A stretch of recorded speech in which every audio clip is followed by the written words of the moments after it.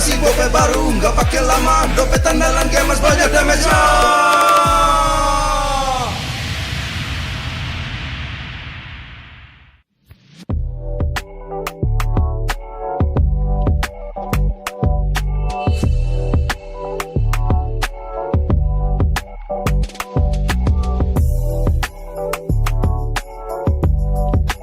Rasa baru makin seru. Pertama di Indonesia,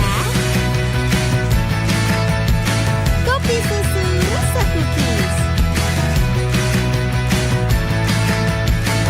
Always ready, warnai harimu. Good day Groovy Cookies. Nikmati sensasi asyik kopi cookiesnya. Tak ada hari tanpa mabar. Main ngelek, kerap buat ku tak sabar. Gimana mau main sampai kelar? Ini waktunya ku bersinar. Okay, let's do it. Game smash andalanku bikin mainku semakin hebat. Pin stabil main makin mulus, rankku fix naik terus. Tukar DG rings, diamond dan voucher game kau dapat. Cuma Game Smash makin no debat. Game Smash Booster kini dapat DG Rings. Beli paketnya dan aktifkan boosternya di aplikasi Dunia Games.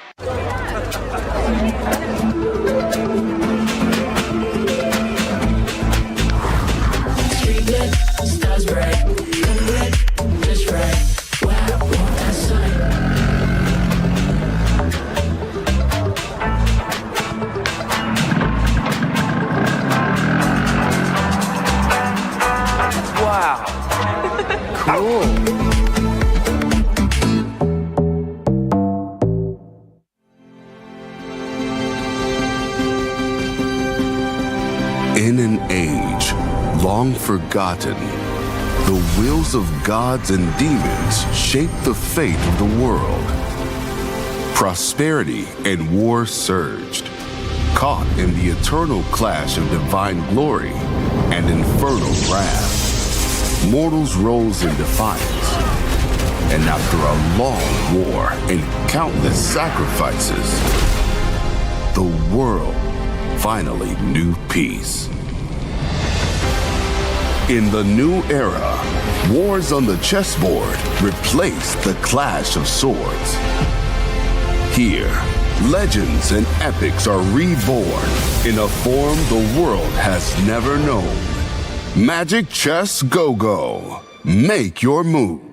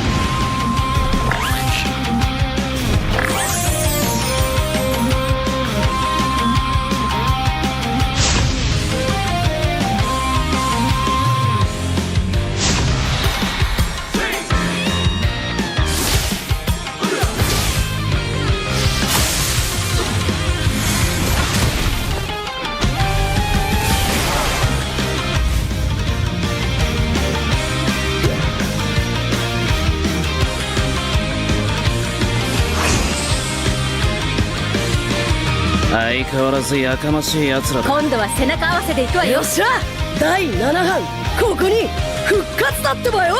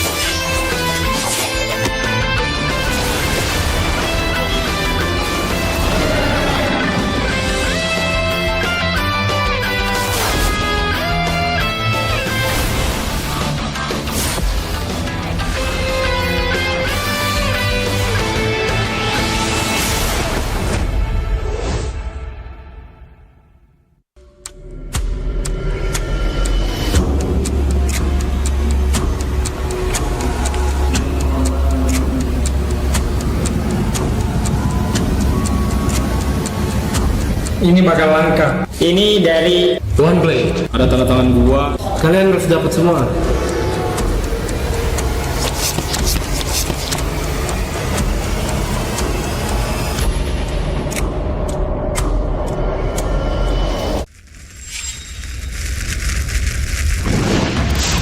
Minna! Utsumaki Naruto が帰ってきたぞ!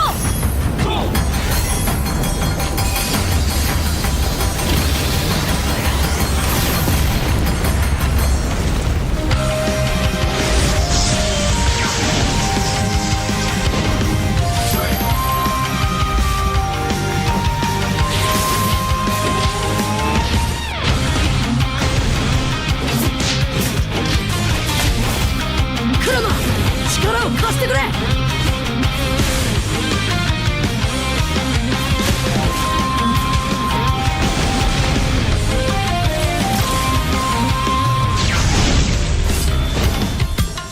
っしゃ、第7班ここに復活だってばよ。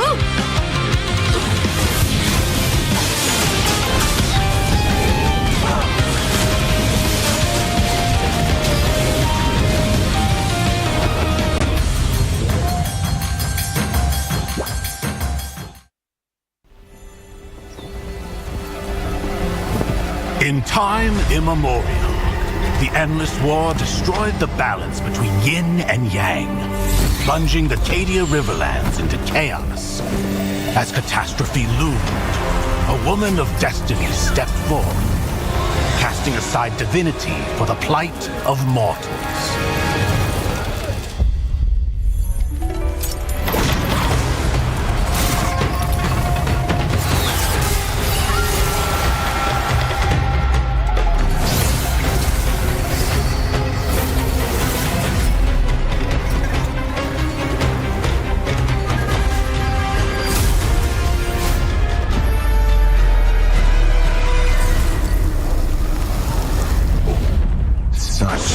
Sacrifice for a fleeting moment of peace in the mortal realm.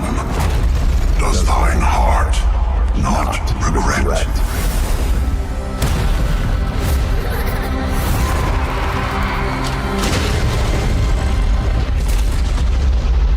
To protect the realm. What is there to regret?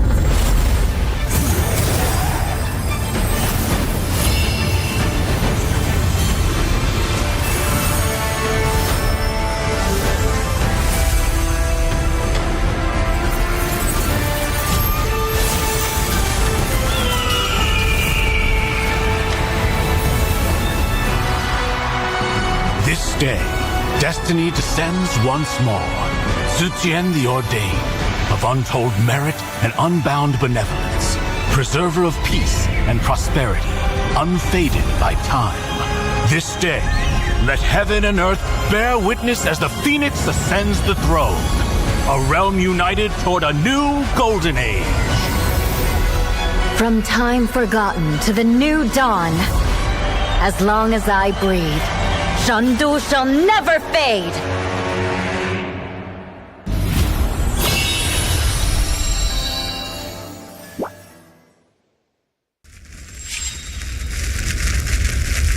見せてやるよ。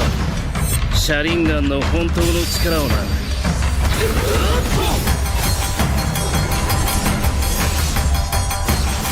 力が湧いてくる。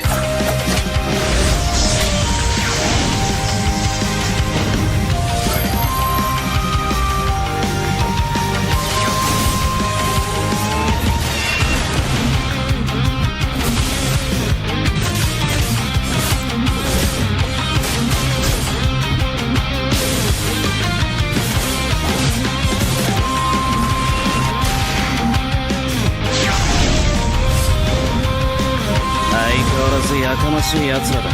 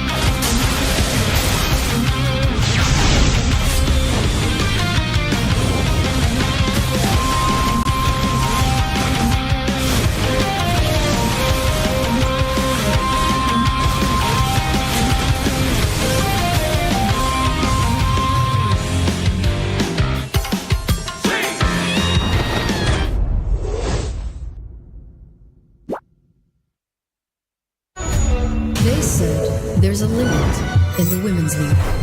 In MWI, we say, limit? Watch us bounce. From the MWI queens everyone knows, to the stars who came out from nowhere, to the ultimate champions. Now, MWI is expanding greater than ever.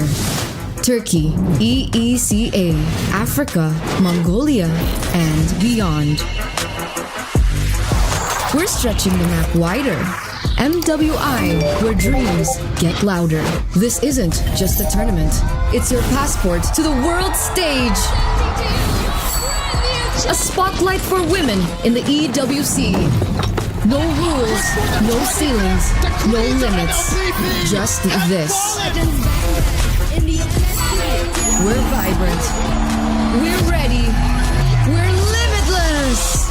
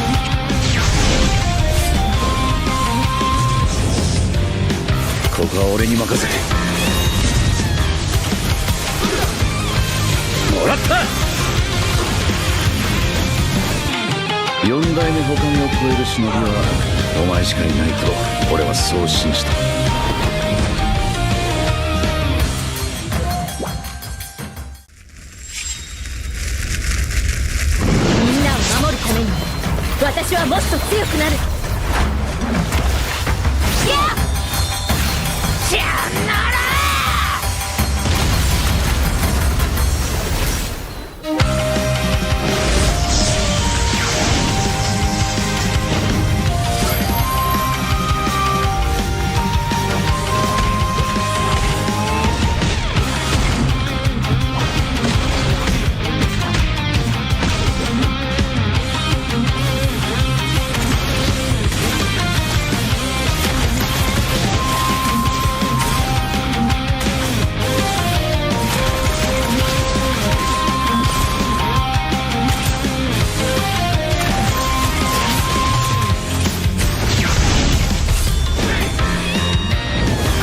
背中合わせでいくわよ。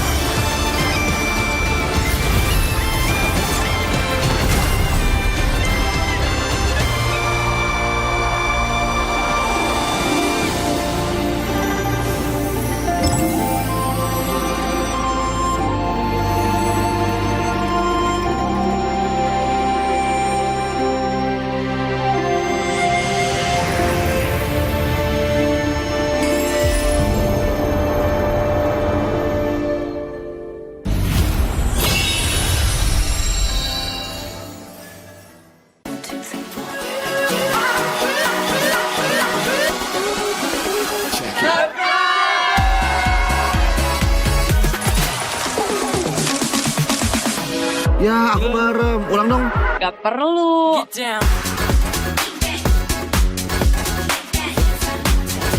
Guys, review.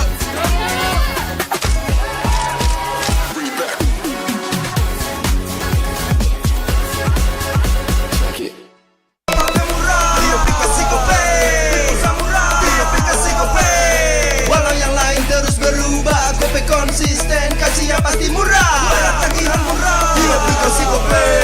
Transfer 100 kali per bulan. Download aplikasi Gope baru, nggak pakai lama. Dompet andalan gamers banyak damage-nya.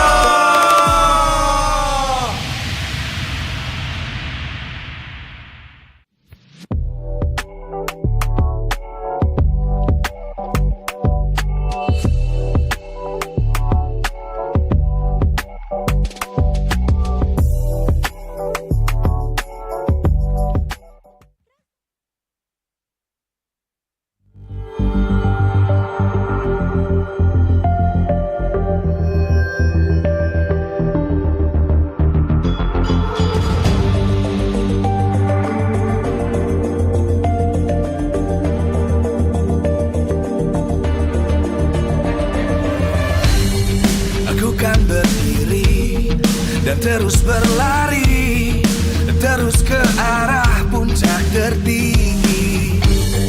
Ku takkan berhenti, hanya sampai di sini. Kemenangan abadi menanti. You know we won't miss if we unite our focus. And if you haven't noticed, we'll nyalakan apimu, hadapi semua tantangan.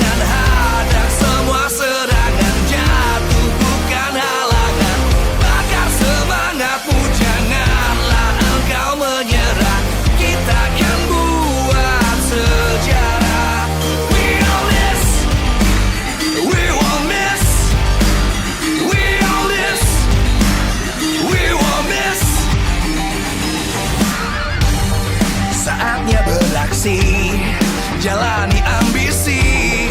Aku kan menyawakan hari ini. You know we won't miss a thing. You know I'm focused. And if you haven't noticed, we all live. Nyalakan apimu, hadapi semua tantangan. Hadang semua serangan. Jatuh bukan halangan. Bakar semangatmu, janganlah engkau menyerah. Kita kan buat sejarah. We all this, we won't miss. We all this, we won't miss. We all this.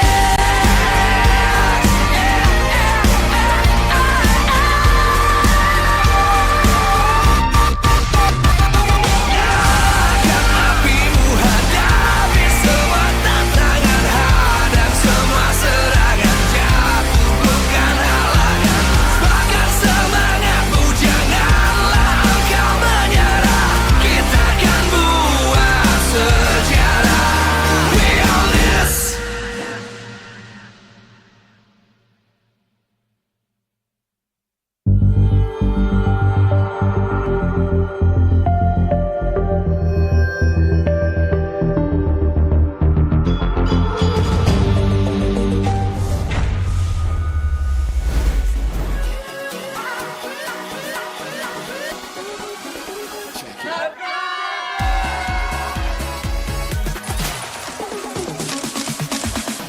Ya, aku merem. Ulang dong. Gak perlu.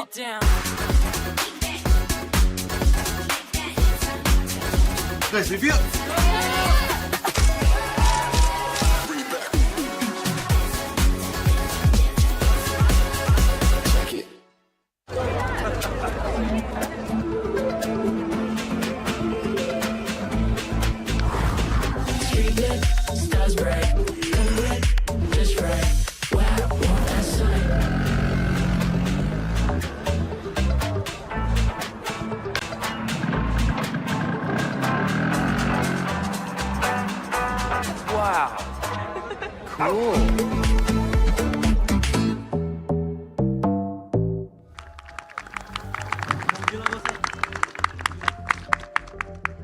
Selamat datang di Samsung Galaxy S25 Fun Match.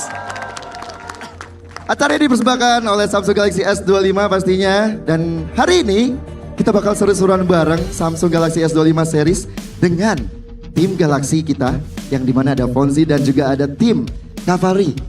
Sudah ada di depan kita semuanya di MPL ID Season 15 babak playoff. Dan hari ini akan ada 2 match yang gak boleh kalian lewatin. Karena match pertama akan ada pertandingan antara tim Fonzi ataupun tim Galaxy, dimana di tim Fonzi akan ada Fonzi, Gugun, Cesian, dan juga Sibyl, dan juga Audrey yang akan melawan The Cavalrys. Nah, Cavalrys ini yang terpilih karena mereka berhasil menjadi juara di acara Nongki Bareng Lukit bersama dengan Samsung Galaxy S25 dan melawan Cavalrys dari berbagai kota juga. Jadi ini adalah perwakilan Cavalrys yang udah hebat banget. Udah satu Indonesia mereka kalahkan ya. Dan mereka akhirnya hadir di sini juga. Dan di match kedua, buat teman-teman, kita akan mencari 5 orang dari audiens yang hadir yang ada di MPL ID Season 15 babak playoff ini untuk bertanding dengan tim Galaxy juga. Jadi akan ada 2 match. Dan masing-masing match akan ada hadiah juga nih buat teman-teman. Jadi teman-teman boleh juga untuk join di fun match ini buat ngerasain langsung main Mobile Legends Bang Bang menggunakan handphone yang dipakai para pro player di MPL. Beserta juga dengan teman-teman ikutan fun match juga akan nanti menggunakan device Samsung Galaxy S25 yang bisa ada kesempatan nih. Mungkin nanti dari kalian berlima yang beruntung bisa langsung ikut dapetin tiket nonton gratis Grand Final MPL ID Season yang ke-15. Jadi langsung aja kalian searching juga di Google Galaxy S25 dan lengkapin jawaban yang ada di bawah. Nah, pertanyaannya, main game pakai Samsung Galaxy S25 anti nge-lag karena, nah kalian searching di Google, kalian bisa langsung jawab. Dan jangan lupa pakai hashtag Galaxy S25X MPL ID Season yang ke-15. Nah, sebelum kita invite player-player yang akan bertanding, gue mau kasih tahu dulu kenapa Samsung Galaxy S25 series ini bisa jadi handphone andalan kita untuk bermain game.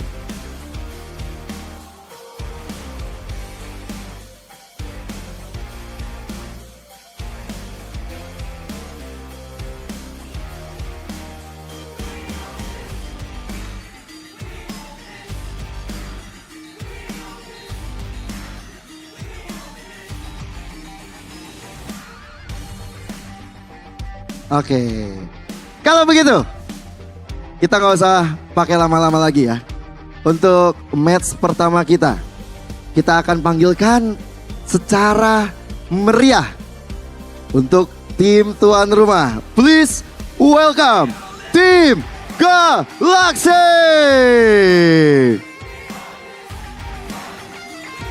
Ada Fonzi, ada Gugun, ada Chesian, Sibyl, dan juga Audrey. Beri tepuk tangan sekali lagi untuk tim Galaxy kita.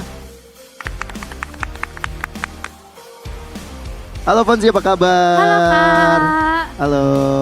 Nih mau meriah banget paling. Saya geser juga deh kalau gitu deh. Ya. Oke. Ini? Halo Fonzi, apa kabar? Baik Kak. Baik. Apa kabar? Ya, sama baik juga ya. Iya. Nah, hari ini kan kalian akan bertanding nih. Betul. Sama tim Cavaliers. Ya. Match pertamanya. Udah ada persiapan belum sih? Udah dong, kita udah latihan ya dari kemarin. Jadi kita mabar, terus kita udah pakai hero favorit kita masing-masing dan kita punya strategi supaya kita akan menang nanti. Oh, ini nih. Cavaliers kan harus hati-hati sih kalau udah kayak gini ceritanya ya. Jadi kalau kira-kira dari Kak Fonzi sendiri bakal pakai hero apa? Main di mid kah atau EXP kah atau di mana?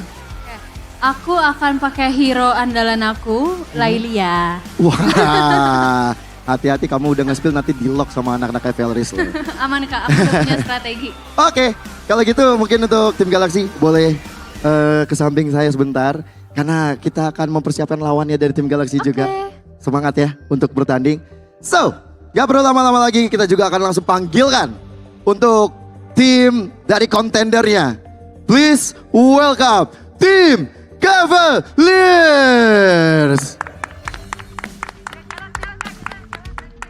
Ini dia para punggawa yang sudah berada jauh-jauh mengalahkan Cavaliers lain yang ada di Indonesia. Dan mereka yang terpilih berada di panggung inti untuk bisa melawan dari tim Galaxy. Halo. Halo. Dengan siapa? Ayes. Siapa? Ayes. Ayes. Mas Ayes, kemarin abis ngelawan berapa juta orang? Berapa ya? Kayak nggak kehitung sih. Gak kehitung? Ya. Kalian juara 1? Ya.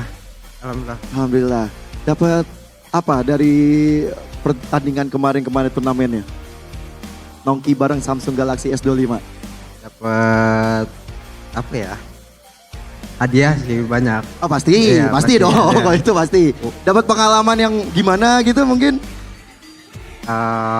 Apa ya? Adrenalinnya balik lagi, terus kayak semangatnya balik lagi.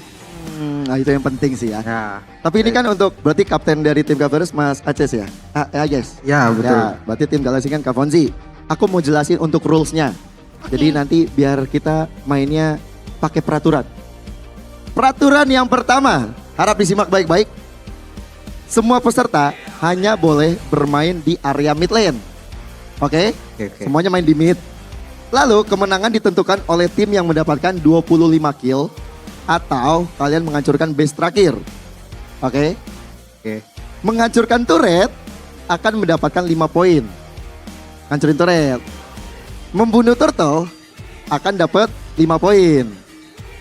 Ngebunuh Lord akan dapetin 10 koin. 10 kill. 10 poin. Astaga. 10 poin kill. Semua monster boleh didapetin. Kecuali orange dan juga purple buff. Jadi buff kalian gak boleh ngebuff. Dan battle spell yang boleh digunakan hanya sprint, purify, flicker, dan arrival. Jadi gak boleh pakai retry. Gugun, kamu jangan main jungle dulu ya Gugun. Jangan pakai retry ya. Jadi itu untuk rulesnya, oke? Oke. Sudah siap? Siap. Oke, kalau gitu boleh fist bump dulu untuk dari kedua tim. Wih. Gini tuh rasanya jadi Marshall ternyata ya. Sebelum pertandingan dimulai teman-teman, tentu saja Samsung Galaxy S25 series emang jadi HP andalan para pro player juga. Karena smartphone ini powerful, dilengkapi dengan prosesor Snapdragon 8 Elite 4 Galaxy dan udah 3 nanometer yang menjadi prosesor tercepat di Samsung Galaxy saat ini. Tentunya spek yang keren banget ini bakal bikin ngegame jadi smooth dan anti nge-lag. Selain itu, Samsung Galaxy S25 series juga dilengkapi dengan fitur Galaxy AI yang bisa diajak ngobrol tentang MLBB.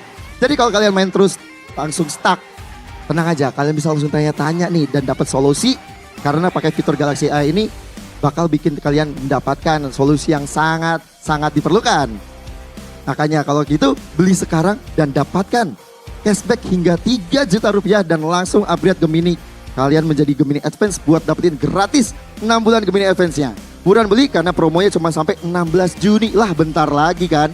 Buruan beli karena ada booth Samsung juga di depan di festival teman-teman. Dan khusus untuk penonton MPL, kamu bisa dapat gratis travel adapter 25 watt dan e-voucher shop app dengan harga 500.000 dengan klaim pakai kode voucher S25 MPL. Mau cobain fitur Galaxy S25 series? Kunjungi dan experience langsung di experience store terdekat dan dapatkan shopping voucher gratis. Jadi kalian tunggu apa lagi? Bisa langsung kunjungi sekarang juga samsung.com/id atau scan barcode di bawah ini. Nah, ada barcode nanti ya di sampingku. Bisa klik link di pin komen juga atau di description juga di YouTube kita sekarang juga. Hey, I understand you with Samsung Galaxy S25 series. Oke, kalau begitu nggak perlu lama-lama lagi, kayaknya kedua tim kita sudah siap. Dan kita juga punya caster yang luar biasa yang akan memimpin jalannya pertandingan ini. So, Radit Overkill dan Cipi, please take it away.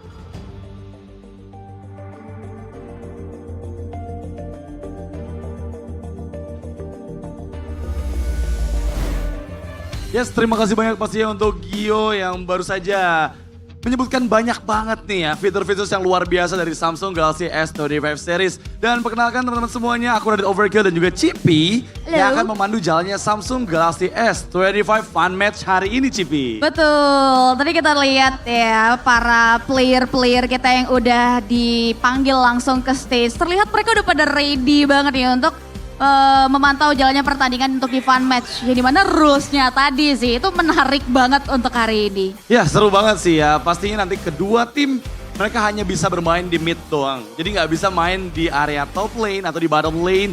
Serta nanti mereka akan berkumpul dan satu hal yang menarik. Apa tuh? Nggak boleh ada retributions. Dan juga nggak boleh ada purple buff dan orange buff yang diambil. Ini kayaknya bakal jadi match yang sulit buat Gugun kayaknya nih. Iya, sang jungler andalan yang udah lama ya. Harusnya terakhir kita lihat Gugun itu di stage ini juga. Di International Velodrome ya pada saat itu. Dan akhirnya nih Gugun nginjek lagi. Cuman sayangnya nggak boleh ada retribution. Tapi ya in Gugun we trust kayaknya untuk tim Fonzi ya. Kita bakal lihat nantinya. Kalau aku in Fonzi sih, aku percaya sih. Karena tadi dia udah mention juga kan Cipi, dia bawa hero power Layla. Sepertinya Laylanya bakal ngegendong-gendong nih buat tim Galaxy. Tapi akan seperti apa kesiapan dari tim Cavalry? Karena ini yang tadi aku dengar ya, mereka adalah tim terbaik dari Nongki bareng Liquid bersama Samsung Galaxy S25 series. Di mana mereka udah berhasil juga ngalahin banyak banget cavalry dari masing-masing kotanya. Betul. Jadi ini adalah tim cavalry terbaik dari yang terbaik yang berasal dari Nongki bareng Liquid. Setuju sih, luar biasa ya. Perjalanan panjang yang membawa mereka berada dan menghirup ambience langsung nih di Jakarta International Velodrome. So ya, dengan banyak bekal harusnya ya yang mereka bawa nih di sepanjang Nongki bareng Liquid by Samsung Galaxy S25. Kita percaya juga mereka udah ready. Mereka udah mempersiapkan strategi G2 buat lawan tim Fonzi dan kawan-kawan. Iya pastinya. Dan ini akan menjadi match yang sangat fair.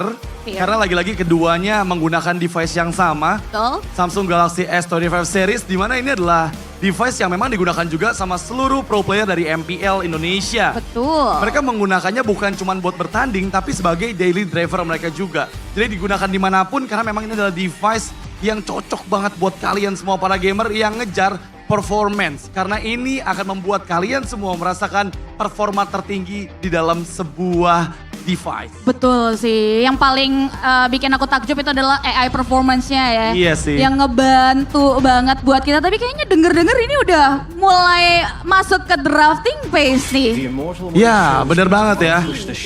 Karena kita tahu sendiri ini adalah fun match. Jadi strategi sepertinya akan berpengaruh juga untuk apa yang mereka bawakan. Karena mengingat ini semuanya di mid. Dan akan ada support hero kah yang bisa membantu mereka untuk bisa lebih sustain lagi dari segi team fight-nya. Atau justru bermain dengan all damage yang akan membuat mereka lebih mudah untuk bisa memenangkan early pressure-nya. Karena yang pasti ini banyak bakal poin juga yang menguntungkan untuk tim-tim yang bawa hero depan, hero damage dan juga hero support-nya. Betul, terpantau udah mulai ada beberapa support sih harus ya yang ditutup untuk pertandingan fun match kali ini karena balik lagi.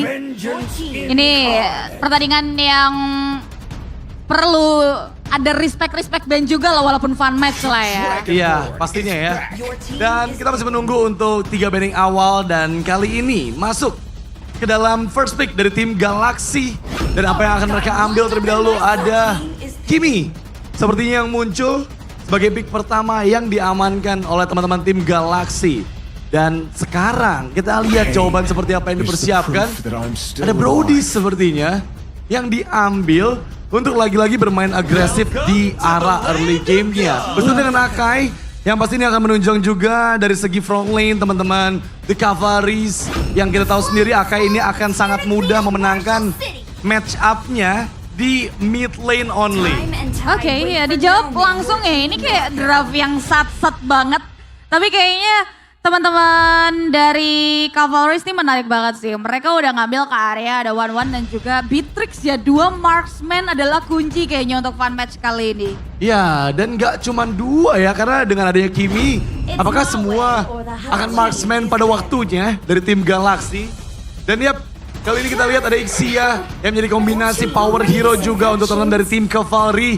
Mengingat Baxia juga nanti akan sulit ya kalau mau coba diambil sama teman-teman dari tim Galaxy. Dengan adanya Ixia dan juga Akai, setidaknya power dari area mid lane mereka bakal kuat banget. Nggak mudah untuk para marksman dari tim Galaxy untuk bisa nge-reach lini belakang dari Ixia itu sendiri. Yes, apalagi too powerful dan pilihan banding terakhir mengarah ke area laut nampaknya dari para Cavalries. So we'll see untuk next pick-nya.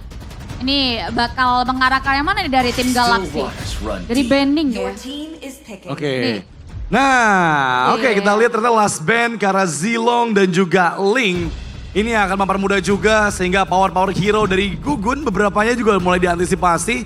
Tapi tim Cavalry yang kali ini masuk ke fase pick kedua mereka Cipi. Apa yang akan mereka ambil? Apakah lagi-lagi hero depan atau hero damage atau justru hero support nih yang sejauh ini belum terlihat. Tapi kembali dengan frontlaner yang mereka amankan ada Gatot Kaca di sana. Wah, terpantau mereka super duper cheerful banget ya dalam merancang stratnya. Tadi gue pikir mereka mau ngambil Florin gitu buat kayak global heal. Tapi objektif adalah kunci dari tim Galaxy juga langsung ngejawab dengan adanya Kalea dan juga Freya, preman Godlin yang kita tahu nih. Wow, Freya untuk Chesian.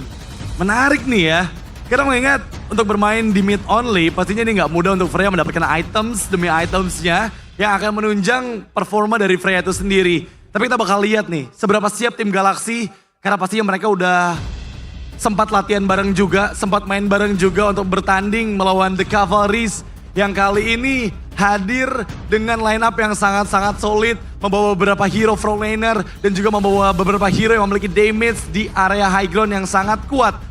Target di fun match ini adalah 25 poin, 1 poin kill berarti 1 poin, untuk turret berarti 5 poin, turtle 5 poin, dan lord akan menambah 10 poin.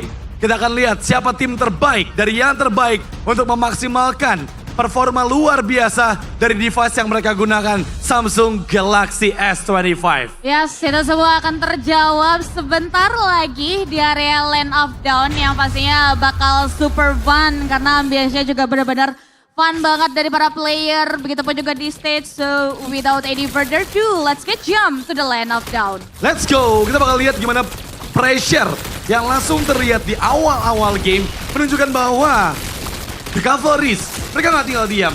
Mereka benar-benar bisa untuk memaksimalkan potensi, membawa banyaknya hero-hero frontlaner. Tapi kali ini terlihat ada first blood yang diambil untuk tim Galaxy. Mencoba mencari pertukaran, tapi lihat Gatot Kaca yang mengejar karena Fonzi terlalu mematikan bahkan memberikan double kill di menit pertama ini Cipi. Waduh, ini kakak Fonzi galak banget. Double kill for sure berhasil diambil di area early. Meanwhile, nampaknya Cavalry sedikit kesulitan. Masih mau lebih keisian. Flicker for defensive dan Fonzi. Again and again, 1 point kill berhasil dia secure. Yang tadi aku bilang Fonzi, bukan Gugun Cipi, yang bakal jadi playmaker untuk teman-teman tim Galaxy. Di mana mereka berhasil mengumpulkan 3 poin lebih awal dibandingkan dengan tim Cavalry. Tapi Saibil, somehow dia nggak bisa escape lagi dari jangkauan Ixia. Yang sekarang membuat poin pertama dipegang untuk tim Cavalry. Mencoba untuk memaksimalkan pressure-nya. Kembali mendapatkan poin kill kedua karena Audrey. Tapi semua player tim Galaxy dipaksa untuk menjauh dari jangkauan gold sheet turret di bagian mid lane. Galak banget ya ini. Cavalry juga nggak mau kalah ya. Serangan baliknya mematikan. Terpantau Fonzi berada di hold bar yang nggak begitu baik. Begitupun juga dengan Cizian dan juga Gugun yang harus hati-hati. Tapi ini damage per second-nya Gugun ngebantu banget sih. Buat at least nahan dan satu pemain dari Cavalry hampir tumbang. Ya harus berhati-hati Gugun terlalu depan dikejar dengan 5 member dari The Cavalry. Tapi kali ini backupan pun datang dan berhasil melakukan outplay-nya. Fonzi still survive tapi nggak terlalu lama. Karena kali ini point kill demi point kill terus mulai dikantongi oleh tim Cavalry yang sekarang menyamakan keadaan dengan sama-sama 4 poin nih Cipi. Betul, galak banget ya deh ya. Cavalry masih dengan intensitas yang tinggi banget. Dia mau coba untuk maju ke area depan, plating tipis-tipis. Tapi ada flicker ya, nggak boleh terlalu buru-buru ke damage Gugun. Oh, harus berhati-hati. Lagi-lagi low HP dari beberapa member tim Cavalry. Mega kill dikantongi oleh Ixia. Tapi lihat pertukarannya dengan 2 player yang kali ini ditukarkan kembali dengan 2 member dari tim Galaxy. Mereka bersiap, mereka memberikan tekanan balasan. Sampai sekarang Fonzi yang dikejar. Dan Fonzi, 1 hit terakhir masih belum mampu digapai oleh tim Cavalry. Wow, almost is never enough. Dan bahkan kini justru ada Saibil di sana ya, yang harus tumbang. Karena emang kalau kita ngelihat komposisi dari Cavalry ini mereka tangguh banget. Mereka punya 2 tank, mereka punya Yuzong juga. Jadi satu jawaban tidak ya buat menahanin badan. Tapi nggak bisa terlalu dalam juga dong Bang. Sabar. 1 pemain tumbang akhirnya. Iya. Tapi jujur aku ngeliat Cassian di sini darahnya masih full terus. Dimana dia masih menunggu level 4-nya, tapi terlihat ada Audrey yang gak selamat kali ini. Dengan Brody yang selesai dengan Malefic Gun-nya kali ini. Daya basic attack-nya semakin jauh lagi untuk bisa nge-reach member-member dari tim Galaxy. Sementara tim Cavalry, mereka berhasil untuk 2 poin lebih unggul dibandingkan dengan tim Galaxy. Dan gak hanya itu Cipi. Apa tuh? Ini mereka punya kesempatan buat ngambil turtle yang pertama dan akan menambahkan poin lagi untuk tim Cavalry. 5 poin nih harusnya yang bisa diamankan dengan ini ya Turtle. Tapi Cavalry kali ini terlalu dalam. Yang membuat akhirnya ada 1 pemain yang ditumbangkan. Dan itu dia 5 poin dengan ini ya Turtle untuk Cavalry. Oke, jadi sejauh ini 8 poin untuk Galaxy dan 14 poin untuk tim Cavalry. Ini akan menjadi penentu juga karena mengingat tim Galaxy mereka harus bisa mengejar ketertinggalan poin yang cukup jauh ini. Level 4 sudah dikantongi oleh beberapa player dari tim Galaxy. Tapi Audrey ditekan habis-habisan.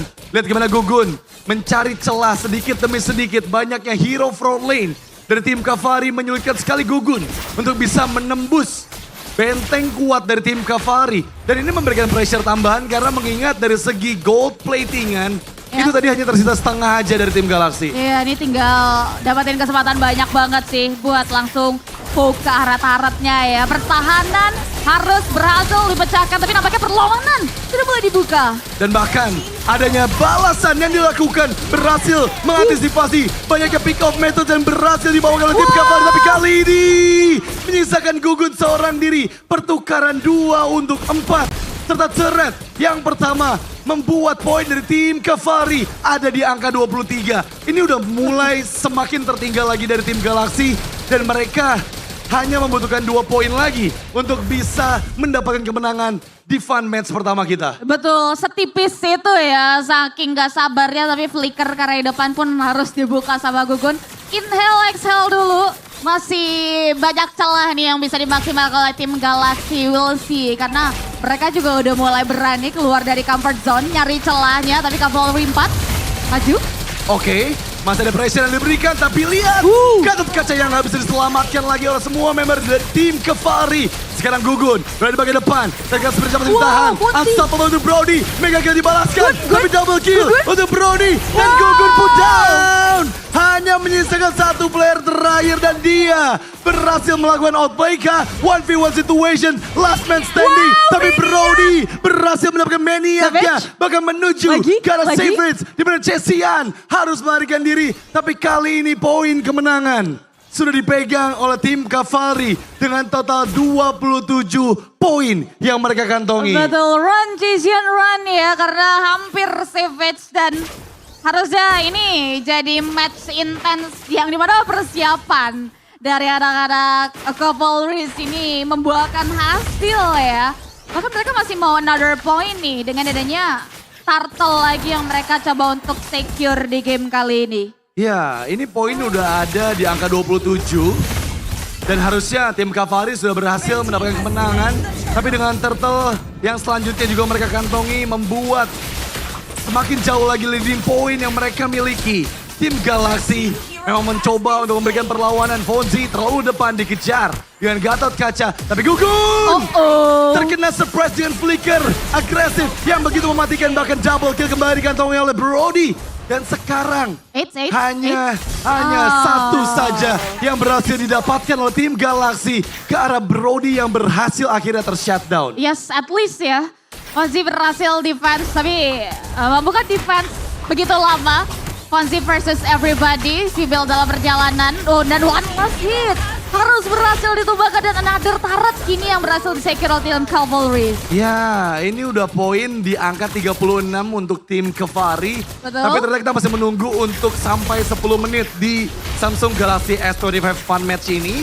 Dan apakah ada keajaiban untuk tim Galaxy membalikkan keadaan? Karena mungkin mereka sekarang udah masuk di peak powernya ya. Beberapa damage dari Gugun pun udah gak bisa dibendung lagi sama Gatot Kaca yang sekarang dalam ancaman. Satu member berhasil dieksekusi. Yuzong pun down. 2 member hilang dari tim Cavalry. Sybil terlalu depan. 1 hit terakhir yang dibutuhkan untuk mengeksekusi Sybil berhasil dihindari. Tapi lihat Fonzi masih gagal terbang ke udara. Dan sekarang lihat gimana pressure. Balasan dari tim Cavalry berhasil membuat dorongan untuk kembali ke area base. Gugun Rico, triple kill, for Maniac. Brody mencoba untuk mendapatkan poin Maniacnya. Tapi kali ini masih adanya holy defense dari tim Galaxy membuat mereka masih aman di dalam area base-nya. Betul, semakin menggunung ya ini ya. Set point yang diamankan oleh para Cavalrys. Butuh 1 menit lagi untuk tim Galaxy mencari miracle untuk bisa balikin keadaan. Sedangkan pressure lagi-lagi mengarah ke area Gugun. Gugun, what happened Gugun? Sekarang 2 member hilang karena Sybil pun down. Dan kemenangan jatuh untuk tim Cavalry. Oke, itu dia Cavalry berhasil mengamankan poin atas tim Galaxy kita yang dipimpin oleh Fonzi dan kawan-kawan ya, surprisingly. Iya, dan pastinya kemenangan ini adalah kemenangan yang sangat luar biasa. Dan ini waktunya kita kembali cerita-cerita, ngobrol-ngobrol bareng bersama host kita yang luar biasa, Gio Joshua. Take it away.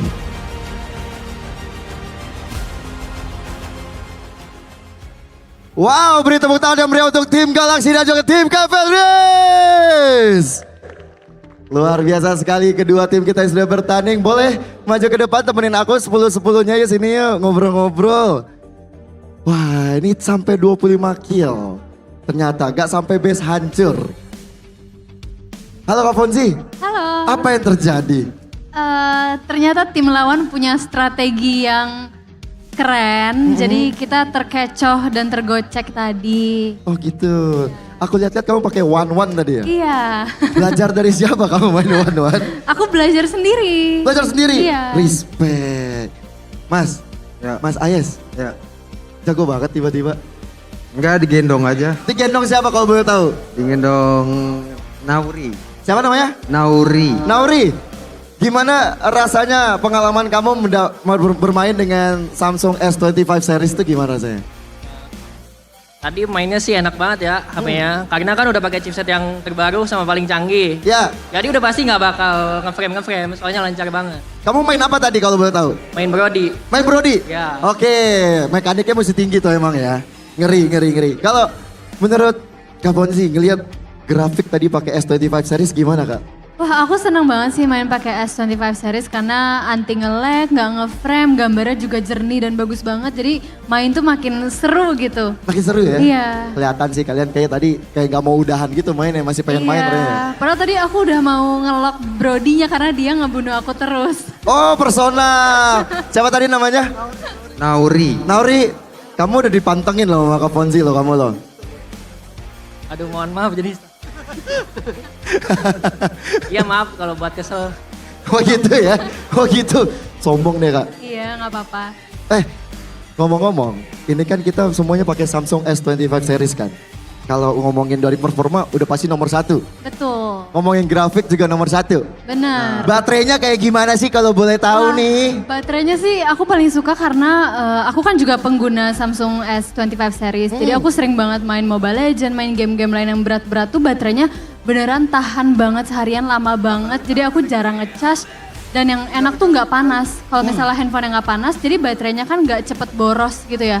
Itu aku suka banget sih baterainya. Wah ini sih wajib punya ya. Betul. Apalagi yang sering nonton MPL, yang mengidolai tim-tim favoritnya. Karena semuanya nanti pakai S25 series juga kan. Iya. Oke, aku mungkin mau ngobrol-ngobrol sama Gugun kali ya. Ini jungler dari tim Liquid. Gun, boleh mampir ke samping gua nggak Gun kira-kira Gun? Apa kabar Gun? Sehat bang. Sehat. Boleh pinjem mic-nya nggak Kak Fonzi? Terima kasih. Gun, gue mau tahu dong caranya Gun. Ini kan kita pakai S25 series nih Gun. Oke. Gue pengen nanya Gun, gimana cara rotasi yang baik dan benar? Coba lo ngomong sama Gemini Live kita Gun. Oke boleh.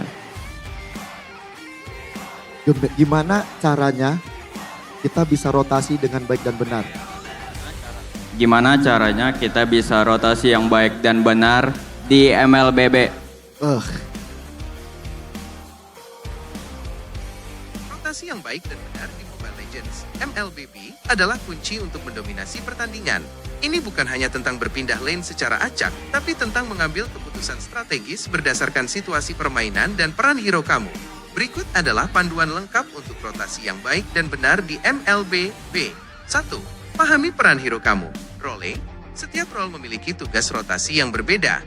Jungler, fokus utama, mengambil buff biru merah, membersihkan jungle, mengamankan objektif Turtle Lord.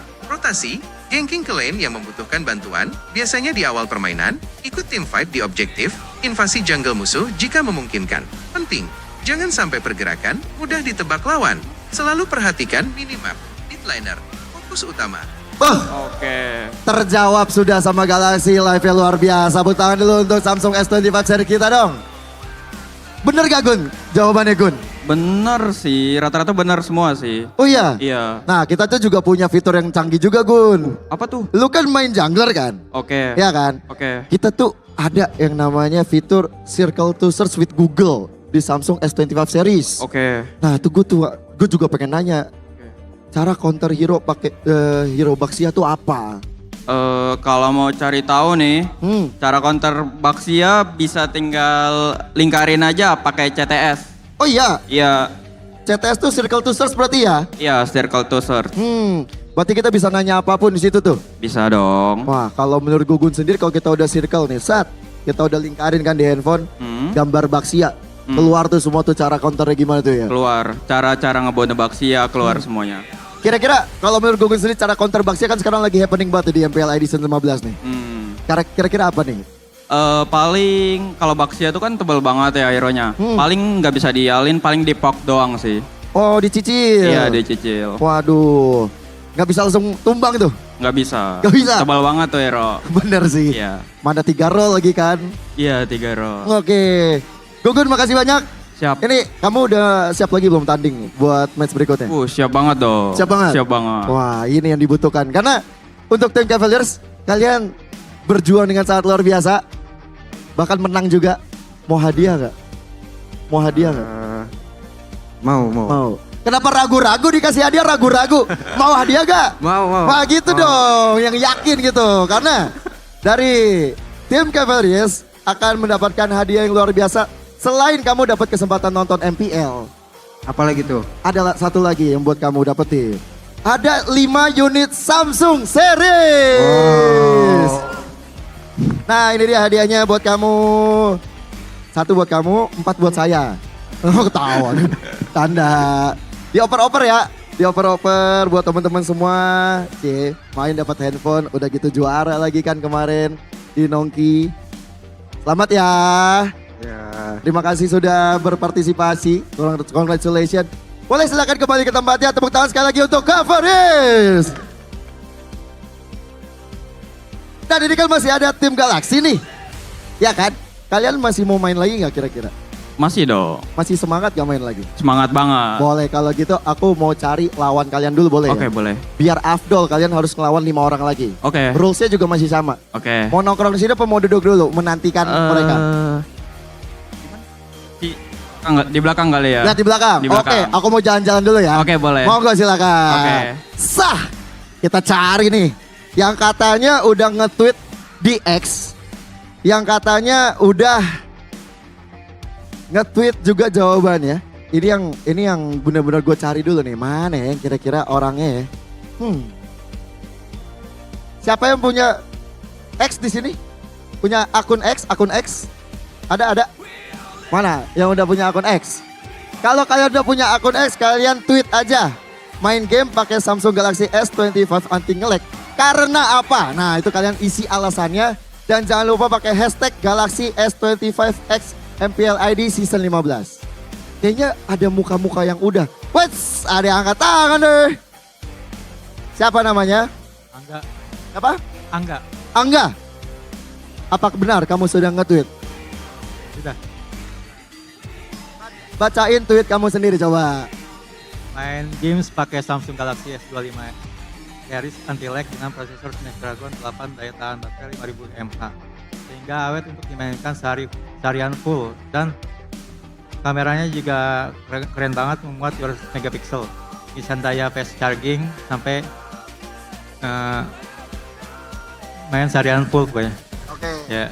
Hashtagnya mana hashtagnya? Hashtagnya Galaxy S25X MPL ID S15. Wede, respect. Mantap, kalau begitu kamu silakan naik ke atas panggung. Ini teman-temanmu semua ini? Iya, udah nge-tweet semua? Oke, mari kalian berlima ikut saya. Naik ke atas panggung. Untuk bertanding bersama dengan tim Galaxy, keren. Gugun, kamu udah punya lawan Gun? Oh ini udah 5-5 ini Gun.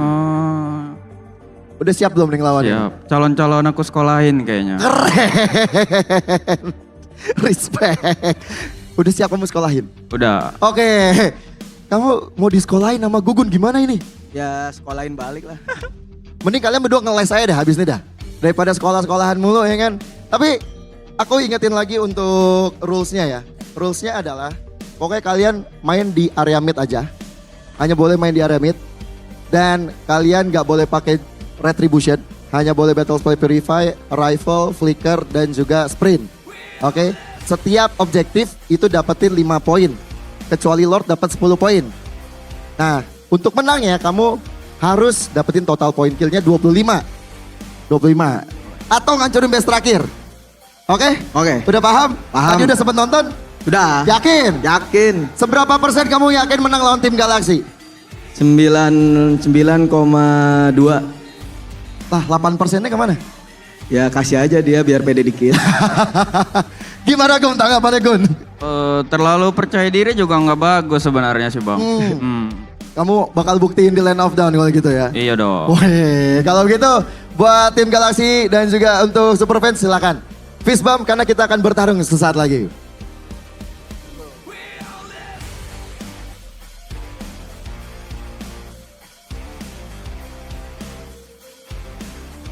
Dan teman-teman yang hadir di dalam, nanti kita akan bagi-bagi skin juga buat kalian. Jadi tetap pantengin terus ada di sini. Karena sebentar lagi kita akan memulai juga untuk pertandingan. Mereka akan mempersiapkan dulu nih dengan device terbaik abad ini. Samsung S25 series 5G. Yang memang jadi HP andalan semua para gamers dari pro player sampai publik juga semuanya menggunakan Samsung S25 series buat ngegame. Karena smartphone ini powerful banget. Dilengkapi dengan prosesor Snapdragon 8 Elite 4 Galaxy dan udah 3 nanometer yang menjadi prosesor tercepat di Samsung Galaxy saat ini. Tentunya spek yang sekeren ini bakal bikin ngegame kamu jadi smooth banget yang tadi udah dirasakan oleh para penggawa-penggawa kita yang sedang bermain. Dan pastinya anti nge-lag. Selain itu, Samsung Galaxy S25 series juga dilengkapi dengan fitur Galaxy AI yang bisa diajak ngobrol tentang apapun, mau MLBB, percintaan kalian, pokoknya semuanya ada solusinya dengan AI ini. Dan juga kalian bisa dapetin sekarang dan dapatkan cashback sebesar 3 juta rupiah dan langsung upgrade Gemini kalian menjadi Gemini Advance buat dapetin gratis 6 bulan Gemini Advance-nya. Buruan beli karena promonya cuma sampai 16 Juni, sebentar lagi. Habis grand final besoknya habis tuh promo ya. Dan untuk penonton MPL jangan sedih. Kamu bisa dapat gratis travel adapter 25 watt dan e-voucher Shopee app 500.000 dengan klaim pakai kode voucher S25 MPL. Mau cobain fitur Galaxy S25 series? Kunjungi dan experience di Samsung Experience Store terdekat dan dapatkan shopping voucher.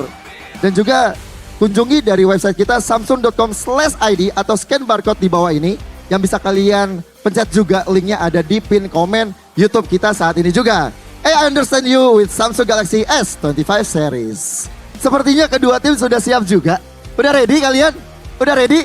Kalau begitu, tanpa berlama-lama lagi kita akan berikan kepada caster kita yang luar biasa, Radit Overkill dan juga CP, please take it away.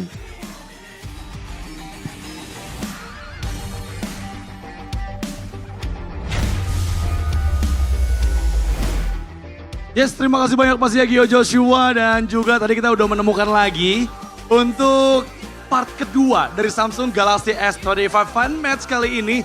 Dimana kali ini langsung kita pilih bukan dari Nongki bareng Liquid tapi semua kavari-kavari yang udah datang ke MPL Festival nih Cibi.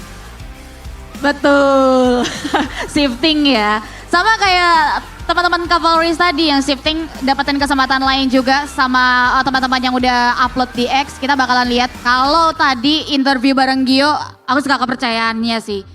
99,2%.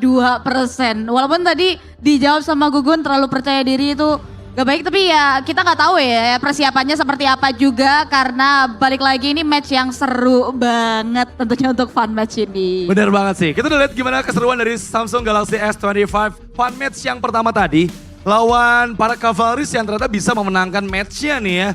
Jujur aku penasaran sih sama Gugun sih. Gugun, kamu kenapa gak bisa ngegendong teman-teman tim Galaxy yang lain Gugun? Aku mempertanyakan profesional itu kamu Gugun nih. Abis, tadi di ini enggak, apa namanya, biasa kan eval kan, player eval. Eval. Dipimpin sama Fonzi, diomel-omelin kayak kira-kira. Yang ngomelin Fonzi ya? Iya, siapa tahu kan. Yang ngomelin Fonzi. Soalnya tadi digendong-gendong. Iya, jujur di luar ekspektasi kita berdua. Ternyata justru malah Fonzi yang jadi MVP of the game dari teman-teman tim Galaxy nih. Bener, one-one gamingnya benar-benar luar biasa banget sih. Dia nggak berani, bisa dibilang berani ngambil resiko. Yes. Nggak takut-takut dan ini yang bakal jadi kunci juga nih. Karena aku yakin tim lawannya Fonzi dan kawan-kawan tim Galaxy, dia udah mantau kan tadi. Ya. Bisa aja ada target-target band dikunci. We never know. Ya kayaknya sih kalau aku ngelihatnya ini one-one dari Fonzi harus sudah di-ban sih. Karena tadi terlalu powerful banget. Untuk gimana kita ngelihat di fun match yang pertama one-one dari Fonzi benar-benar bisa untuk ngasih pressure terus-menerus ke arah tim Cavalry. Tapi kali ini kita masuk ke Samsung Galaxy S25 Fun Match yang kedua. Betul. Di mana ada Mia, ada Suyo, ada Brody.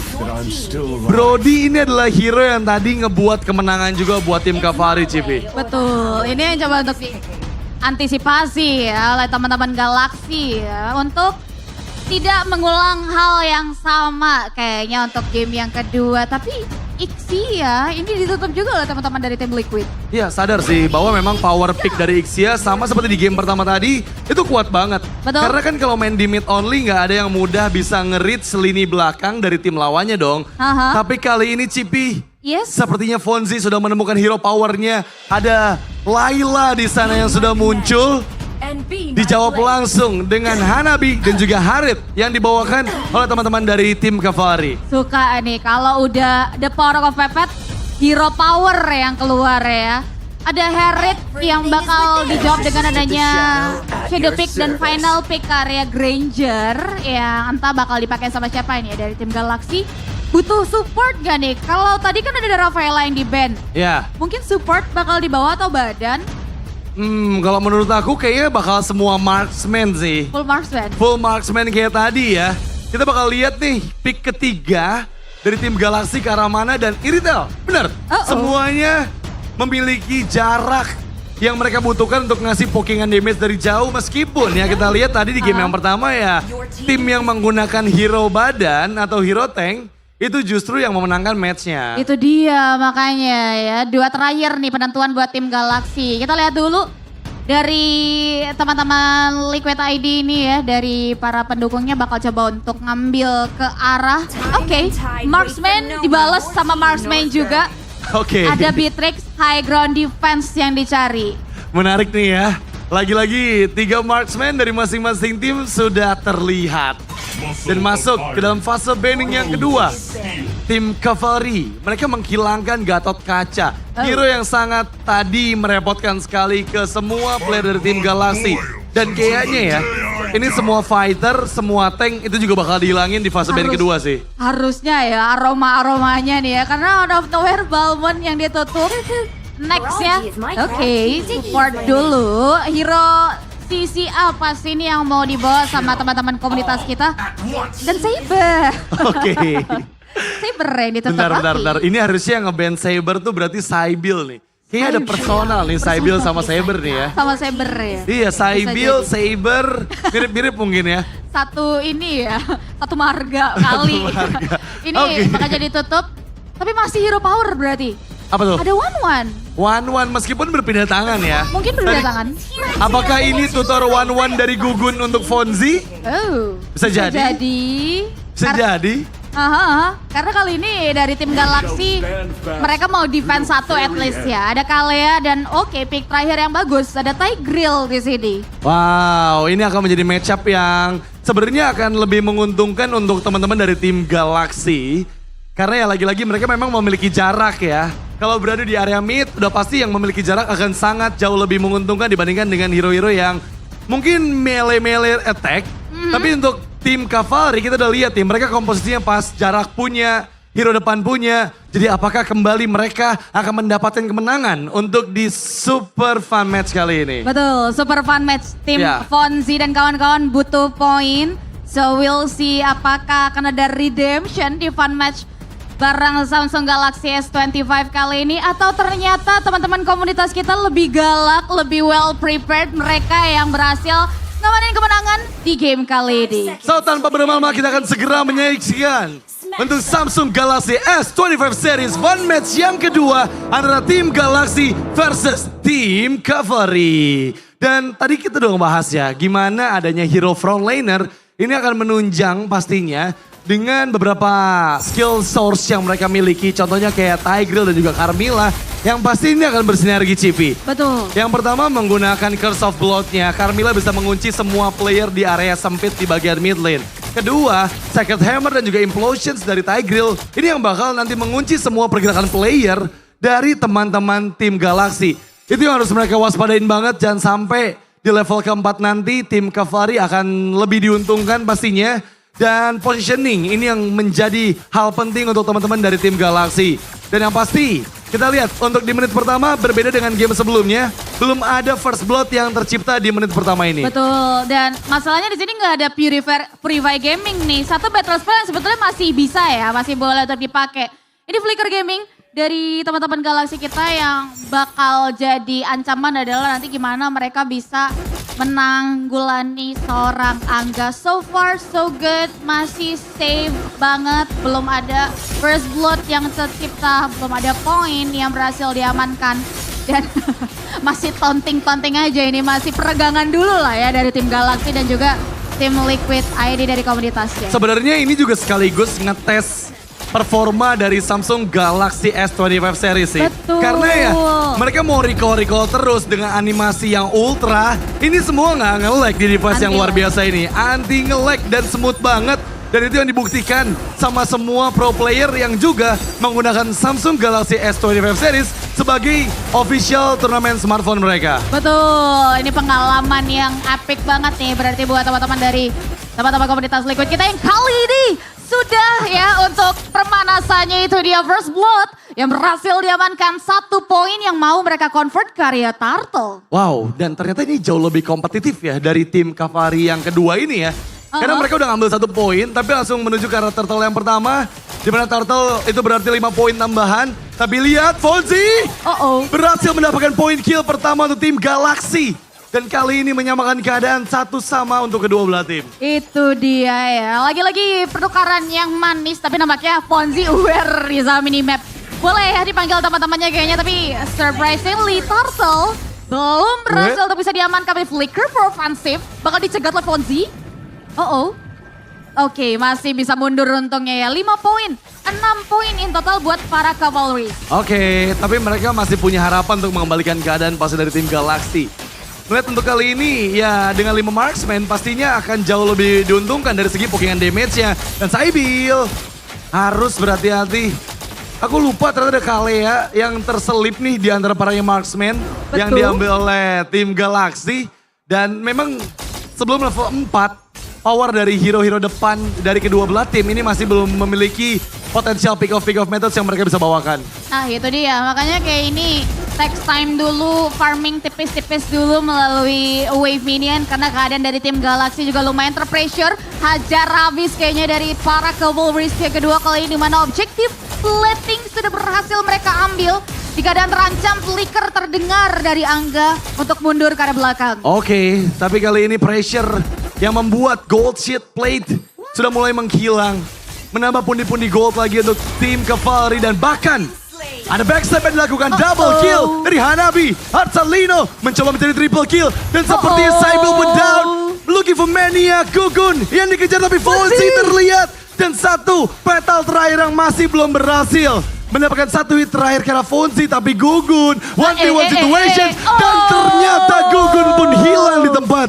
Sekarang membuat 4 poin kill tambahan untuk tim Cavalry. What a shutdown, itu dia one man standing dari para Cavalry yang membuat mereka menggulung. 10 poin sudah di tangan. Terpantau objektif Parrot itu udah tinggal 1 sentilan lagi nih. Dan akhirnya itu dia berhasil diambil another point buat para Cavalry. Ya ini masalahnya, Fonzi terpick off. Untuk pertama kalinya dari damage yang begitu besar yang dihasilkan oleh Zora. Dengan 1 flicker, dia maju karena Audrey. Follow up-nya dengan adanya Carmilla yang mempersiapkan 1 efek stun. Tapi untungnya Audrey pun masih bisa escape dengan flicker yang dia keluarkan. Akhirnya ya, masih ada escape tools, masih so far aman. Tapi poin adalah kunci banget. Bahwa Cavalry yang pertama, Cavalry yang kali ini pun gak mau kalah objektif ini jadi kunci buat mereka. Bahkan kali ini 5 poin kayaknya bentar lagi bakal di tangan walaupun lagi-lagi ya. Ini selalu ke notice dengan adanya Fonzi nih. Eagle Eye dari tim Galaxy. Ngeganggu banget ya, tapi terlihat berhasil mendapatkan poin kill selanjutnya meskipun Turtle yang kedua diamankan. Tambahan poin kill untuk tim Cavalry. Kali ini Chesian tertinggal di bagian belakang. Mencoba untuk mencari Saibil yang juga udah gak punya escape ability lagi, sprintnya gak aktif. Dan kali ini Gugun masih mencari momen untuk weakness poinnya dipecahkan. Tapi gak ada target yang mudah untuk bisa dimakan oleh Gugun. Tapi ini lebih, apa ya, bisa dibilang lebih banyak banget team fight di mana di menit kelima teman-teman dari tim Galaxy di pressure habis-habisan sama Cavalry sih. Iya. Gak jarang kita lihat ada team fight di sela-sela jungle loh ini dipaksa sama Cavalry. Iya, ini masalahnya kalau kita hitung dari segi poinnya ya. Tim Gamers ini udah ngambil 22 poin. Oke. 7 poin kill dan 15 dari objektif. Dari turret 1 dan turtle-nya ada 2. Ini membuat mereka tinggal selangkah lagi untuk menuju ke 25 poin. Betul. Atau bahkan bisa terus mendominasi karena sekarang Chesian pun down. Mencoba mengejar karena Gugun, flicker dikeluarkan. Dan Gugun pun down untuk kedua kalinya. Biasakan 3 player, tapi kali ini Sybil juga dieksekusi. Bennett yang sangat menyakitkan dari Batrix. Yang dibawa oleh Zora bahkan terwipe out dengan triple kill. Membuat tim Galaxy porak-poranda. Wipe out menjadi penutup 4 menit tersisa untuk tim Galaxy. Bisa mengembalikan keadaan sedangkan tim Gamers ini mereka benar-benar menggunakan space semaksimal itu. Gun, udah kali Gun, mundur dulu kali ya.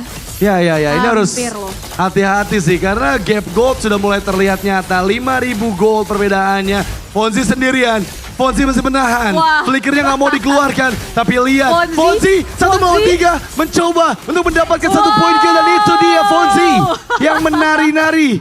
Dengan Leonya flicker di bawah flicker dan menghindar dari jangkauan Zora. Sekarang temannya sudah mulai datang, tim Galaxy mencoba mencari momentum.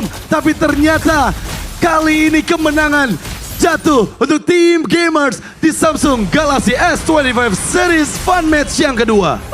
Itu dia another game yang berhasil diamankan oleh para tim Gamers dan setidaknya aku suka penutupnya tadi sih datang dari Fonzi ya, the woman standing yang selalu nggak takut buat ngambil resiko dari tim Galaxy.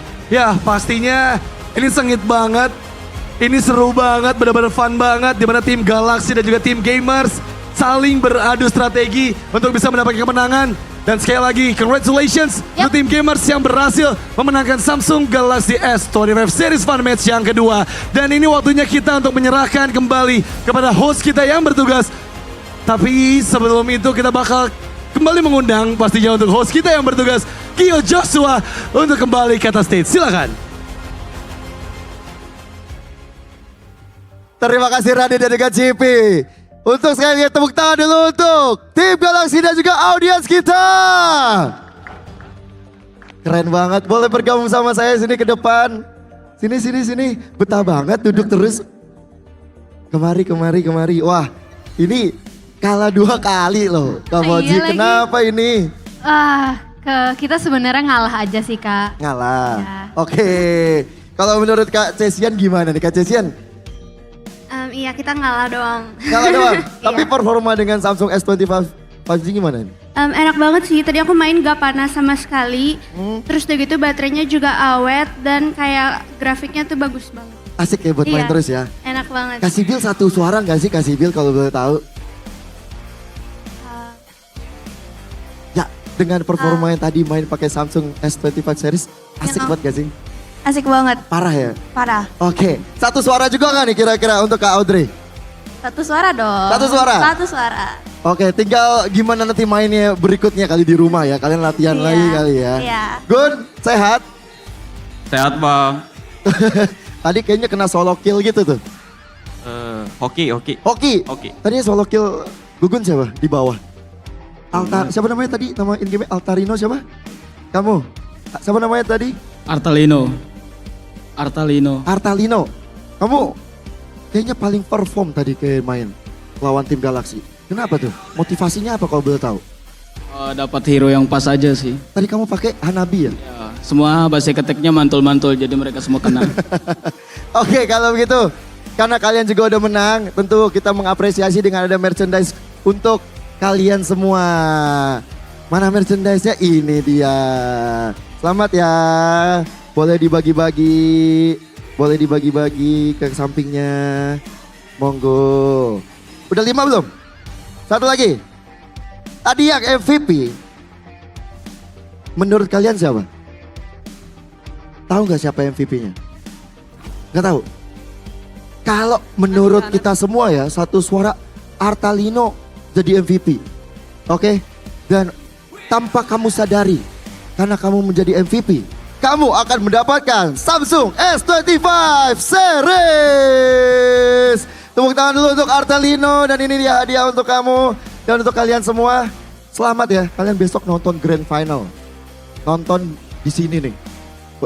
Ada pesan-pesan nggak buat Samsung karena kamu dapetin tiket Grand Final?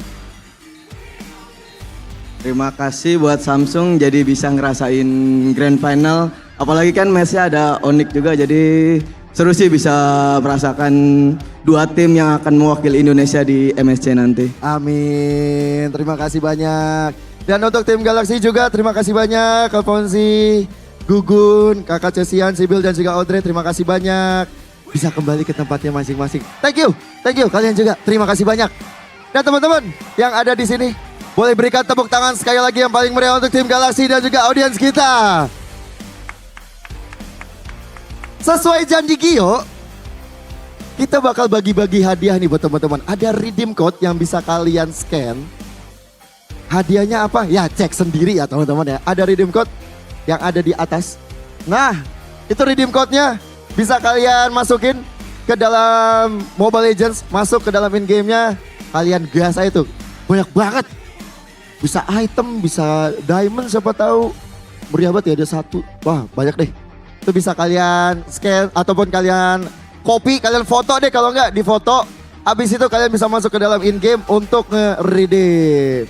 Oke, bagi teman-teman yang tadi udah nonton, ngelihat bagaimana serunya permainan tim Galaxy dan Cavaliers juga, tim Galaxy berhadapan dengan audiens juga, kalian bisa langsung beli sekarang untuk Samsung Galaxy S25 series karena ada cashback hingga 3 juta rupiah yang bisa bikin kalian upgrade Gemini menjadi Gemini Advance dan dapetin gratis 6 bulan Gemini Advance-nya. Buruan beli karena promo cuma sampai 16 Juni.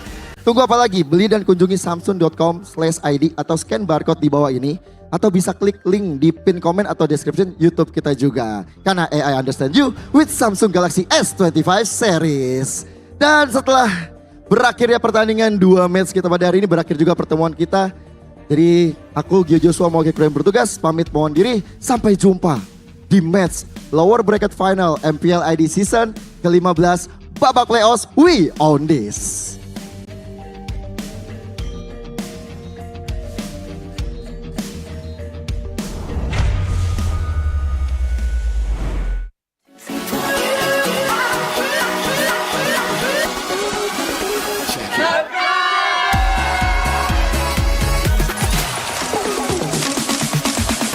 Ya aku bareng, ulang dong.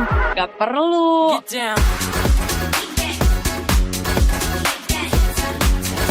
Guys, review.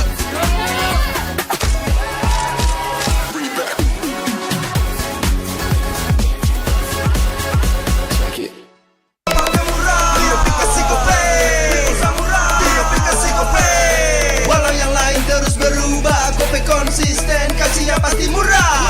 Tagihan murah di aplikasi Gope, transfer 100 kali per bulan. Download aplikasi Gope baru, nggak pakai lama. Dompet andalan gamers banyak damage-nya.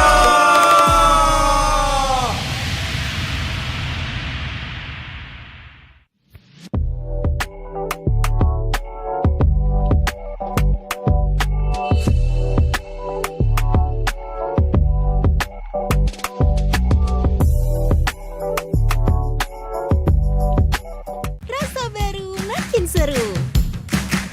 Pertama di Indonesia. Kopi susu rasa cookies. Always ready, warnai harimu. Good day Groovy Cookies. Nikmati sensasi asyik kopi cookiesnya. Tak ada hari tanpa mabar. Main nge-lag, kerap buat ku tak sabar. Gimana mau main sampai kelar? Ini waktunya ku bersinar. Okay, let's do it. Game flash andalanku bikin mainku semakin hebat. Ping stabil main makin mulus, rankku fix naik terus. Tukar DG rings, diamond dan voucher game kau dapat. Cuma Games Max, makin no debat. Games Max Booster, kini dapat DG rings. Beli paketnya dan aktifkan boosternya di aplikasi Dunia Games.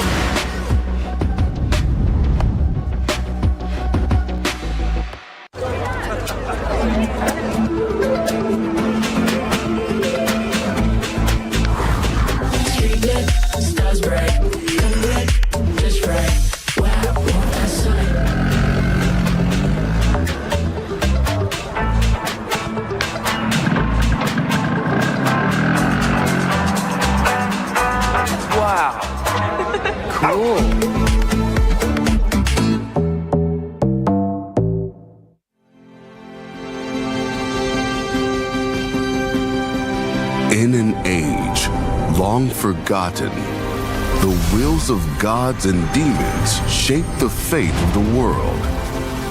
Prosperity and war surged, caught in the eternal clash of divine glory and infernal wrath. Mortals rose in defiance, and after a long war and countless sacrifices, the world finally knew peace. In the new era, wars on the chessboard replaced the clash of swords. Here, legends and epics are reborn in a form the world has never known. Magic Chess Go-Go. Make your move.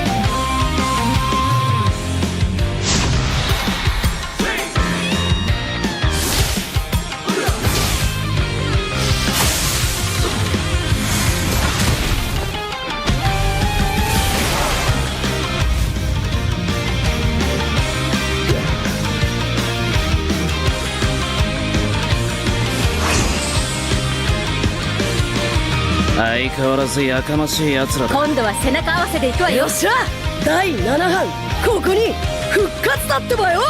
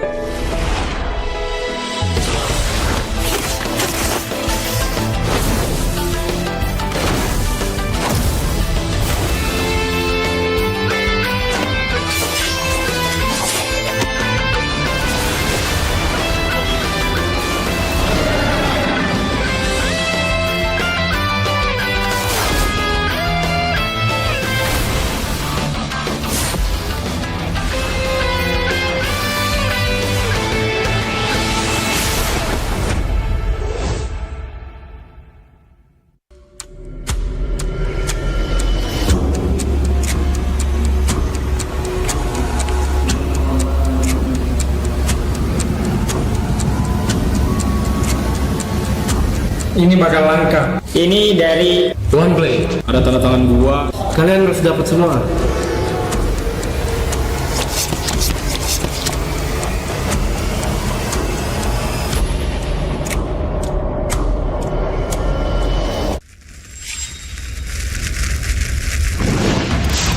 Minna! Utsumaki Narutoが帰ってきたぞ!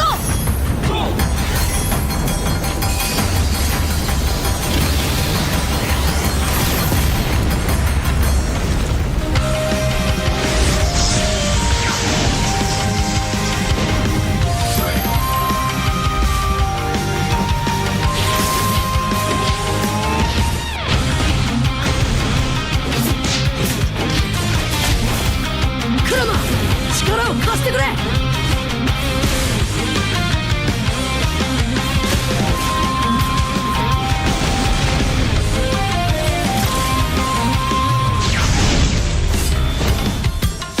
っしゃ、第7班ここに復活だってばよ。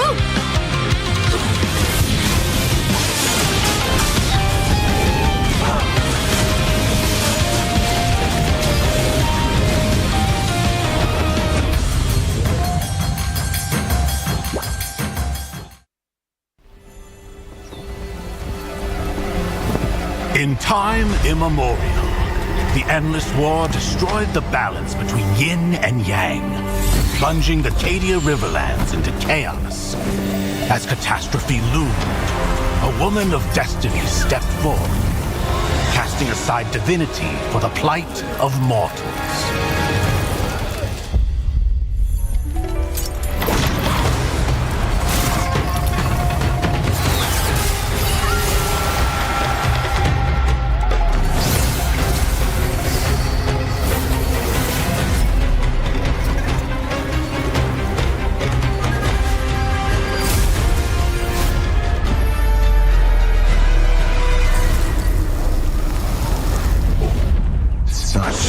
Sacrifice for a fleeting moment of peace in the mortal realm. Does thine heart not regret?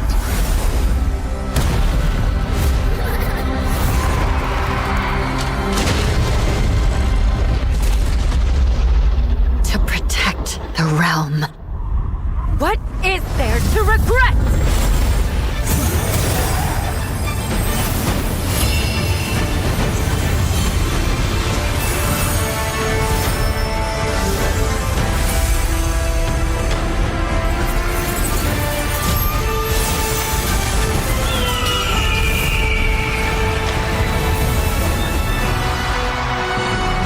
day, destiny descends once more. Zujian the Ordained, of untold merit and unbound benevolence, preserver of peace and prosperity, unfaded by time. This day, let heaven and earth bear witness as the phoenix ascends the throne. A realm united toward a new golden age. From time forgotten to the new dawn, as long as I breathe, Shandu shall never fade!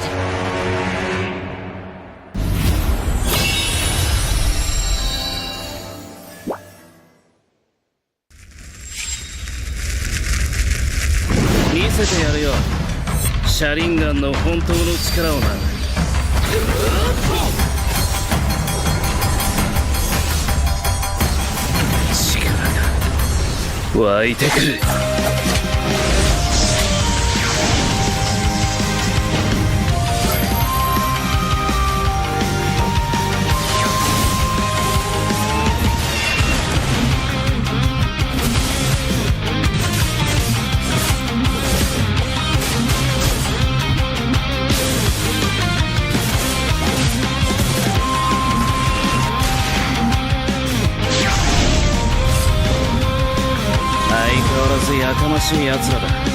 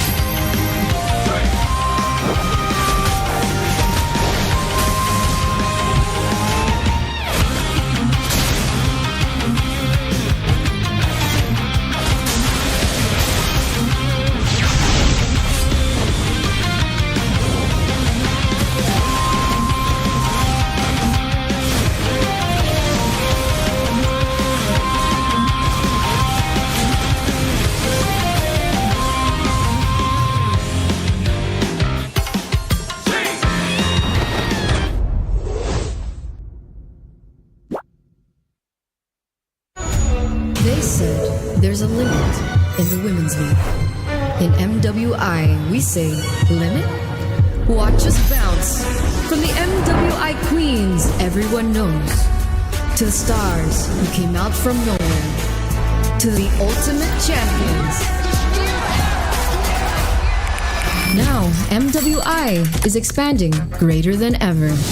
Turkey, EECA, Africa, Mongolia, and beyond. We're stretching the map wider. MWI, where dreams get louder.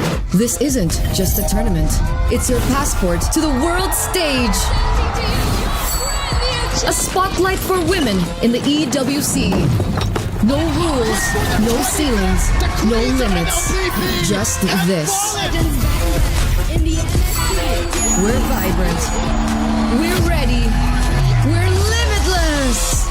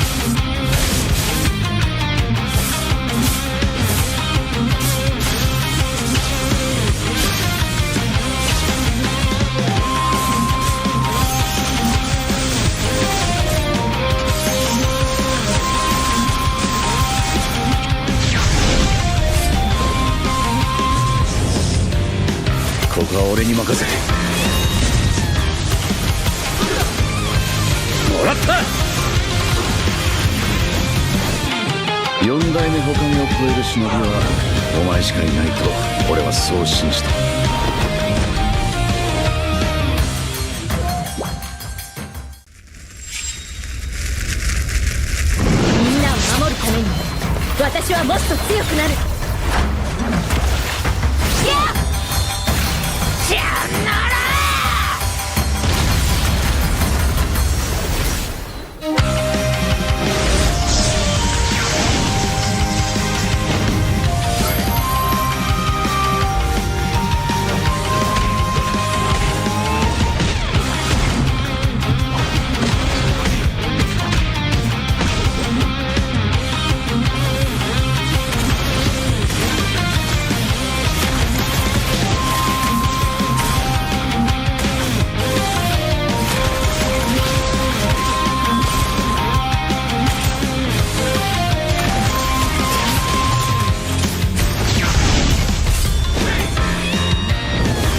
背中合わせでいくわよ。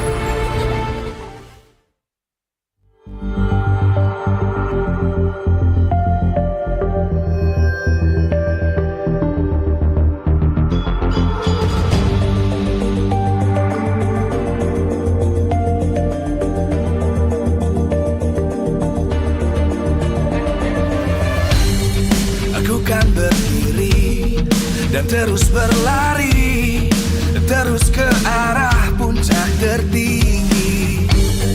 Ku takkan berhenti, hanya sampai di sini. Kemenangan abadi menanti. You know we won't miss if we unite our focus. And if you haven't noticed, we all live. Nyalakan apimu, hadapi semua tantangan. Hadang semua serangan, jatuh bukan halangan. Bakar semangatmu, janganlah engkau menyerah. Kita akan buat sejarah. We all this, we won't miss. We all this, we won't miss. Saatnya beraksi, jalani ambisi. Aku kan menyawakan hari ini. You know we won't miss if we unite our focus. And if you haven't noticed, we all live. Nyalakan apimu, hadapi semua tantangan. Hadang semua serangan, jatuh bukan halangan. Bakar semangatmu, janganlah engkau menyerah. Kita akan buat sejarah. We all this, we won't miss. We all this, we won't miss. We all this.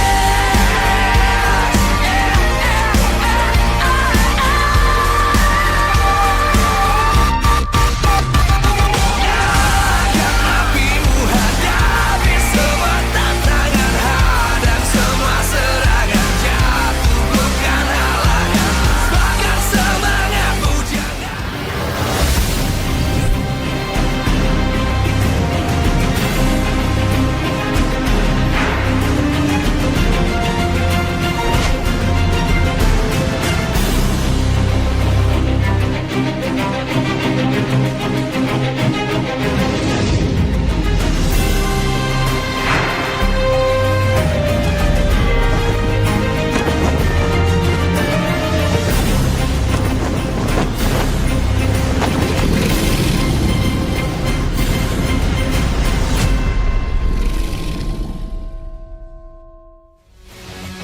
Live from Jakarta International Velodrome, MPL Indonesia Season 15 is powered by Moonton.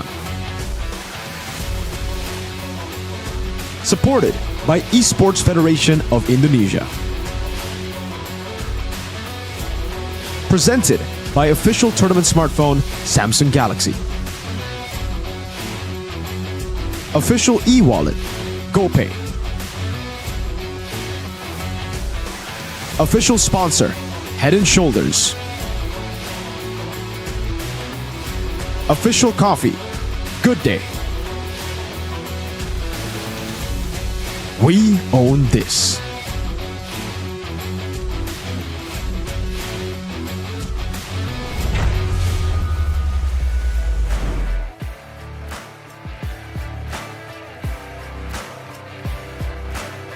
Superfans, selamat datang kembali di babak playoff MPL Indonesia Season 15.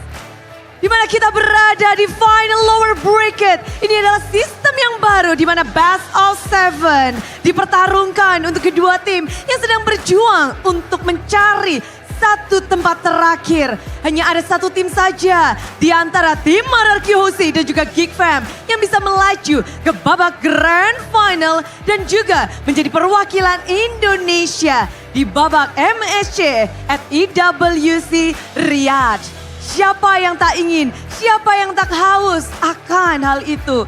Tentu saja kita melihat bahwa dua tim yang akan bertarung hari ini punya histori yang sangat panjang. Dan mengingat bahwa season ini menjadi season yang baik untuk mereka di regular season. Top 2, mereka berangkat dari babak upper bracket.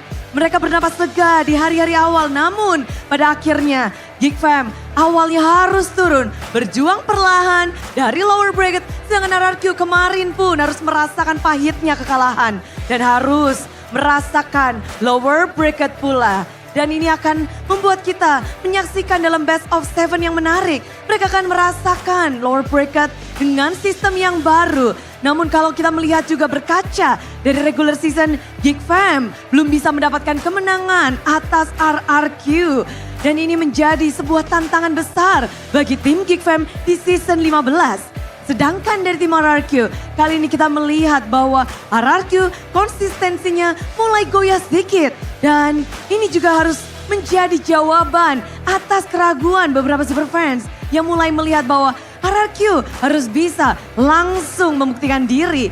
Dan sebelum kita melihat bagaimana aksi dari kedua tim, Budi juga melihat bahwa antusiasme yang ada di Jakarta International Velodrome, yang ada di rumah juga, yang ada di festival, dan tentunya semua antusias ini dan juga semua semangat ini tidak lekang dari dukungan para sponsor dan partner. Karena MPL Indonesia Season 15 powered by Munton, supported by PBSI, presented by official tournament smartphone Samsung Galaxy, official e-wallet GoPay, official sponsor Head & Shoulder, official coffee partner Good Day, dan partner ini sports ada Telkomsel, Dunia Games, dan IndiHome. Bersama dengan advertiser Kacang Sukro dan juga Hawkband. Tak lupa pula supplier kita ada RSV Helmet, lalu UBS Gold, Kila Food, Royal Guard, Merton Merah Putih, dan Imaginary, serta venue ini Jakarta International Velodrome. Dan banyak sekali tentunya harap-harapan besar, mengingat ini adalah best of 7 yang menarik. Di mana kalau kita ngelihat hasil track record kedua tim, RRQ berada di best of 7, mereka harus bisa menjawab tantangan karena dari historinya mereka tidak mendapatkan hasil yang cukup baik dari best of 7 yang telah mereka lalui. Dan bagaimana untuk Geek Fam sendiri memperjuangkan internasional ini? Kita akan ngobrol-ngobrol lebih banyak, tentunya udah gak akan sendiri. Karena ada satu coach yang bisa dibilang kita kenal betul, namun ia juga sudah punya slot untuk MSC IWC. Berada non jauh di sana, kali ini kita terhubung bersama dengan Coach Sis. Halo. Halo Coach Halo Sis. semua. Hai. Coach Sis lagi ada di mana nih? Lagi di Jakarta sekarang. Kenapa kita online ya Coach Sis ya? Oh, ada besok datang offline lah langsung. Oke, kemarin datang, hari ini lagi di rumah, besok. Oke, tapi congratulations bersama dengan tim Flash menuju ke MSC IWC. Gimana sih untuk perjuanganmu sampai bisa ngedapetin tiket itu, Ziz? Sebenarnya lumayan sulit juga sih karena tim kita juga ada beberapa XP lane kan. Kemarin Diablo juga lagi ada masalah keluarga juga kan. Jadi kayak kita harus pakai XP lane yang baru juga dari Gak segampang itu, tapi ya amin lah kita menang dan dapat slot EWC. Banyak tantangan tapi mereka bisa mengatasinya dan pada akhirnya hasil baik mereka dapatkan. Tapi kalau Bude yakin Zeiss itu masih nonton MPL Indonesia pasti dong. Gimana ngelihat babak Pasti playoff ini? Apakah sesuai dengan prediksi dan sesuai dengan mungkin pandangan Coach Zeiss? Kalau top 3 tim ini kayak memang top 3 tim ini memang kuat sih, kuat semua sih. Cuman kaget aja Onyx kuat sekarang ya. Cuman GG banget sih Onyx sekarang. Onyxnya ya, yang di playoff ini kayaknya beda ya mode playoff. Tapi ada yang menarik, kita akan menampilkan sesuatu bersama karena ini akan menjadi topik yang pasti Zeiss happy banget. Karena inilah dia, kita akan membahas DNA EVOS rupanya merasuki 6 tim yang masuk ke dalam babak playoff. Dan gak cuma ini juga ya, DNA EVOS juga ada di Zeiss. Gimana Coach Zeiss melihat adanya ex-EVOS players yang bertebaran di tim-tim babak playoff ini dan mereka sepertinya bersinar? Menurut gue kan dari dulu kan kalau kita scouting pemain dan ke EVOS itu udah pasti gak gagal sih sama sekali. Dan saya benar bangga banget sama pemain-pemain yang ini udah pernah masuk ke EVOS dan sekarang sukses semua sih. Kayak pemain-pemain ini kayak dari Susujin, Annabelle, Makers, Dream, Sijume, Willy sama Kai itu memang menurut gue pemain yang top tier banget. Dan mereka di tim manapun juga pasti sukses terus. Oke, tapi ngelihat ini mungkin banyak yang kaget ya. Ada Kairi, ini waktu itu di Filipina ya. Iya. Iya, dan ternyata banyak banget nih nama-nama yang mungkin kita nggak duga ternyata ada DNA EVOS-nya. Dan kalau Coach Jay sendiri melihat, ada 2 jungler yang akan bertarung sesaat lagi. Jungler ex EVOS, ada Suzujin dan juga Make It yang akan berhadapan satu sama lain. Ini gimana sih ngelihat kedua player ini di dalam timnya? Impact apa yang mereka berikan? Jadi ini yang beda sih. Kalau Susujin itu mungkin sekarang karena dia lebih awal kan dibanding sama Make-It-nya. Jadi pasti pengalamannya lebih jauh lah Susujinnya. Cuma kalau Susujinnya menurut gue dia lebih ke pemain yang suka main kayak charter gitu. Kayak lebih calculate ya. Tapi kalau Make-It itu lebih ke mekaniknya pasti di atas Susujin. Yang bedanya. Jadi memang ada spesifikasi tersendiri ya, ada perbedaan yang jelas banget berarti di kacamata Zeiss. Ya jelas banget. Mereka ada specialty masing-masing lah yang beda-bedanya. Oke, ini specialty yang membuat timnya juga playstyle-nya berarti berbeda juga ya dari kedua tim ini ya? Lumayan beda sih sebenarnya, lumayan beda sih. Tapi kalau saya lihat di Geek Fam itu kuncinya benar-benar di Baloy sih, karena walaupun ada pemain baru yang masuk ke Geek Fam, pemain itu juga tetap bisa bersinar banget karena di arrange sama Baloy. Baloy Effect kalau di Baloy Effect. Benar, kalau kita bahas lagi tadi udah sebut Baloy berarti bisa dibilang ini trio mid di MPL juga jadi salah satu mungkin hot topic kita. Kita akan ngebahas juga bareng Zeiss lebih dalam lagi karena trio mid yang ada di MPL, khususnya yang akan bertarung pula, ini akan spesial banget 3 besar. Kalau ngeliat trio mid yang ada di MPL, gimana sih ngeliat trio mid dari 3 tim ini? Wah, trio mid ini, tiga tim semua kuat banget sih sebenarnya. Cuma kalau harus pilih satu ya, kayaknya tetap paling constant trio mid itu, paling serem itu kayaknya tetap punya Onyx dah. Wah, kenapa tuh? Itu Suns-nya sekarang lagi benar-benar on fire banget. Apalagi sekarang meta Kimi kan. Kimi udah balik ke meta mid dan itu juga hero yang dipegang sama Suns dari zaman dulu, dari season berapa ya? Season MDL season 1 udah pegang Kimi banget. Oke, jadi ini tergantung dari hero-nya. Ketika ada hero yang memang condong ke sebuah tim itu yang akan lebih bersinar. Atau ada hal lain, misal chemistry atau gameplaynya atau apanya gitu?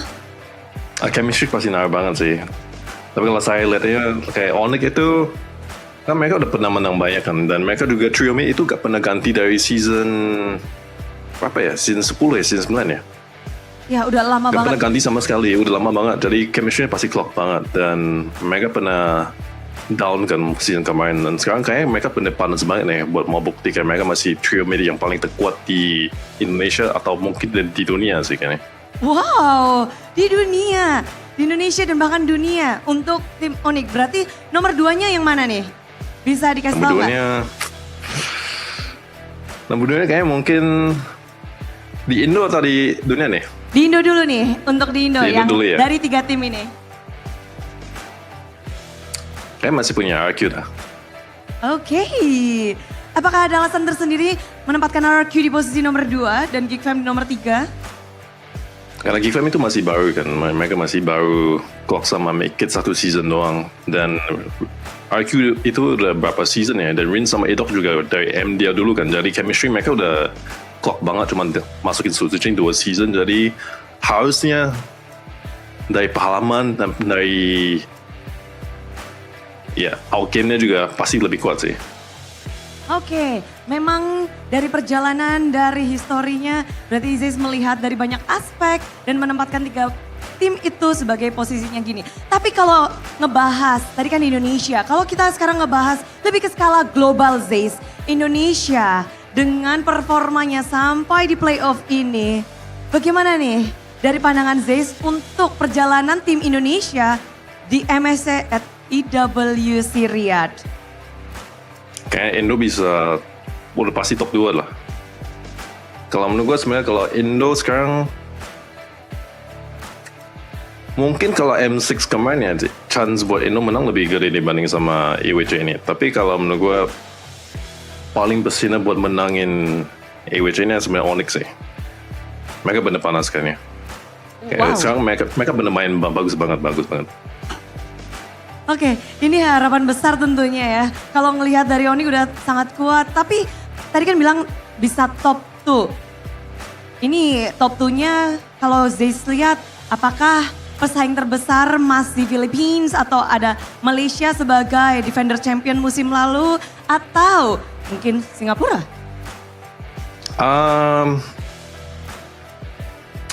Kayaknya masih tetap Philippines. Tapi menurut gue yang beda sekarang itu kayaknya Philippines sama Myanmar ya. Itu yang bahaya. Myanmar yang bahaya. Oke, ini kontainer yang mungkin kita lihat masih underdog tapi sudah mulai disebut dari beberapa orang bahwa Myanmar bisa jadi satu region nih yang harus diwaspadai.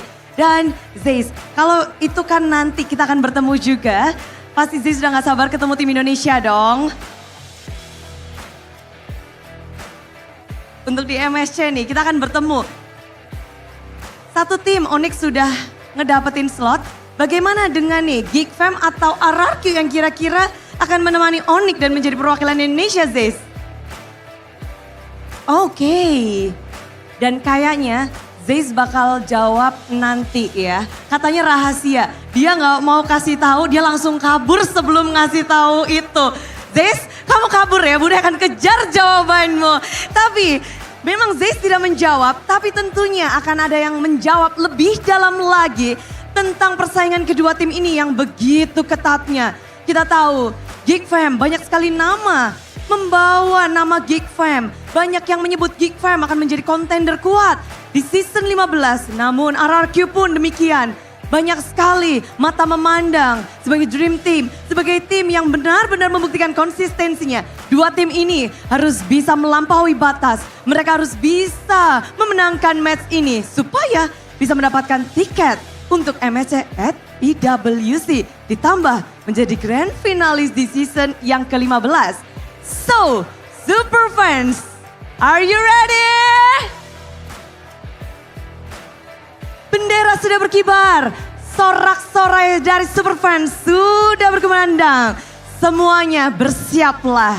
Inilah dia, final lower bracket, best of 7 antara RRQ Hosi dan Geek Fam.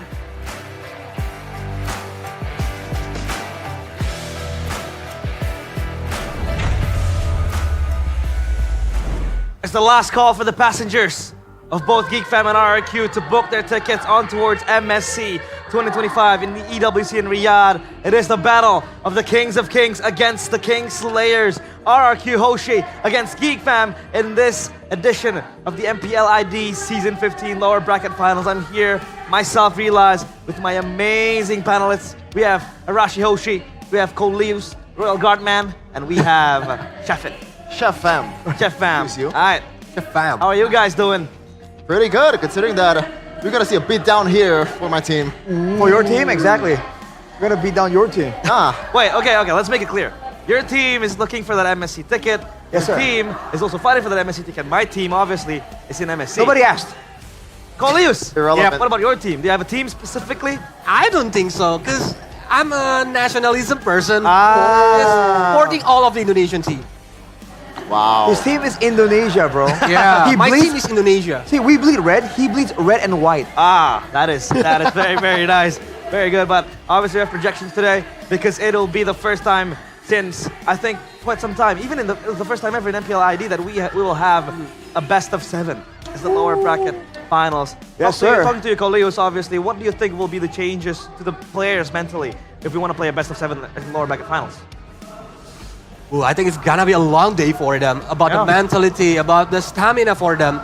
And we're gonna see later about the history of RRQ when they play on the best of 7 series. I don't like that. It doesn't sound pretty well. Yeah. But today's schedule, as scheduled, RRQ Hoshi against Geek Fam. We will be playing that best of 7.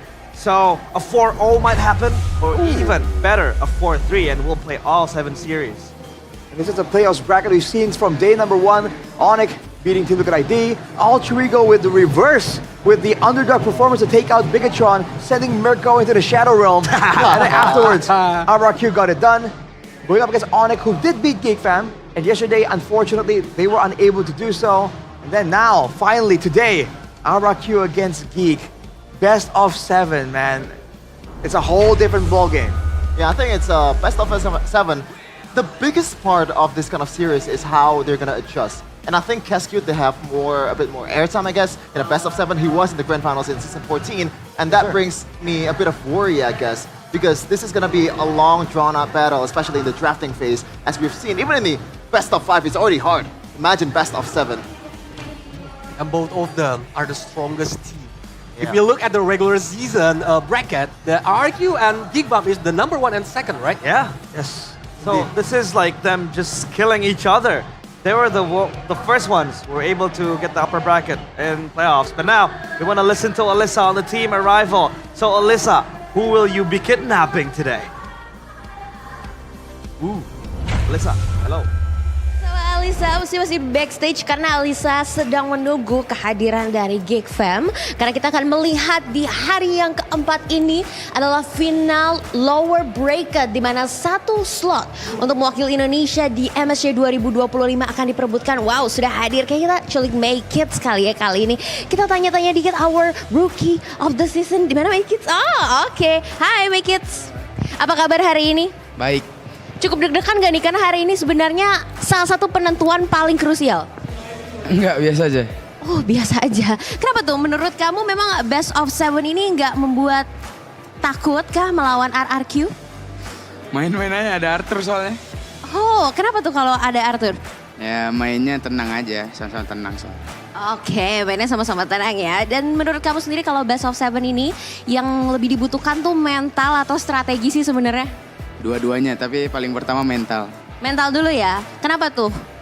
Enggak apa-apa, mental aja. Pilih mental aja. Oke. Make It. Kalau kamu sendiri kan udah dinobatkan nih menjadi rookie of the season kemarin. Dan tapi sayangnya sampai saat ini belum berhasil nih membawa 1 tiket lagi untuk Geek Fam. Gimana nih menurut kamu? Apakah ada hal yang berbeda dalam hari ini untuk akhirnya membawa Geek Fam menuju MSC? Ya itu rezekinya sama yang di atas aja diatur. Jadi kita kasih yang terbaik aja sih Madsen. Oke, do your best and let God do the rest ya. Oke, ada gak sih hal yang pengen kamu nantikan dalam perjumpaan melawan Sutsuji? Good luck aja sih. Enggak ada apa-apa. Jadi ya main-main aja. Main-main aja, good luck and have fun. Good luck and have fun juga pastinya buat Geek Fam dan Make Kids. Yang kita akan menunggu dan melihat satu slot siapakah yang akan memilikinya antara Geek Fam ataukah RRQ dalam perjumpaan hari ini. So kita akan lihat di match hari ini, final lower bracket antara RRQ melawan Geek Fam. Thank you, Alyssa. And that was May Kids, the smiling jungler. He wants to book a matchup against Arthur or Sujin. But now, speaking of May Kids specifically, as a fam, Chef Fam, how would you rate May Kids' performance in the playoffs? In the playoffs, I gotta say at the very least, if you're being generous, an 8 out of 10. And it's amazing because he's a rookie, right? We expected him to be a bit more, maybe like under the weather, or maybe just not really, I guess like the pressure is gonna get to him, but for not just Make It, for the whole team of Geek Fam, especially for the rookies and the the players that's less experienced, they're amazing. Dobbs was, making moves on his own. Kenziski carrying Geek Fam, especially against Alter Ego. So I'm very confident with the way they're gonna play here against RQ. Yeah, and he didn't start at this point. If you look at the first half of regular season, he tried to find the chemistry between the Make It and Aboy and of course the Baloyski, the trio mid lane. But now he's gonna play on the lower bracket finals. That's gonna be an amazing feat. But now it's going to be Alyssa again welcoming the RRQ players. So Alyssa, take it away. Kembali lagi bersama Alisa Natali, masih di backstage MPL Indonesia season 15 di babak playoff. Karena Alisa lagi menunggu kehadiran dari raja dari segala raja RRQ yang hari ini akan mempertaruhkan satu slot terakhir menuju MSC melawan Geek Fam. Dan wow, sudah hadir bersama kita di sini. Kayak kita kalau tadi udah culik Make It, kita culik Sujin kali ini. Gimana ya, Sujin? Oke, hai Sujin. Apa kabar hari ini? Baik. Oke, Sujin, hari ini kita akan best of 7 dan ini satu kesempatan terakhir untuk memperlukan MSC. Seperti apa nih hari ini persiapannya? Ya dari persiapan kurang lebih diri sendiri sih. Jadi kita lebih disiplin aja nanti mainnya. Oke, kalau BO7 ini kamu lebih memperhatikan mentalkah atau strategi sih yang sebenarnya lebih penting? Mungkin lebih ke mental. Soalnya kalau strategi berjalan pun tapi mental di stage-nya goyah gitu-gitu ya percuma juga. Oke, kita akan melihat dan tadi sempat kita ngobrol-ngobrol sama Make Kids. Katanya dia tenang-tenang aja karena hari ini ada Arthur. Menurut kamu gimana tuh? Ya lawan aja sih. Lawan aja ya, kita lihat apakah kamu bisa tenang ya melawan Sujin.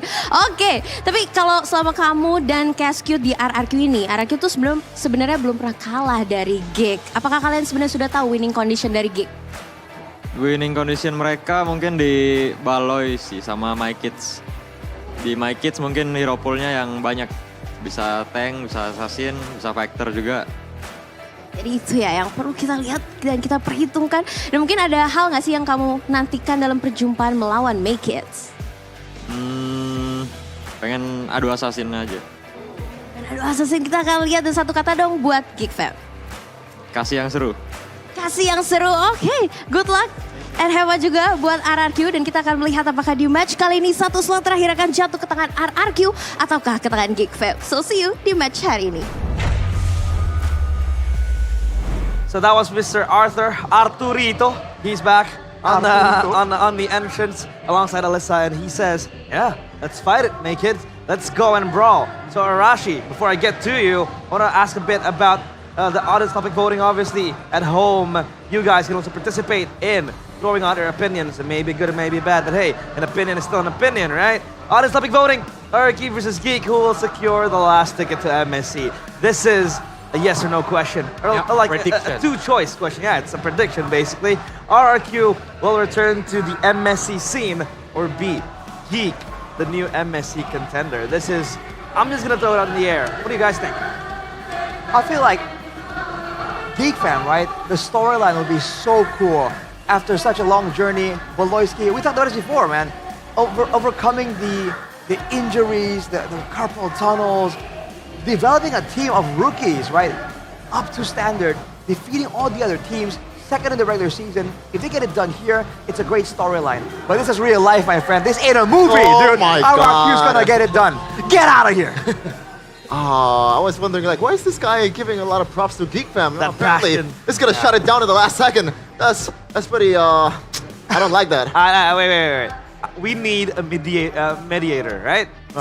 Elias. For me personally, because both of them are already see what they like. What can they play? Yeah. About the game, the yesterday gameplay for the RRQ and Geek Fam. But for me personally, I think Geek Fam have the advantage. Because RRQ is playing very hard during the last game. Right. But when Geek Fam against Alter Ego, do you see that game? That's what I'm saying. 3-1, 3-0, man. Yeah. There are those judgments, obviously, but we'll put that to a hold because now we want to talk about the BO7 Jinx for the Kings of Kings. Yep. It's been a long road for them. And a best of 7 is not their best friend. Arashi Hoshi, what do you have to say about this? Will they be able to take over BO7s? Because remind you that if they will win the series, they will have another BO7 to play tomorrow against Onyx. So technically, they're facing a BO4 team. BO4 team! So it's not an issue at all, man. But I want to quote a very intelligent young caster from Indonesia when he says, I don't believe in patterns, right? That doesn't happen. That's Sheffin. So no, I think we've already broken the Kingslayer Geek Fam curse. We did that this season or somewhere between this season and last season, right? So I feel like this RRQ, we can break those curses, man. So I'm feeling pretty good. I don't believe in curse, actually, because it's a 50-50 match between both of them. Both of them are strong right now. Agreed. They have a lot of strategy to be shown to us today. That's true. Speaking of strategy, Casket said he's saving strat for the playoffs, and even the players also said that as well. But the thing is, when you see Sutsujin's new hero in the jungle, the Baxia, and I believe the Yisun-Shin, guess the win rate, Arashi. Hey. Nada. You don't have to do it's it. an egg. Hey, it's 0%. Small sample size, bro. Oh, come on. Small sample size. I think me and Colius will leave now because we'll set up a boxing ring for you to go at it. Bring it. I'm not trained. But, Colius, what do you think about the Yisun-Shin pick yesterday from Sutsujin? That was interesting. Actually, if the strategy is work, if the game plan is work, RQ might win the game. But from the early game, it's like they are very be pressured by the opponents. Yeah. It's very hard for the Yisun-Shin to get the items, the gold, and everything else. Yeah, they were pressured very, very well. And we talked about this yesterday in the panel that RQ was playing on a timer with the Yisun-Shin. He had to be online on the mid game. But now let's reveal the results. Drum roll. Filipinos. And whoa! Ooh. Geek Fam, the new MSC contender, Mr. Arashi. Where's the Kingdoms at? Well, they're probably on the Indonesian broadcast, first of all. Can we take a peek at their Just polys? saying, objectively speaking, Yeah. right? This is a more international type broadcast, and RRQ, international, these are two things that hasn't really been, mixing together that well, right? Performance-wise and audience-wise. So it is what it is, man. We're gonna prove you wrong. Oh. Hey, Kevin, got anything to say about the polling here? Man, I'm just gonna say there's not a lot of Filipino, viewer out there internationally. I think it's spread around the world, so this is not a Filipino bias towards Voloski, right? Right? Probably Right? not. I would say it's probably not. All the EU Although it's people, still a majority though. NA people, they believe that Geek is the better team, man. That's Okay. objective. But again, Exactly, I think it's a 50-50 match. Because, from the audience perspective, I think, Geek Fam looks stronger because they beat Alter Ego 3-0 yesterday. Yeah. And RRQ. The first sweep in the playoffs, Yep, right? the first sweep in the playoff. But RRQ find a very hard opponent against Onyx. But now, they learned a lot from yesterday match. They need to think about the new strategy, what they can play today. Yeah, but in my opinion, right, I think this will be the first Geek Fam kind of real test. Yeah. Because Alter Ego, even if they were able to sweep Alter Ego, I'd say that Alter Ego side is probably the weakest out of the top 4 teams, right? So what do you think about that, Arashi? Is this the true test for Geek Fam, or I'm surprised you're agreeing with Mr. Arthur himself. He's the one who said that. Yeah. Alter Ego, they don't really got any real gameplay. No game plans. There's that. I think it's definitely going to be a real test. If they're really having their sights on MSC and on the championship of Season 15, they gotta do well here as well, dude, because we've seen what happened yesterday. I think Onyx has faced both these teams, and they've shown some really good performances against both of these teams playing today. Yeah, indeed. And now, the best mid trio in MPL ID Season 15. Do I need to explain who the best mid trio is? I mean, come on. Does anyone have any opinions? Well, maybe? Mr. Bjorn Ong earlier. Bjorn Ong, he gave a shout out to RRQ, did he not? He He said did. RRQ's trio mid is real good right now. Second strongest. Hey. But RRQ trio mid lane is second strongest. Yor said that. Yeah. I don't know about that. I think the first is still Onyx. I don't know about that. But we're close though. If like it's in on their prime time. Yeah. Like, as we know how strong is Kyrie, Keyboy, and Sans. Hey, but for Beloy, Make It, and Aboy, for Gigvam itself, it's always changing the jungler. Before they have Nile, they have Ray, but now they have Make It.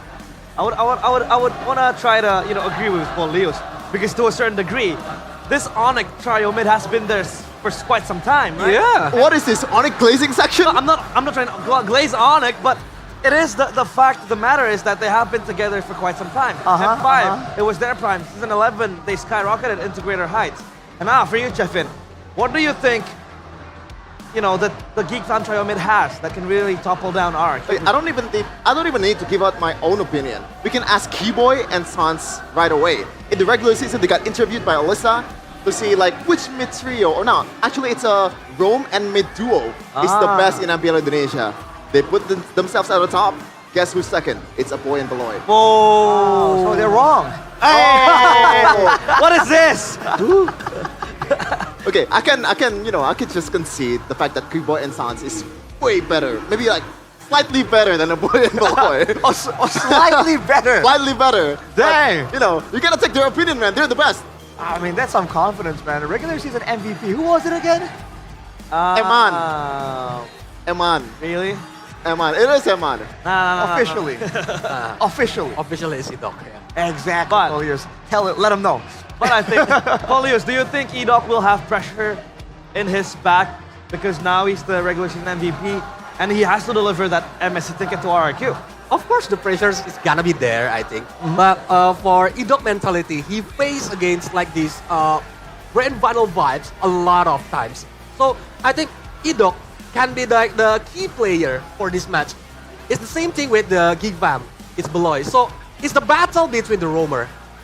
Right. And it's funny because like they're both roamers, but they all don't operate the same way. Because Beloyski, kind of a shot caller. Yeah. We know that for RRQ. Edok, mechanically amazing, but he's not like the main shot caller. That's still on to Rins. And in that sense, I do feel like shot call wise, split second decision making wise, I think Geeka has shown that that's the kind of style they really enjoy to do. That will be one of the big tests that RRQ have to try and battle out against. Here we are with the teams ready to roll in the Velodrome. Destiny demands one final reckoning. This place is no longer a Velodrome. This place is a crumbling castle. It will bear witness of a fallen king. Once the conqueror, now down with its crown shattered. In front of them stands the King Slayers, looking to strike the final blow. As they make their way onto the stage, we welcome the Fallen Kings, but now they are the Kings of Kings against the King Slayers. Give it up for Rex Regum, Kaon! And onto their left stands the mighty tall King Slayers. It is Geek Bam! Battling out for a chance at revenge against and also for their own personal vendetta. This is gonna be the highlight, the only matchup today. And immediately our Marshal Gary brings in Cascute with Rave against Bluffsy and Dora DSP. The mind game begins now. What are some strategies, Polios, that you can point out from both coaching staffs? What are the differences that you can really point out in today's matches? Especially we have sample sizes of the draft from yesterday's series. For me personally, the first thing is the draft. I think both of these teams are very smart or good at drafting. That's why we need to see like what kind of strategy or secret that Cascute have or the Geekbam have.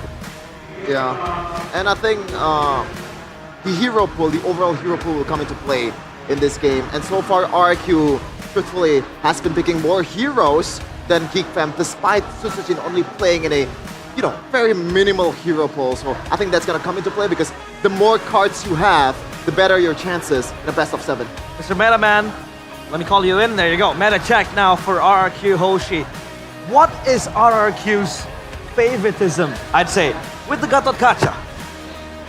That's an interesting question, man, because earlier in the season, Ranger Gatot was a thing, a great go-to. Yeah. But we really haven't seen it being really as good. It's just a more safe option, a more flexible option.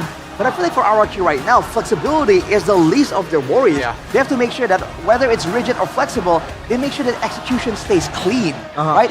Messiness is the one thing that everyone has been criticizing about RRQ. And Julius, what do you think about this situation here, especially with the Fanny?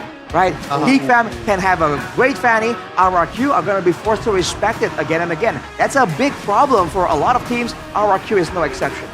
I think we totally agree that both of the jungler, Maykits and Sutsujin, are a very great player for using the Fanny. Yeah. But for today, the lower bracket final match, I think Fanny will be banned all the time. Yeah, they prefer to play safe, just not let the opponents use the Fanny. Yep, and now, Chef Fam, it's your time to shine. Because Kenziski, I don't want to say this, Chefin, but he might just go the route of a one-trick Harith. I don't know about that, but if the Harith is available, then why not? The best at Harith. You can see the outplay against against Alter Ego. The best? Flicker. The best? Yeah. Okay. I don't know. There's no Salvero in this league. He's up there, yeah. Yeah, but back to, I want to talk about Maykits, man. Yeah. He's probably the only guy. I think he's the only guy in the playoffs that has been using Suyo the most, and it's been his main option for the longest time. So it's interesting to see that Geek Fam is not really, they're staying the course. They still want to pick the Suyo, and it's working. So I don't see a reason for them to just switch the gears, maybe just try some new heroes, just like Cascu did with Sutsujin. And Geek Fam, we know their game plan is stick to what works. Yeah, and I think it's fair to. It's also important to mention the fact that teams understand that Maykits is a great assassin player, so they draft and also ban to try and limit the options there, like the Fannies, like all these other assassins, like the Ling even, that Maykits can do well on. And when that happens, the Suyo is a bit of a best of both worlds. You can kind of be an assassin, but also be a fighter. It can also poke, but also secure kills. So I think that's why we're seeing the Suyo really rise up in popularity, specifically for Maykits. But it depends on for Baxia and Predator matchup. I think for today, most of them are banning Baxia because we know that the Baxia potential when Alter Ego is using the Baxia, right? Yeah. Right. So that's why I think no more Baxia for this lower bracket final match. So they gonna play like what Arthur said before. It's the battle between assassins against assassins. Because I feel like the Baxia in the hands of RRQ isn't really the best option. I mean, you put Baxia on Edok, he's not gonna play Maker, right? Like the Big Real Implosion. You put him on Sutsujin, it's not really, the best Baxia. So you're gonna want to put Sutsujin on a winning matchup. And by the way, the rival showdown, the Smiling Jungler versus S-tier Jungler. What are, Chefin, the stark contrasts between Maykits and Sutsujin? The stark contrast is the other one has an MPL ID second team nod. What is this? Okay. Yeah, it's gonna be interesting, especially for Sutsujin. We mentioned about the Baxia Coleus, and you mentioned it too, Realize.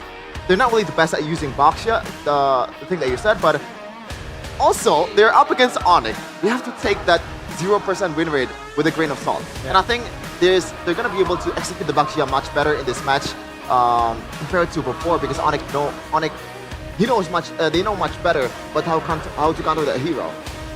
Yeah, I mean, for the other side though, I think between those two, I think it's the reason in the team, right? Sutsujin actually is more well known for playing those utility junglers, because back then that was something that was his thing.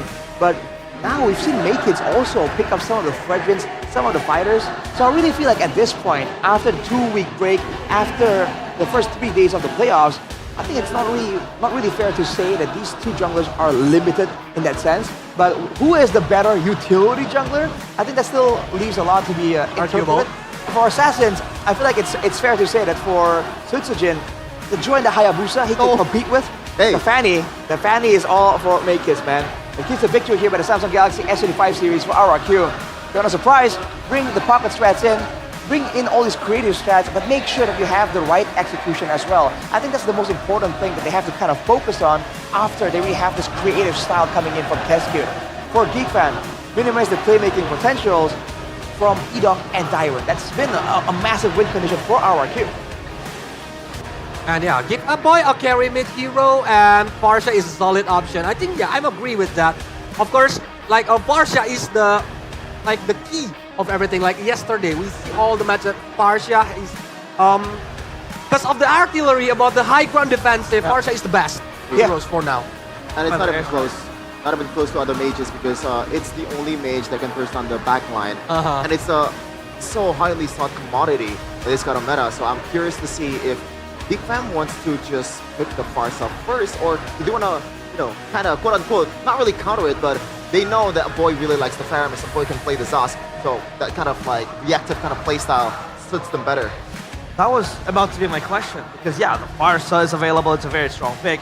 I mean, when push comes to shove, maybe you go for the Yi, if the Chusin's open, you go for the Chusin, but a boy seems to shy away from that Farsa pick, right? He is used to and accustomed to the Paramis pick and the Valentina pick. So, is this a case of Geek Fam's just gonna give the Farsa towards RQ? That'll be dangerous, man, especially because like the heroes that our boy prefers now is still also heroes that the Farsa can do well against. I mean, Goliath, Mirko has been very vocal saying the Faramis useless. Sometimes it works, but when it works, it's not because it's good. It's because the opposing team doesn't play well against it. What do you think about that Faramis right now in Season 15? I think it's,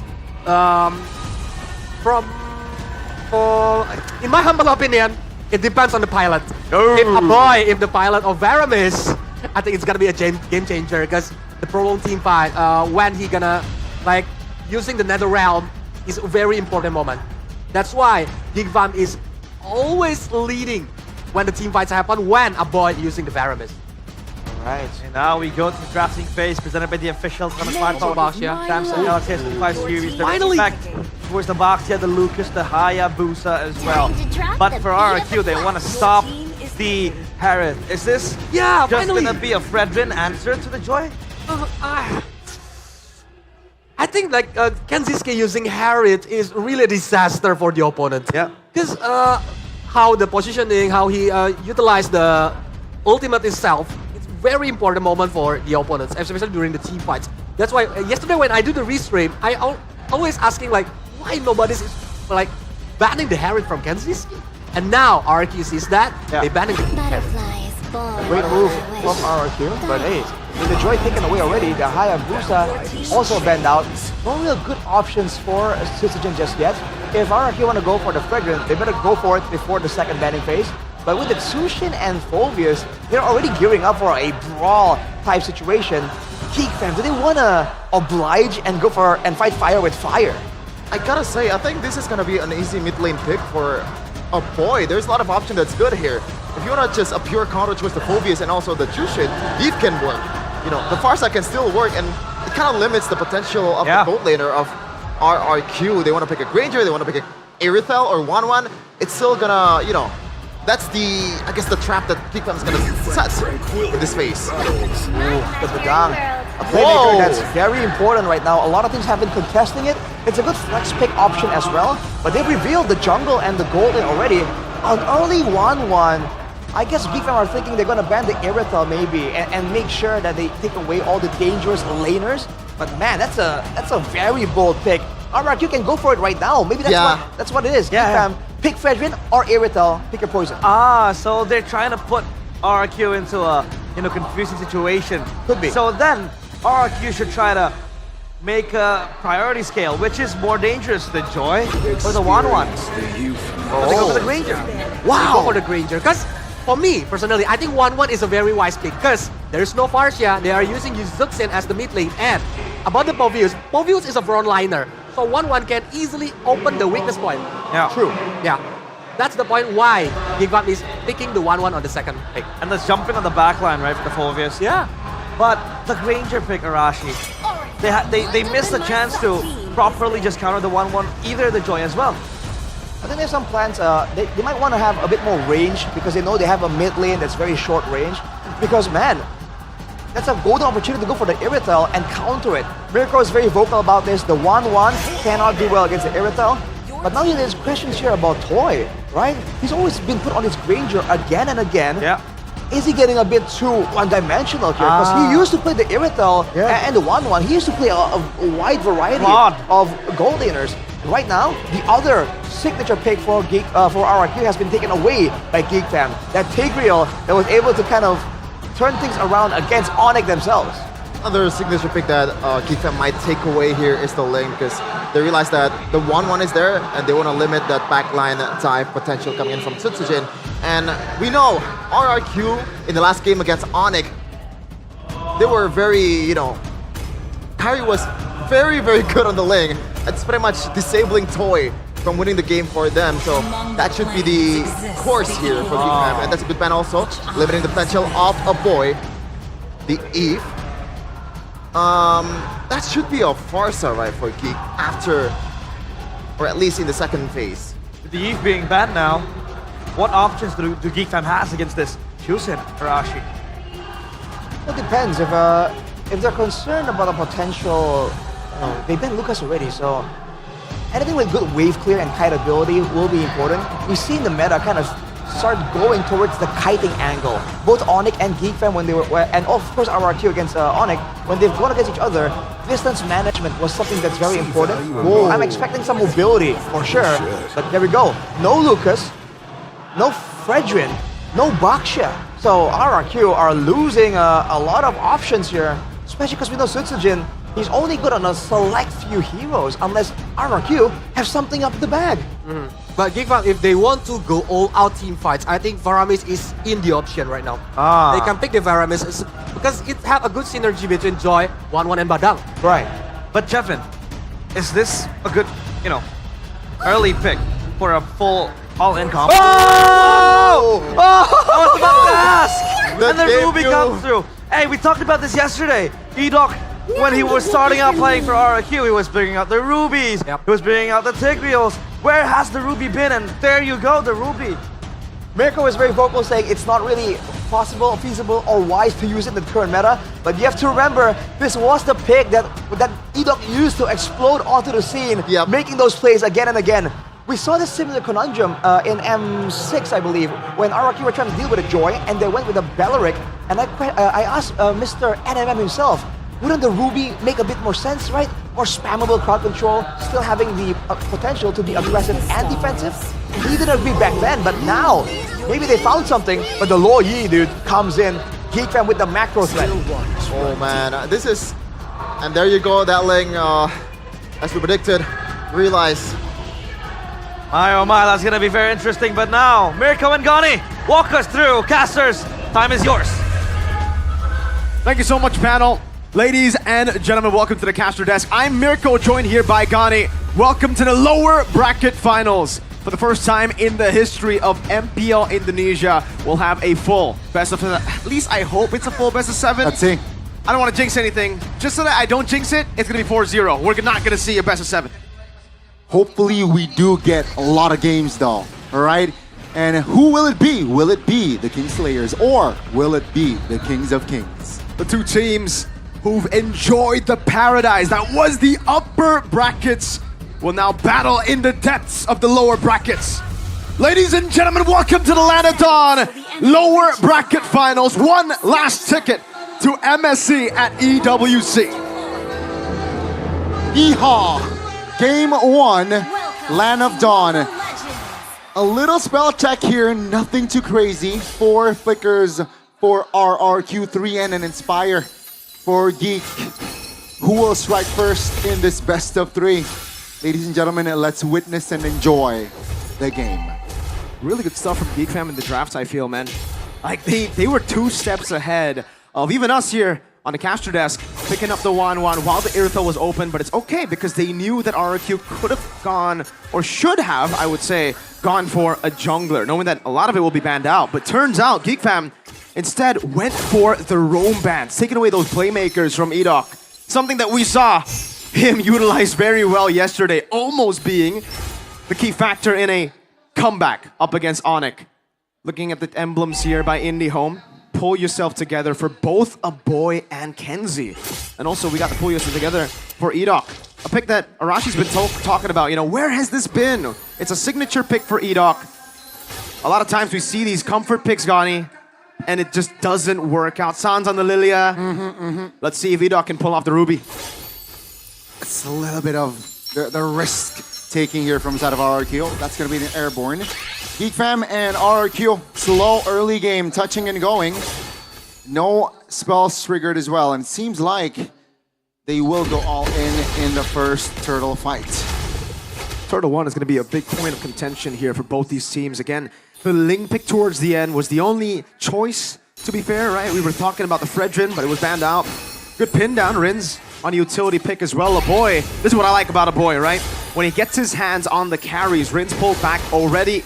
Set up better for Geek Fam for Turtle 1.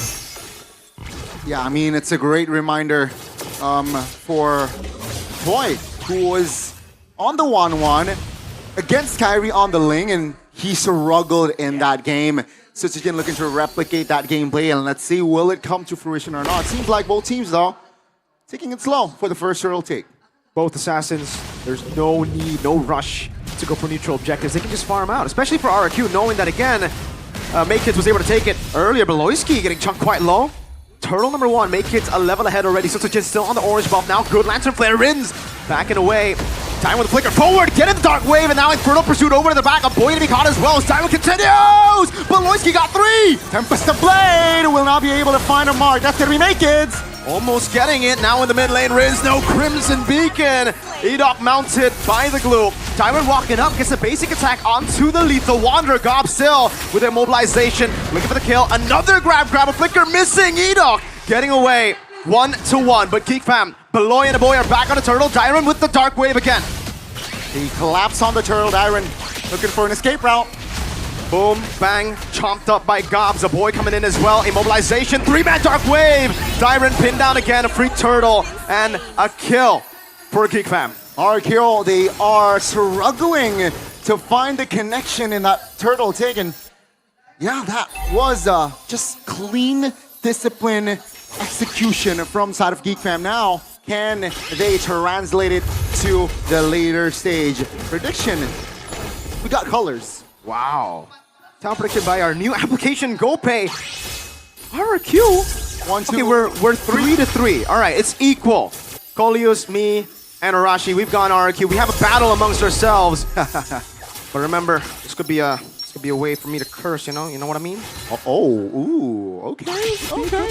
You're teasing us. Very convenient for me. 4 minutes in, just the 3 kills in total. And yeah, Toy and Kenzie, safe farm so far. Untouched. I don't think they have spent their spells just yet, so that's pretty okay. Toy though already rotating towards the mid. Yeah, trying to get the double lane. Something you can do against the 1-1 when you have the Granger is, again, utilize that double lane. Mainly on the Granger too, you just have a lot of kill pressure in lane, but Beloyski has been able to neutralize that really well in game 1. Constantly rotating to keep Kenzie safe. And we really see a shift in styles for Kenzie. I think in the regular season early on, he always wanted to go for the 1v1s. It got soloed by Iman, and after that, he had to go through a whole redemption arc. Practicing in scrims, getting better, and now he decides, for the most part, not to engage in the lane. Yeah, looking at the Adams Corrosion, yeah, 3.1. Oh, 400 between the two, 500 even, so that's an edge. But I'm offended. Rim's already with Lantern Flare. Now again, Beloyski gonna be caught and will be taken down. Toy picks up the kill. Another Lantern Flare over to a boy. But the Brave Smite gets him back to safety. Also the regen. Unfortunately for Toy, just a tad bit late. Could have been a stack on the Sky Piercer. Out of position, Beloyski there. Punished and unlucky for Geek Fam. RRQ, they have Prio on the next turtle. Geek Fam, can they recover? Another I'm offended over. A boy gonna be caught again. Lantern Flare not there. Kenzie. Dive on the back. Dark Wave. They put a pursuit with a pin down with a pinch crack as well. A boy still gonna be caught as well. 1 for 1 though. In the end, XP for mid. Maykids on the turtle. What an initiation by Dyron. Oh, perhaps Voloisky looking for an initiation. Uh-oh, Kenzie picked up half-second skill. That's an all-in onto the back again. Turtle can be taken. Edok pinned down to the wall, gets over the wall. Sutsujin, Tempest ablaze. Voloisky waiting for the pin again. Oh, Sutsujin!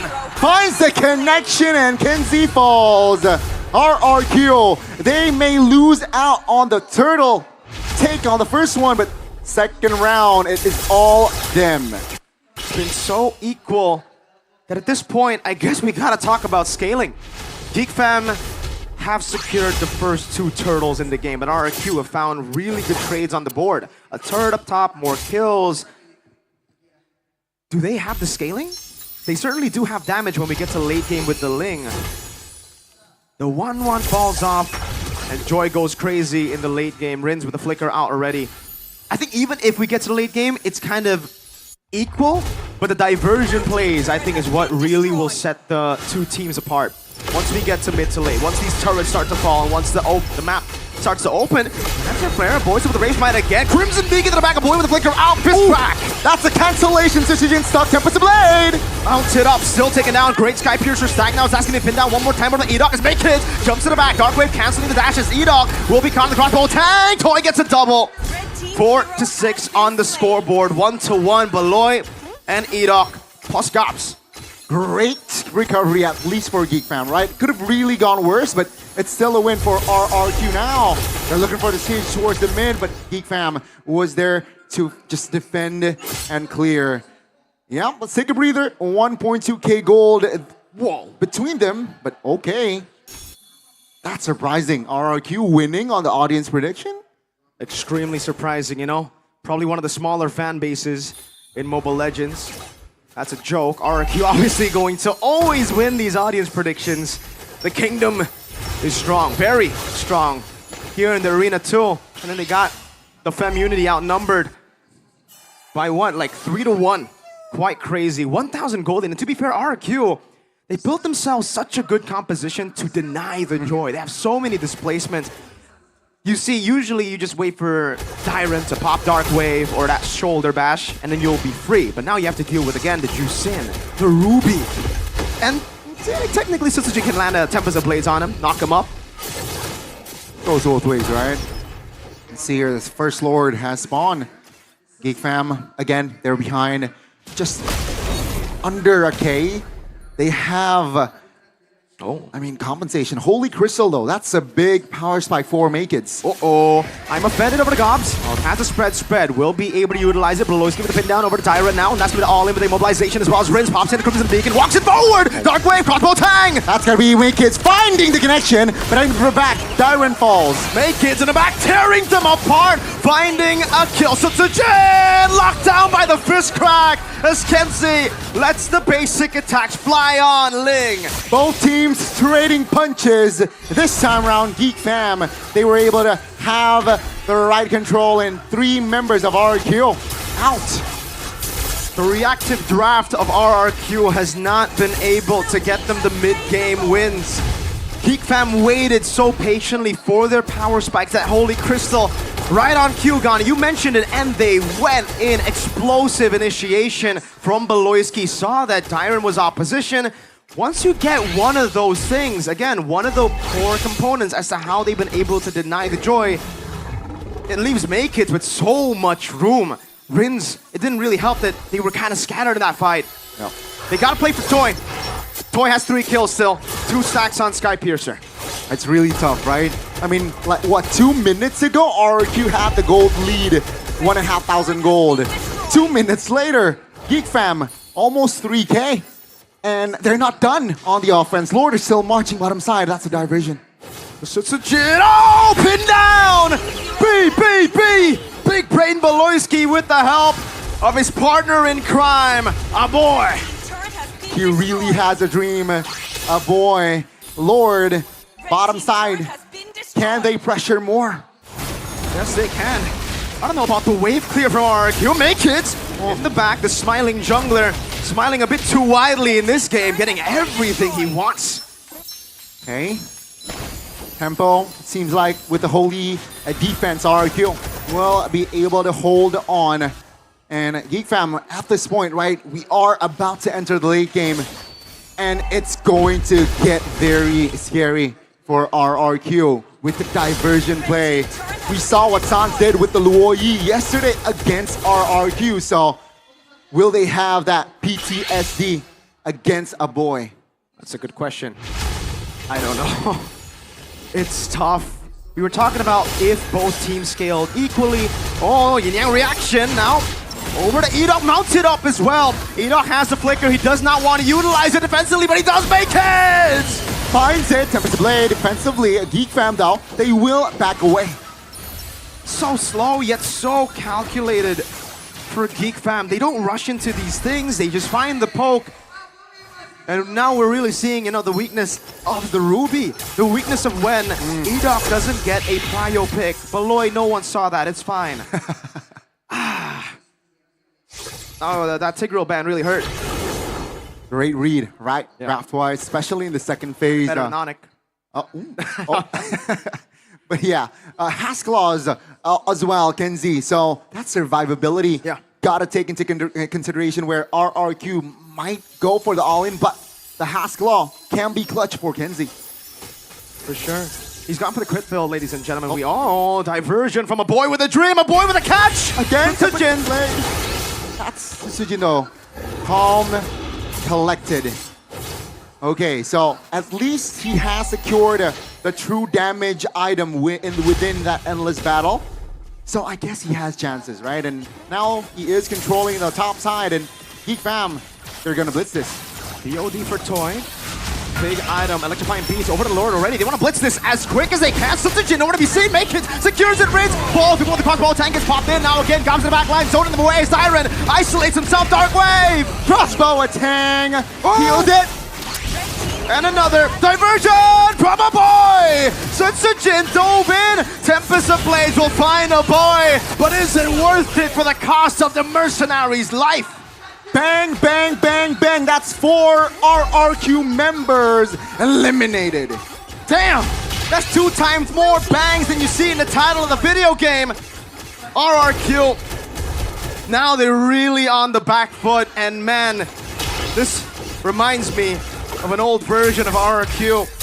An RRQ in their toughest times, only relying on their gold lane. Called them Skylar-centric back in the day. Currently, it's all Toy. During that time, gotta remember, they were a defensive team. They are so good at defending. Will that characteristics show in this game? They're behind almost 7K. Defending a Lord, can they pull the defense out? And that team was actually knocked out by Geek Fam, making it a 1v1 against the Mercenary. Once a part of his team back in the day. Now in the mid lane of Siege. G-Dog walking up. Gobs with the spread already as Makis walks up his Rins. Pops in the Crimson Beacon. Big resource. RRQ still holding on. They want to prioritize to take this Lord down. Geek Fam patiently waiting for a mistake. Oh, that's a mistake. Kenzie, way too aggressive. Luckily, you have a second chance when you're on the 1-1. RRQ weren't ready for Edok to find a target like that. Base turret down in the far lane. This is of immense value for Geek Fam. All right, seems like RRQ again.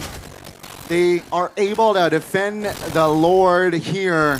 Second Lord, and by the way, Ruby became the second most picked hero. That's a pull. I'm offended. Now diversion into the back. A boy finds it, and he will be able to pop in. Kenzie's deep from the side again. Sutsujin Strutter, but let's stay and make it. That's going to be Dyron though. Trying to find counterplay. Toy finds it. No crossbow tang. Interesting. Okay. Kenzie would pop it in. Ends up being 1-for-1. Gobs for Dyron. I guess you could say the losing team usually benefits from a 1-for-1 trade, but I don't know about this. I think it really still benefits Geek Fam knowing that, again, without that front line, they can't open their own jungle. Geek Fam has full control of the Kingdom's jungle. Really hard for the RRQ composition to open the map, right? Edok, sure, you're a Ruby, but Ruby's not a hero that can really face check, especially when on a losing team. So let's see here how they handle it. Seems like RQ's play is just clump up Sends Susujin far lane, but this time a different approach. Susujin joins immediately. But while you look at that, Wind of Nature already built up. Veloci actually taking a half. Make kids threatening the back. Wind of Nature. This is a big item for Geek Fam, for Kenziski. The only real threat for Kenziski the entire game, 16 minutes, has been physical damage dealer. Now reaction to cancel out the conceal. A boy gonna be engaged on timer, finding the rock wave. Toy in the midst of it all. That one dive in the back with Susujin. A boy will be falling again. That's gonna be Make It Tempest Blade. Trying to go for more. Kenzi's gone live with a crossbow tag. Eat up mounted. Kenzi go and fist drag over to Susujin. On the wall, he falls to give Kenzi a triple. Only one man left standing. Toy. He deals with the wave, but Geek Fam have another. Let's see RQ. Toy, will he be able to defend this one? Make kids with the minions in the mid lane now, jumping in all the way to the back with the electrifying beats. Now the rest of the team, Beloyski with a punch to finally knock RRQ out in game number 1. Geek Fam, they strike first in this best of 7. Great approach, great execution, and RRQ will be the ones to suffer first. A devastating blow to the Kings who've just fallen from the upper bracket finals. The Fallen Kings. How could it be even more poetic in their weaker state going up against the man, Beloyski, the team, Geek Fam, who've been called, who've been named the Kingslayers, the one that has always been somehow the kryptonite of RRQ. Our reverse sweep with the solution back in season 12. And man, RRQ, I don't know what to say. They have to go back to the drawing books they have. They went back to regular season draft. Didn't work in game 1. Great momentum build up for Geek Fam indeed, but Miracle, let's remind the viewers, this still is a best of 7. Yep. It's gonna be a long journey. Let's see if RRQ can recover quick for game 2. Well, for the Kingdom, let's hope they are hoping that that is going to be the case. So scattered these skirmishes. Again, RRQ lost the identity of what is their real win condition. Played for Toy! This is where you really need to be Toy-centric. They've been trying to get away from the shadow of Skylar-centric for the longest time, that they're so afraid of it. If he's the only one in your team doing well, play for your gold lane. No problem, Kingdom. Let's see if the panel agrees with us here, Gani. Realize, Coleus, Sheffin, Rash, what do you think?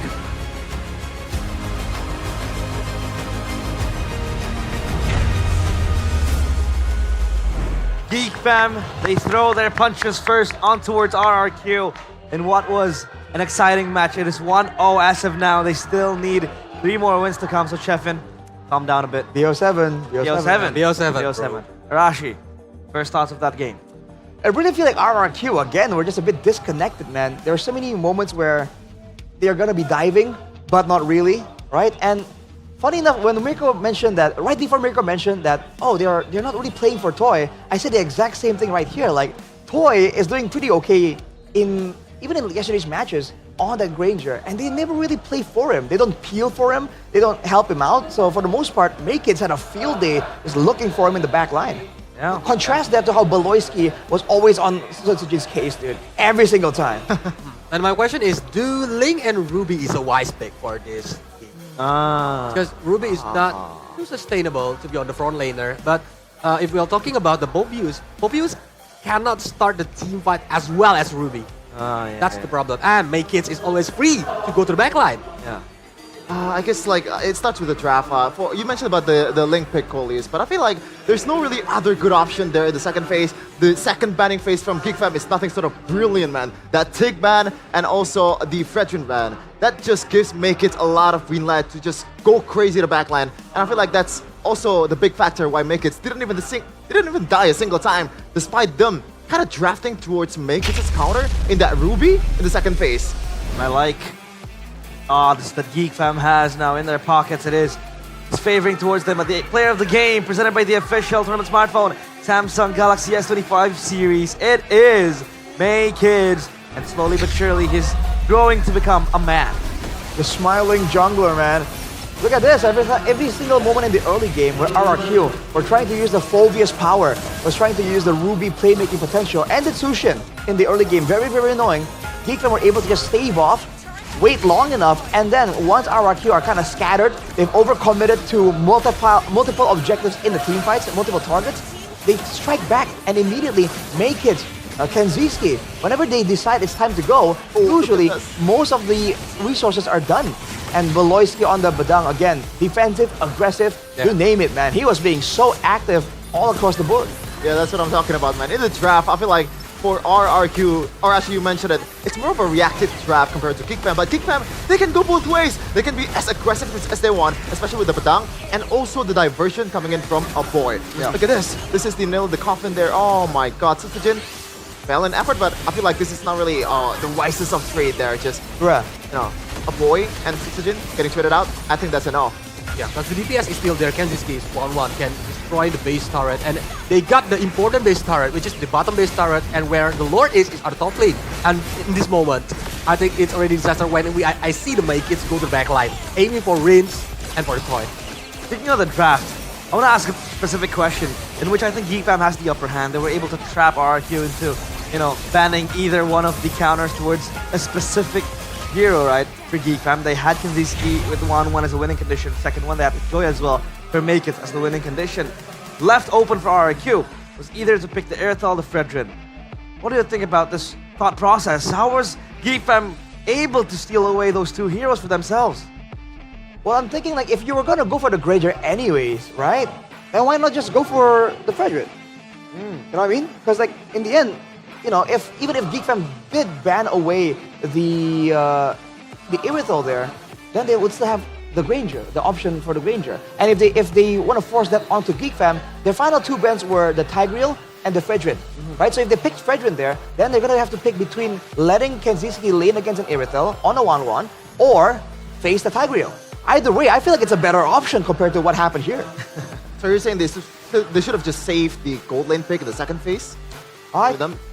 I dare say, I think so. Yeah, I think that's also my take as well, especially with the fact that there is a Joy, and I don't think there is any. It's a no-brainer pick, the Fredrin. Yeah. And the Granger is just there. I don't know, man. I feel like what's up with Toy and Granger? Yeah, it worked in the regular season. The win rate is absolutely amazing, 80+%, if I'm not wrong. But in this case, I don't see like a big reason for him to go for a Granger instead of just going for like Erythal right away. So my assumption is that they wanted the Death Sonata to help check out, check for information. Because they have the Tsushin, right? Usually you would see something else there like a Selena to try and counter and find information for the Tsushin. But for the against the Lo Yi. But because it's not available, they go for the Granger, which is the next best thing, kind of. But again, it's just trying to pivot a bit too hard, a bit too creatively. And it might be also the fact that they want to leave Toy to kind of play for himself. But again, even if that's the idea, the Moscow's still open. I mean, realize you're like, one of the best Moscows in your opinion. Again, in his own opinion. So, what was that? The Moscow against the Joy, right? Against the Badangs, I feel like it's really not a bad pick either. So, but I think RQ have the game plan want to conquer the early game, right? Because it's against Luoyi, they don't want Geekfam have the map control. Yeah. Although you can use the diversion freely, but the game plan execution is not well. That's why on the early game when Beloy can stop 3 person using the visual, it's a disaster for RQ, especially when Sutsujin already used his ult. He cannot contest for the first turtle, and then it keeps snowballing for the game. I think they were really tunneling on the Lo Yi as well, because if you see how they were playing in the early game, it's Hunt the Lo Yi. That was the name of the game. Wherever a boy was, he was just getting hunted again and again. But you have to think about this, right? They've stopped the Lo Yi from being a big damage powerhouse, but they're allowing Kenziski to farm. They're allowing Make-Its to just farm without being invaded as well. So I think it comes back again to what is the plan here for RRQ as far as their aggressive goals and also their defensive goals. Do they want to shut down a boy? Or do they actually have to focus a bit more on Make-Its or Kenziski? And by the same token, in the fights, are they relying on Sutsujin to carry the fight, or are they relying on Toy? And they have to kind of figure out which one works better and make a call there, because I think it's kind of sporadic all over the place. Yeah, it's all gonna go back to their drawing board. at least for Keskut and NMM and Rave, that as of now, we are going to talk about our MSC Battle Plan Indonesia representative MSC legacy through the ages. Now, I have a quick question for you guys. Who do you think is the best squad or the best Indonesia MSC team ever for you, Arash? The best MSC team like from Indonesia. Yeah, for example, like your favorite iteration. Do you realize what he's trying to do? Yeah, I know, exactly. Nah, I'm just asking for your, Is there any other answer aside from the team that almost got the golden robe? Okay, so it's Onyx. Yeah. Okay, Kolius. Onikage. Oh, Kage. Kage. So, see, there's different answers. Shut up. Go on. For me, I think it's for the newest Onyx, the Prime Onyx, season 11-ish. Because I feel like the game is much more developed by now. By then. And PH is actually an actual powerhouse that you really have to beat for you to be able to win it out. So 3 votes for Onyx, and I think they have been able to get those results out of there. But hey, I think they're still strong teams, right? Throughout the iterations of MSC, there have been RRQ, Evos, even Bigatron make. Realize you're casting tomorrow, aren't you? Yeah. So that's why you're trying to get out all the Onyx banter a day before while you're at the panel. Yeah. Nah, this is what's happening. Ladies and gentlemen, I speak facts. The agenda is very apparent. I speak facts. Shameless. I don't do if, buts, or maybes. I do absolutes. Look at this. These are the absolute Yeah. representation of each region. So the only ones that hasn't been represented so far is ID and MY. Yep, I'll read it out to you guys. Journey to MSC 2025. Obviously, MPL ID. Onyx ID is there. Seoul Esports. Aurora Esports. Aurora Turkey is there. SRG OG. And we do have actually that matchup, right? I think it's DX against Homeboys coming up soon to really get that final slot. By the way, Arashi appeared in MPL MY earlier today. Yeah, I saw it. That's I saw really it. nice. Man. I have no idea, But man. me and Jeffin, we've been preaching about Ultra Legends, haven't we? Yeah. This is, by the way, Kolius, if you don't know Ultra Legends, this is a team that was formed just as a group of friends. They're friends, basically like that party on that party that you have in the War Cup, like It's a hangout party. yeah, they're like hangout party. They don't really have that professional background. I mean, some of the players do, like Rise Twin, for example. But the jungler's name, by the way, is Throwboy. Throwboy? Yeah. To be fair, he was throwing a bit of Hey. times, Hey. But we gotta take this the result, man. But whoa! Wait a minute. We have a breaking news. We have breaking news. Is there any answer to this? Because if not, I think we're gonna break the news for you. It's not going to be DX. It's going to be Homeboys who will be the second MPL MY representatives in MSC. Congratulations for Homeboys. Mr. MPL MY man, what can you say about Homeboys? I mean, they're cool, man. They are they have this wild style that I think really makes for what the cool kids are calling absolute cinema these days. Well, you know me, since back then, I like seeing a lot of action in the Land of Dawn. Yeah. Right? So I'm pretty happy that that's the result we have going on. Yeah.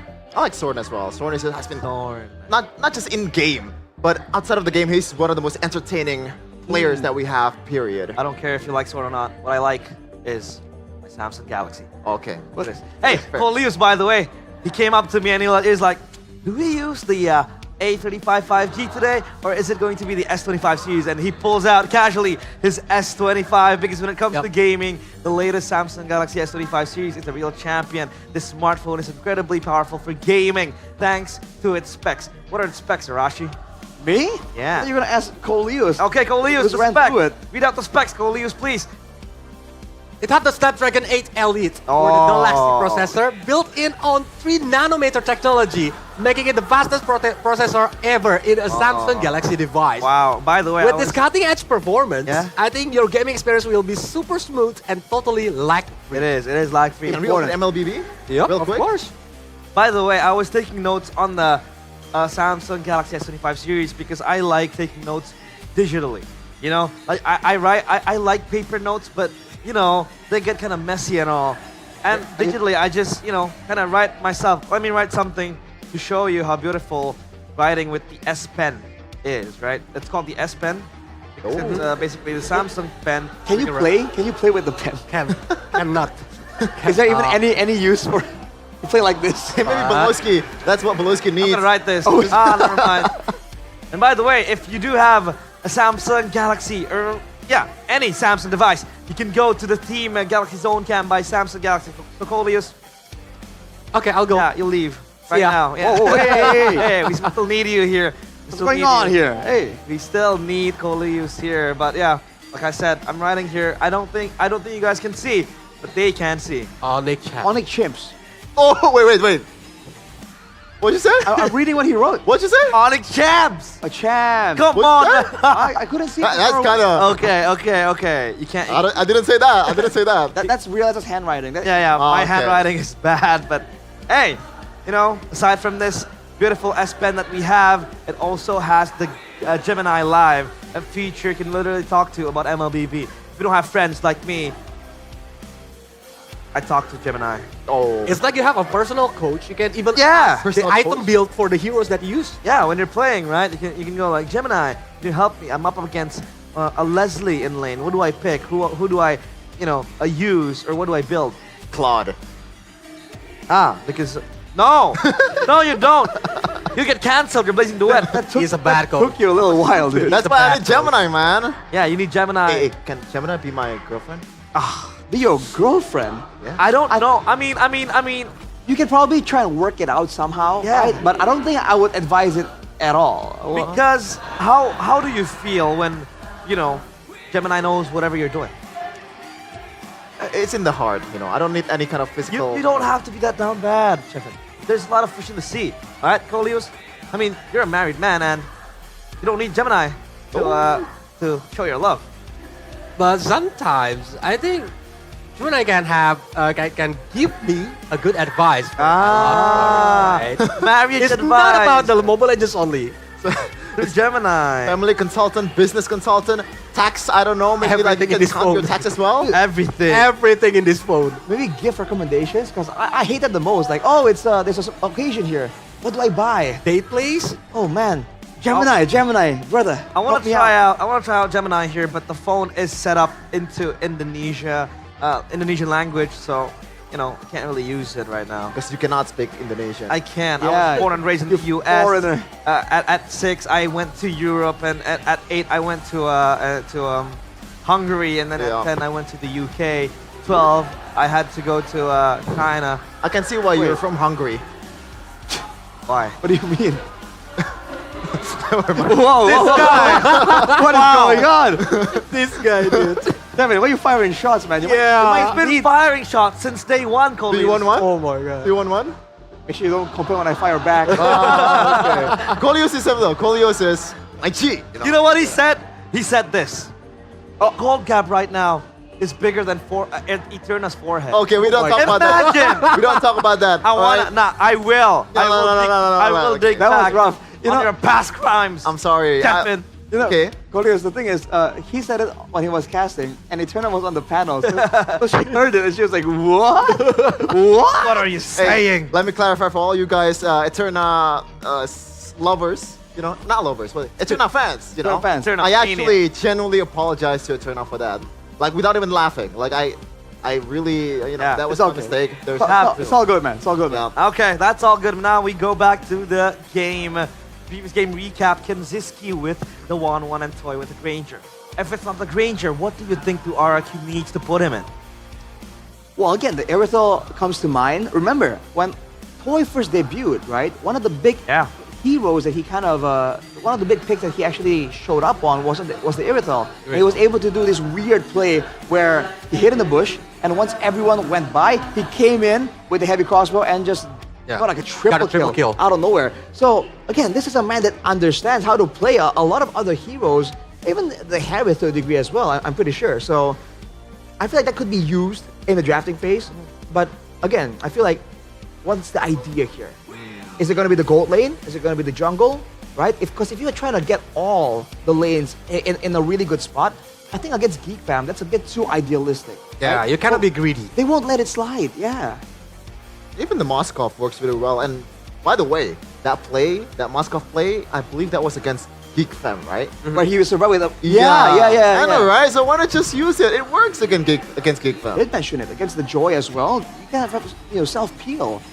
So, All right. I think immediately from the second game, if you've seen how Coach Keskut operates, there's going to be some changes immediately. Yeah. I do wonder though. Again, with so many options, sometimes a blessing could be a curse in disguise. With so many potential options as far as which role you want to prioritize, which one is Keskut going to be focusing on, right? Yeah. And I do wonder if there's going to be any particular plan for Dairon and Edok, because I think that particular combination with the Roman EXP being so important for RRQ, the synergy between the two has to be really, really good. I think more so than just like what lane opponent they go to. That's true. Now, you're gonna prepare as we go to the drafting phase presented by the official smartphone, Samsung Galaxy S25 series. Sorry to cut you off there, Colius. Do you have a point to make? I think it depends on the heroes, what kind of momentum heroes that they want to pick right now. Especially if Darren is using like Pobius again, maybe it's gonna be different gameplay that they can play right now. But if Darren is using like Hilda, who can disturbing the enemy's jungler on the early game, it might work against Gigvam if Maykits is using the assassins. Yeah, indeed. I mean, the Hilda is obviously the bread and butter if you want to try to disturb the assassin, and they will ban out the Joy. Is disrespect warranted? Well, but the other cat is open, Harith is open.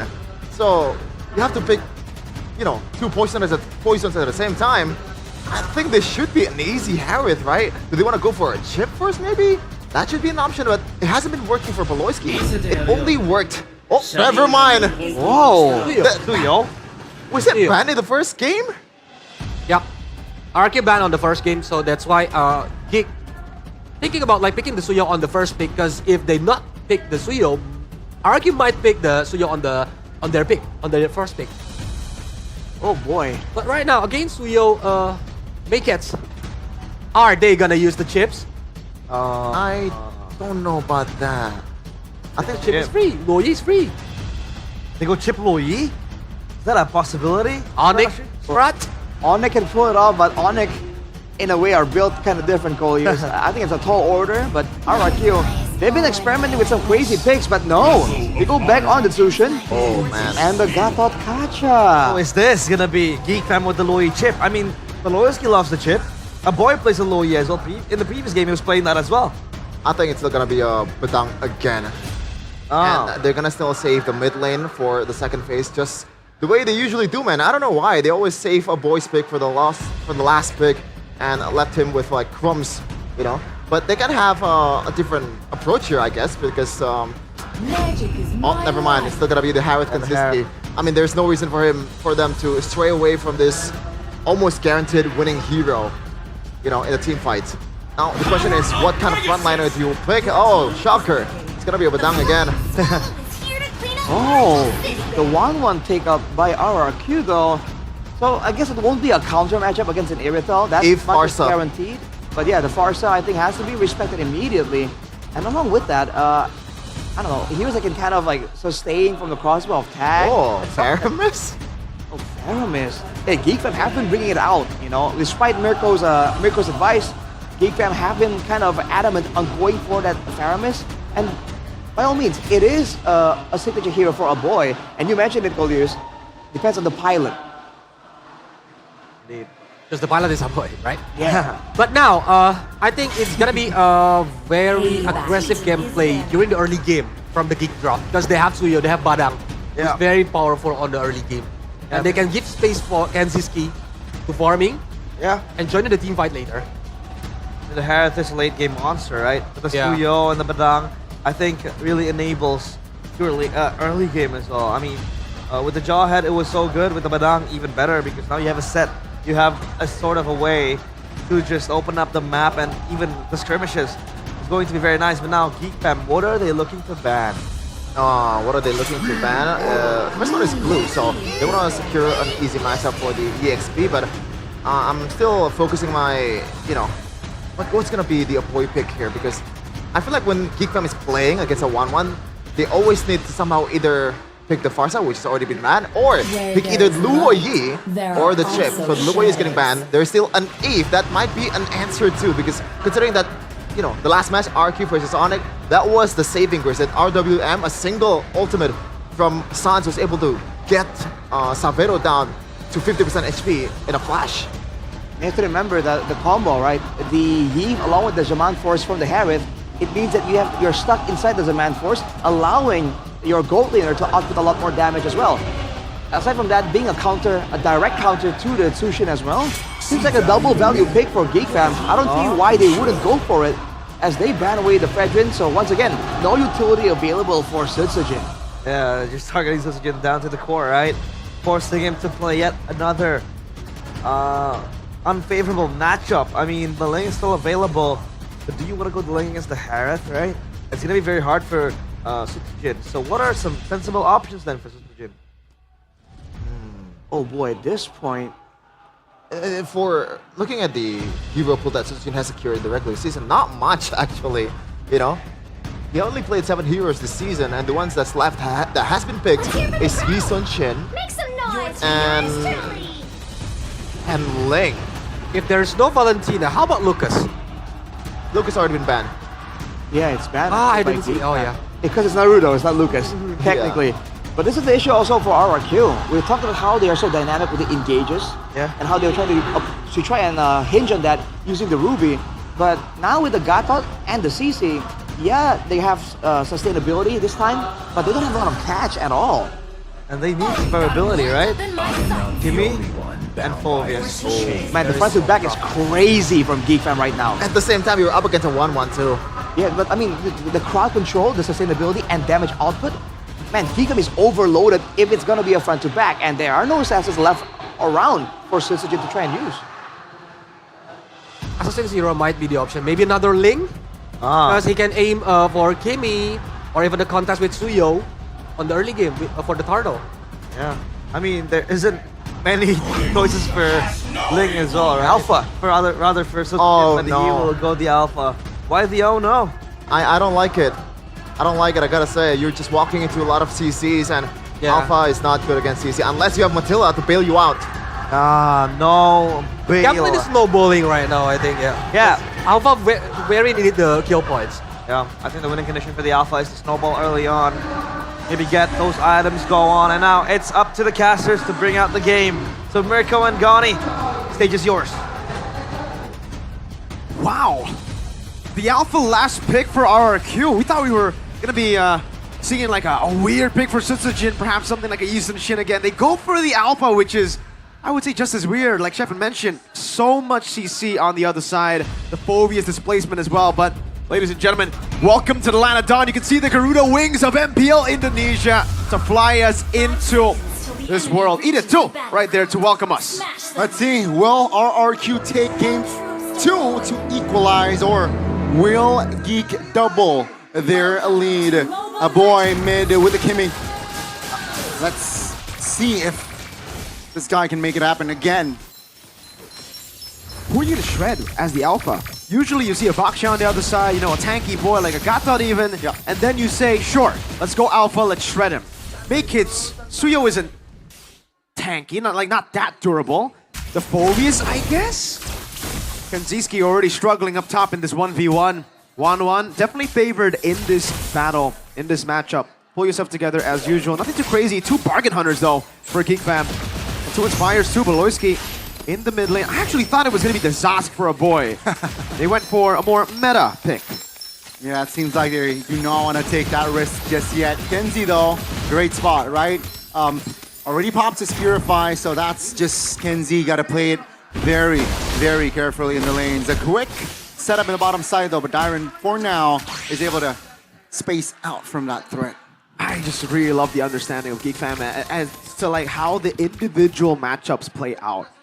They know that they can't go up top in the gold lane to help Harith. Harith in this lane for the most part is just going to be there to farm up. So instead they rotate down below to get prio for Gobs, who's also in a losing matchup against a CC, giving Gobs some more space to breathe, and now he doesn't get punished as much as he should have in the early game while going up against the CC. Okay, now, both teams just touching and going, trying to trigger spells before the first hurdles. Of course, it's going to be RRQ here, moving as a unit, 4-man rotating towards the mid to get that mid prio. Yeah, good prio. Rin's already zoning the back again. Gobs able to get level 4, but a boy isn't level 4 just yet. Tyrant, Curtain Call, a boy able to walk just in time together. Two big ultimates already used out. No Crimson Beacon and no Curtain Call. Make his level 5 to Sutsujin's 4. Let's see, that's going to be Rings taken down first. Uh-oh. Sutsujin doesn't know what to do. Not using his Spear of Alpha. That could have been a big play to win a team fight. Hesitation from RRQ. Sutsujin has another shot. Who will he go on? That's a pin down over. Only one member. Locked for the Spear of Alpha. Scops goes in and put up pursuit over the Tyrant. Again on Sutsujin. Edok looking for the kill, but Malloy gets away. The Juke from BBB. And of course, Scobbs will be able to lock Sutsujin down. First turtle goes to Geek Fam. What happened to RRQ? The clean, calm, composed early game system of Keskute is breaking in front of our eyes.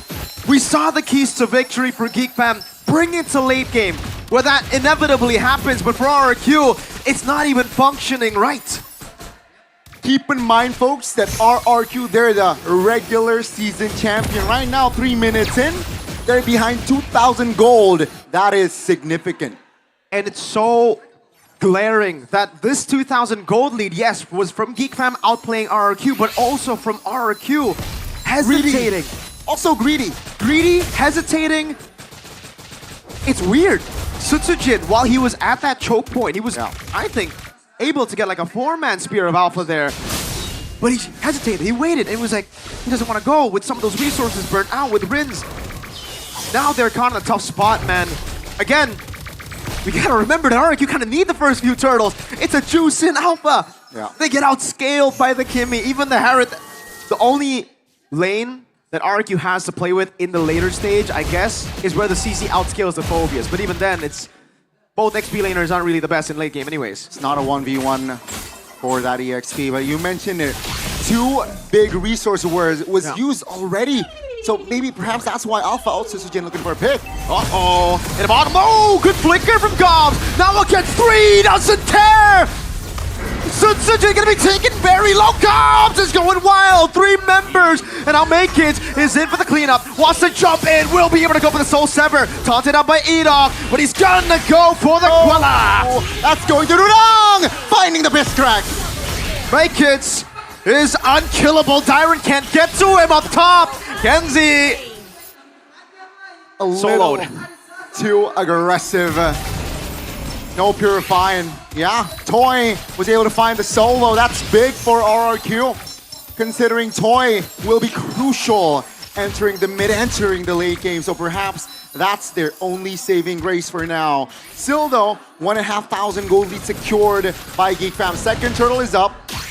Geek Fam has the momentum, but Alpha, remember, with the Spear of Alpha, can definitely turn things around. Good take there, Rins. So low as we get the fight started. He has already used the Crimson Beacon earlier. A boy wants to go for the chase again. Ida holding on to the turtle. Sutsujin. Oh, pin down! Beloyski with a set. No follow-up yet. Ida looking for the taunt again. Sutsujin still on the turtle. Making the color. Toy won't be able to get in close. Beloyski with a pin. Spear of Alpha. That's beautiful. Still, Geek Fam though will suffer Beloyski. Uh-oh. Toy obliterated by the Synchro Fission. RRQ forced to run away again.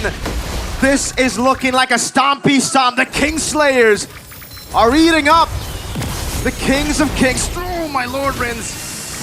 Hey, Geek Fam, they were able to find the right angles, pressing the right button in that second turtle taken. RRQ again being in the back foot. Oh, my lord. Suyo, 1,500 gold lead. That's not a good sign. Nope, it's not a good sign when you go Spear of Alpha and you get out-traded in the 2v1. Maykins! He is Sasuke in this game, man. Unkillable, 3-0-3. I'm not talking about the guy who ran from the Leaf Village early. I'm talking about late game Sasuke, man. Like when he was Shadow Hokage and stuff. Yeah, keep in mind as well, Maykins level 11, Sutsujin level 8. 3-level difference. 6 minutes in, almost 7 though. Let's see RRQ. They are just playing for Toy. That's going to be the script for RRQ. Who's gonna get to a boy? I think, oh, Lancer Flare. Spear of Alpha flicker out, Jin, no Spear of Alpha! Gobs! Jump into the back, make it with the J, Jin, gun down, a boy! Gets a Sky Piercer, RRQ are in shambles! My, oh my, Geek Fam. Their execution on this game has been almost flawless.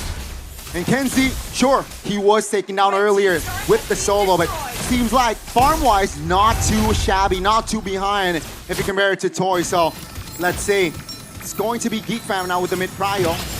As the inner turret bottom side has been taken down. Oh, this is not going to be a win. A Purify out already. 2v1. Edok is once again in a position where he has nothing to say about the game. You put him on a Gato Kacha again. This goes against everything that we've been talking about. RRQ strengths. They basically said, nah, we don't need it in the playoffs. And they really do. Turtle, perfect for Geek Fam. Oh, this is going to be tougher as we get into the mid game. Jakarta International Velodrome is silent, ladies and gentlemen, knowing that, again, minute 8 RRQ behind 5,000. Let's see, 2 items for Toy. Once he gets the 3rd item, I feel like, okay, RRQ can definitely get creative, and I think they need to get that creative play ASAP. Geek Fam, all they need to do is just stay solid, keep it tight. They should enter the late game later on with a healthy foundation. Sigani, I don't even think so. I think 3 items still. RRQ won't be able to really do much.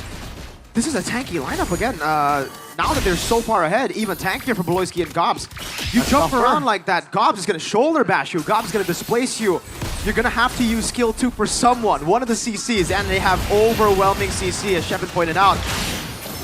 Fraction Pulse, Immobilization Field with skill 2 of the Kimmy again, and then make hits with a Blade Surge. Phobias with almost everything in his kit.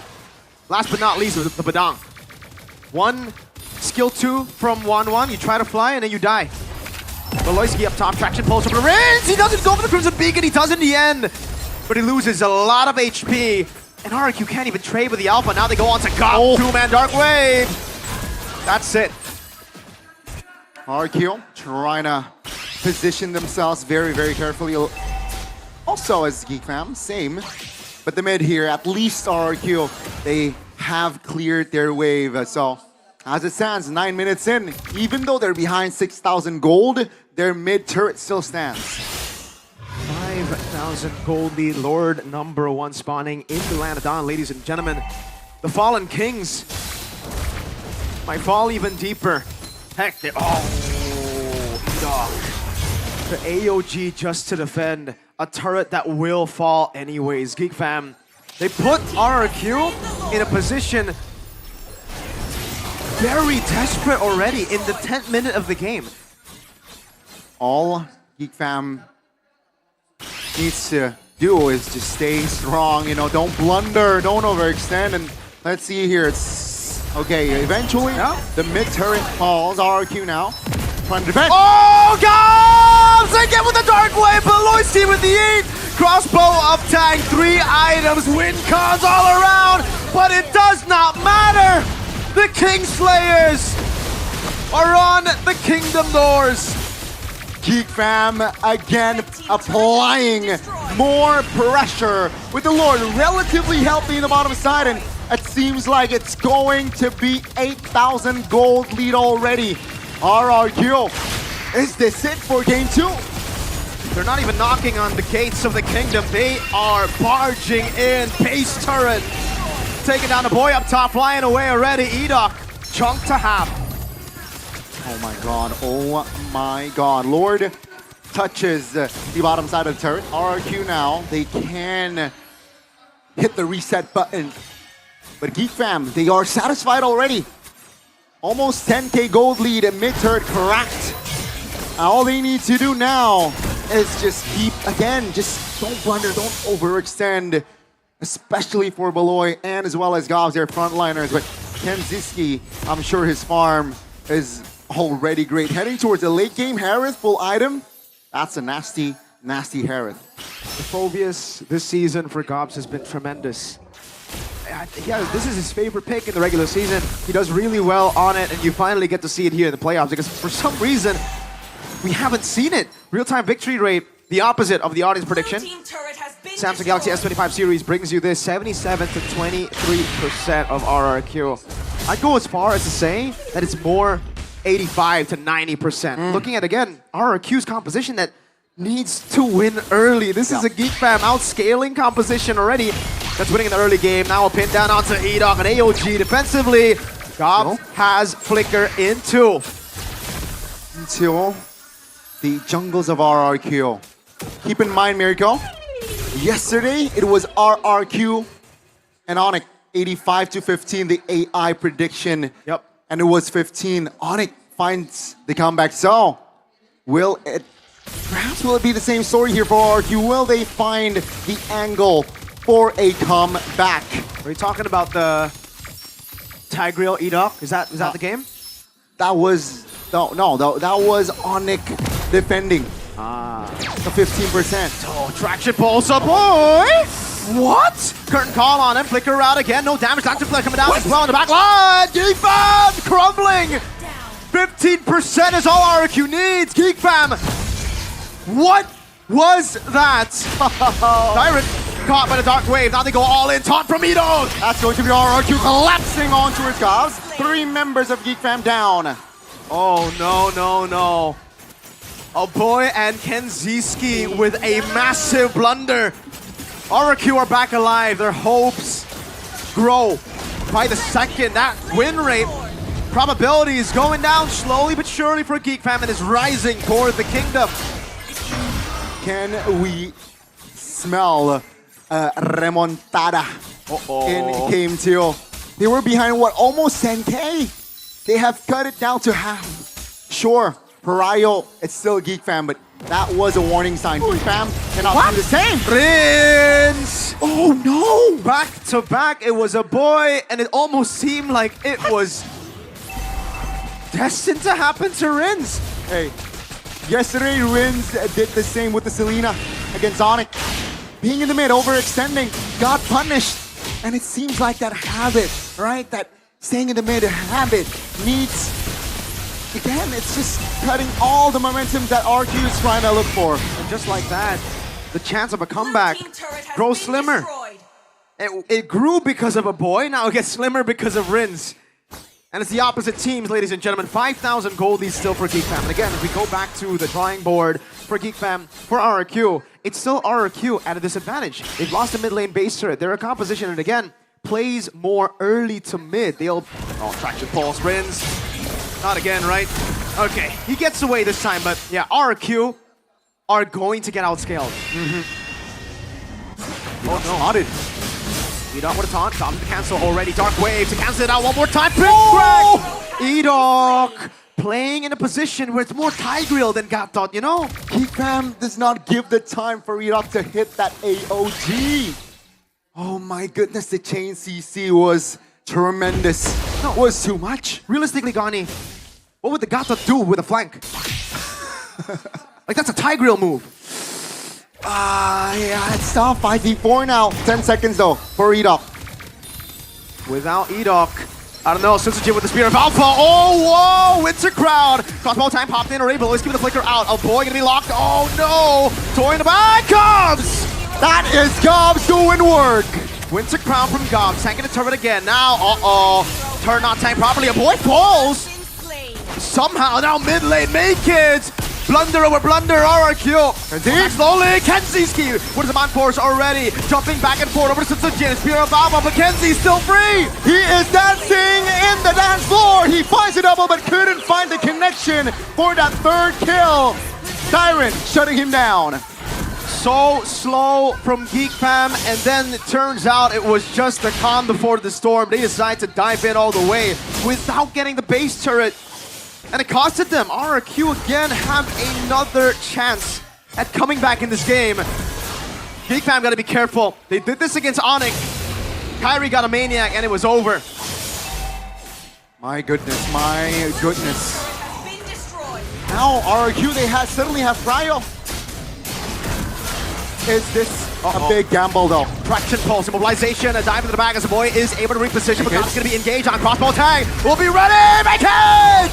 That's going to be Make It connecting on towards the Lord, but that's going to be Toy actually surviving Jin. Uh-oh, blunder AOG, Make It locked down, you get the Lord, but Toy gets the shutdown. Jin able to survive, 3 members down, only Kenzie and Beloy left to deal with RRQ. The Lord is going to be irrelevant as RRQ. They have committed 4 bodies in the mid. And yeah, the push will not come to fruition. 10 seconds on Gobs. RRQ looking to get what they can. They can get the tier 2, I think, maximum? Maybe a base turn maximum actually now. Yeah.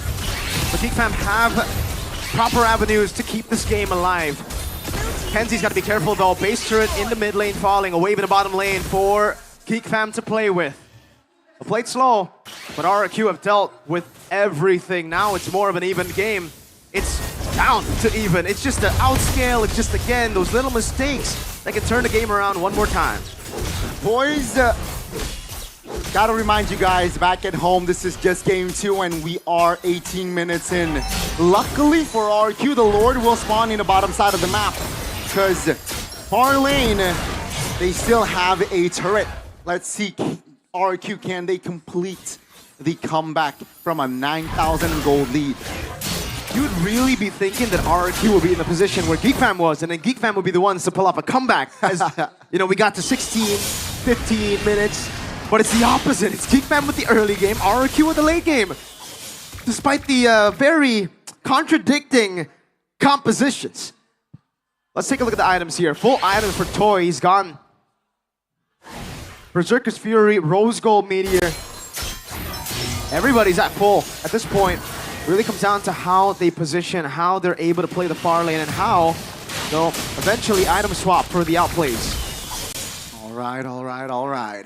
It's going to be RRQ now. Just holding on. They have the gold lead. Some say at this point, gold lead does not matter. Irrelevant. Winner crowns, though, will be one of the key factors here, especially if you're a Geek Fam, considering you're going up against a 1-1 who is fed already.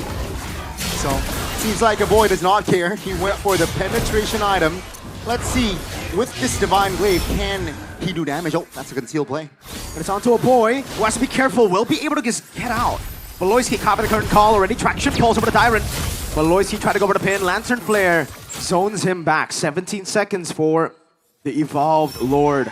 Conceal. Beloyski jumps in to Jin, all in over the back. Rins with a Crimson Beacon. BBB!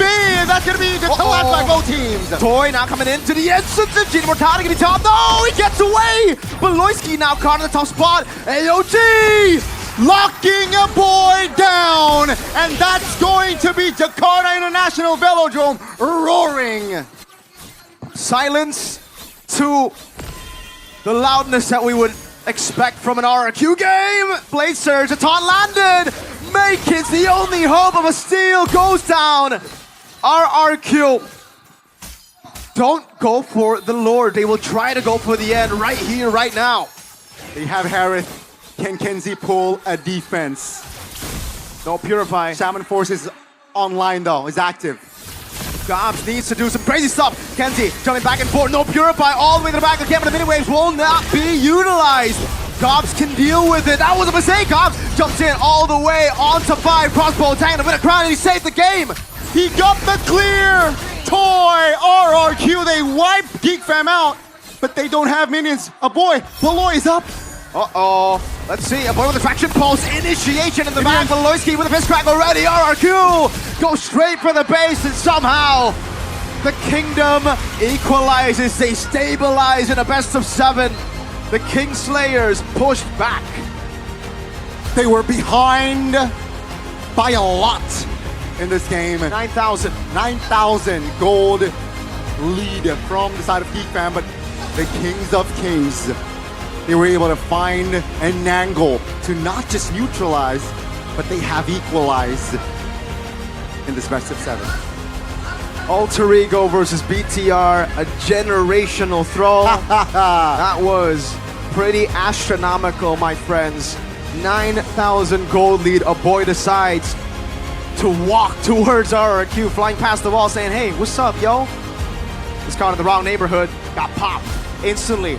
Shepin, oh, I can already feel the aura of the billion face palms that he is currently expressing. Probably, I can see the smile on Arashi's face, laughing at Shepin. But yeah, I mean, what a showing from RRQ. They were unfazed, and this was perhaps the real turnaround, right? For RRQ, the real foundation built. It was 20 minutes in Infosys catch on towards a boy. That was very, very expensive.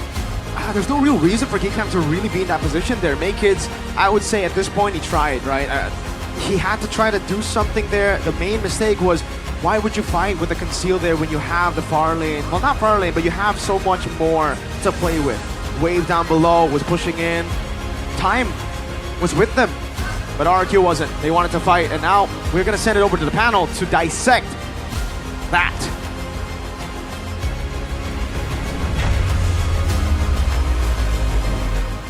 I don't know. What was that game? Because RRQ was still able to turn things around after GeekFam were stomping on their face. It's a 1-1 now equalizer. But I can't really process what was going on in that match, in that game. Yeah, I thought it was a 2-0, but when RRQ do the kiting game, when Choi is like always flying at the right place, at the right time, and like Idok, oh my god, the AOG, man. He got a lot of momentum using the AOG. Yeah. That's when RRQ got comeback. And Mirko was saying this again and again, like they have the early game composition, but they took it to the late game and won. Look, I'm all for RRQ winning, right? But to quote a certain caster from Indonesia, what the heck did we just watch? Yeah. What was that? You know what's that, Arashi? I'm sorry, no disrespect, that was a mid-off between a boy and also Mr. Rince. Yes, they're mid laner for the first part, but they were mid throughout the whole game. Rince was throwing in the early game, but a boy said, I could do better. So it's the battle of mid. Do better. It's the battle of mid. Yeah. Look, there's a very wondrous look on Mirko's face as he passes by here. He was doing the same way we are. Man, it's just GeekFam, they didn't have to do a lot of those crazy plays. They had to play it calculated. And I understand they want to get a bit of an advantage, a bit of a guarantee, instead of risking it against RRQ. I think, But brother, every single time RRQ were 50-50 for a Lord, the history is they don't do so well. So why was GeekFam concerned about that, going for a fight, and then getting counter-engaged by Edok? Polios, please shed some knowledge. But RRQ put a good bait for GeekFam. They always took the bait, and like even like Alpha from Sutsujin is not like starting the momentum. You just wait until GeekFam is coming and using the spear of Alpha. Counter-engage, basically. But obviously, the follow-up behind that is Edok, the player of the game presented by the official tournament smartphone Samsung Galaxy S25 series. Edok with the Gatot Kacha. At this point, I'm inclined to tell and call him Edok Kacha or Gatot Edok because he has been consistently playing this hero to its best. Sometimes, you know, he has to stay off, but on this match, I think he landed 2 or 3 clutch AOG. I gotta give a shout out to Dyron though, because a lot of this damage that you're seeing, yes, it's Toy, but Dyron was doing a ton of damage, and that first shutdown onto a boy, followed by Kenziski, was started by Dyron showing up behind the Kimi somehow, some way, and then shredding her down. And that was the story of the game. In the late game, Mirko mentioned it. The only late game angle for RRQ is that the CC is going to be way more dangerous than the Phobias. Yeah. And right here, if you look at how these fights were going, when RRQ were able to spread the fights apart, there was less security and less safety for Kenziski and Aboy to output the damage. And when it's like just 5 different 1v1s, man, that CC definitely brought in a ton of value, especially with the curtain call kind of getting the damage shared upon 2 people. But look at this. This is the final curtain call that kind of seals the game, right? Oh, boy, trying to get away, Kenzie. Bang! Unfortunately, he got tied down. That's just how it is, man. This one. Why did he walk back? Maybe just to see. I don't even know, man. And even the end sequence here, man. The fact that the wave was cleared and they were waiting for it. We were looking at the death timers. Oh, it's only a boy. no burst damage, probably can clear that easily. With 5 members on the board, funnily enough, with all these fighters, they can tank some aggro, they can do a lot of bursty amounts of damage. It kind of worked out towards the end sequence. Yeah, and I think it's still the same issue from Geek Fam when facing against Onyx. They almost win the game, they control the early game, but only can get comeback because of the miscalculation. Yeah, miscalculations, misplays by Geek Fam, and I think the way they were able to close the game out. Was it Rashi? You realize 0 deaths on Yeah. Talon? My As a guy, CC. in a game like that, considering his positioning, diving in the backline and all that, that's what I'm telling you. Like, you gotta give a shout out to him. Look at the damage, dude. He did almost as much damage as the 1-1. Dude. 60K for the CC. I think Aboy was ahead of him, and also Kanjiski. I mean, that is what we expect from a late game Harith. But the CC, why was it able to work in a composition that has so much catch, so much dive? I mean, in the Phobias, in the Kimi, and also in the Badang. Yeah, as long as you're, putting the trap in the right place. If Geek Fam, gonna step into that, then it's an easy punish, man. There's not much punish instead of maybe just Kanziski going into as a Man Force full-on combo on towards Tyron. And if he builds that Radiant Armor and the Oracle, it's gonna help him to sustain the fight even longer. And there's a lot of juicy targets as well. As Arashi mentioned earlier, Gobs is on a, Phobias. It's gonna fall off, like it or not, against ACC. Even Beloyski, there's a moment in the top lane we got chased down towards the inner turrets with a single curtain call combo on towards Beloyski. It was like almost a single combo solo kill to a Badang with an anti-cuirass. I don't know what to say. Oh boy. That was the game, obviously. I mean, I don't know, man. I think we probably have to get some more insight onto this match, man, because the early game by RRQ, it really wasn't the way to go, man. Yeah. But then the late game from Geek Fam, so hey, I guess it's a perfect match, dude, somehow. Do we get Cascute here? Interview him? Cascute? Yeah. I would love that, dude, because I have no idea. Fair Usually enough. I can kind of see the vision, kind of, Yeah. the intentions. But right now, this match so far, I'm just drawing blanks. That's why if I'm being RRQ, I think I'm not satisfied with this for sure. game. Yeah, Even though yeah. RRQ is winning, but they need to fix the early game because from the first game and the second game, they always lost on the early game. Yeah, it's what we call an ugly win, basically. I mean, a A win is a slugfest. win is still, it's slugfest, snooze fest, I don't think that's a snooze. It wasn't, obviously, because the action for, Back and forth. back and forth. There was constant action happening in the Land of Dawn for that one. That's 1-1 now for RRQ against Geek Fam. At least RRQ were able to fight back. For Geek Fam, though, I think they have to learn to stop and try to just close out the games. Chef Fam, this is your team. I don't know, man. I'm still wondering about that boy moment. It reminds me of that. I think it's less worse than Susujin's dive towards the bottom lane there. I gotta throw some jabs first before I wanna kind of criticize my team here. But Sure. again, when you got the traction pull is so a really good punish towards the dashing heroes of RRQ. So when Susujin is getting caught, that should be I guess that was a bait, but I don't think that was a big bait towards a boy. He could have just played it safe, man. I'm just still baffled. I don't understand. And you're saying that being a common pattern, by the way, for RRQ, just saying, so far, a lot of times whenever they draft out a composition, everyone seems to have some kind of dash, right? And we talked about the importance of distance management, especially with when Onyx was giving a masterclass in doing that. RRQ, they seem to have a more aggressive style where they don't really keep you at distance. They let you get close, and then they just jump out like, yo, what's up? Get away from me, bro. I can't let you get close. Surprise. So, I don't know, man. So in a way, that's not really a good plan either, right? It's like a reactive, immediate. Instead of I'm concerned about cold use. Instead of keeping my distance, I'm like, hey, and you're like, what just happened? You gotta be nonchalant. What's that about? Yeah, you gotta be careful. It's just confusing, They bro. play very reactive, right? Yeah. Almost too reactive. They did not have any engages. And what's the objective? I don't know. The objective is Right? to win. I guess. I guess they can figure it out later on. But as of now, we're gonna catch our breath because outdoor, there'll be Alyssa waiting for us. Alyssa, what's up?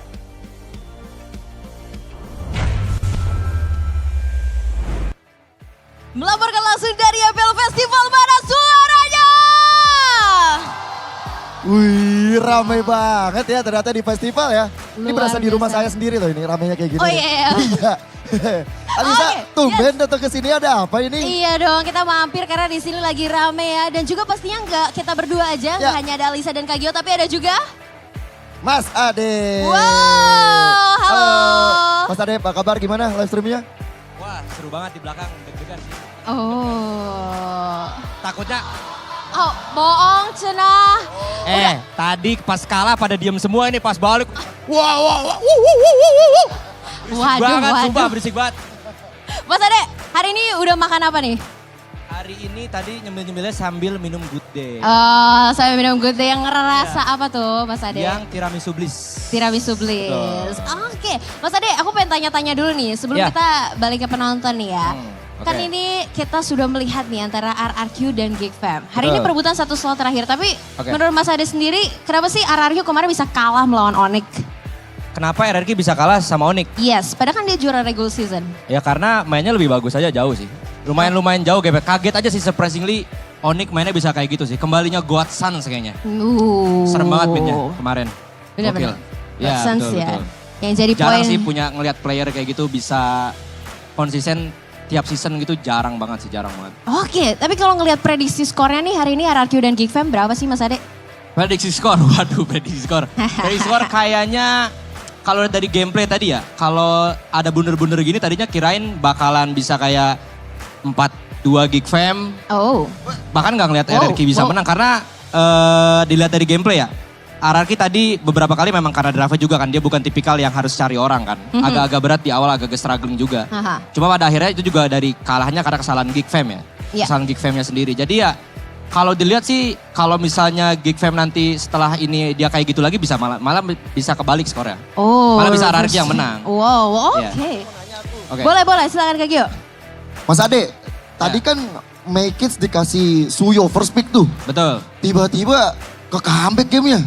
Apa yang terjadi tadi tuh game kedua kalau menurut Mas Ade? Wah itu Suyonya juga udah mainnya udah bagus kan si Make It. Cuma tadi ada gerakan dari Aboy sih, beberapa kali dia blunder kan kalah akhirnya. Balonnya juga udah bagus kan, semuanya udah bagus. Cuma tadi ada mungkin adrenalin rush gak sih? Karena dia udah ngerasa bahwa udah 10k gold different. Jadi dia mau coba-coba lagi, mau extend lagi. Cuma akhirnya malah blunder.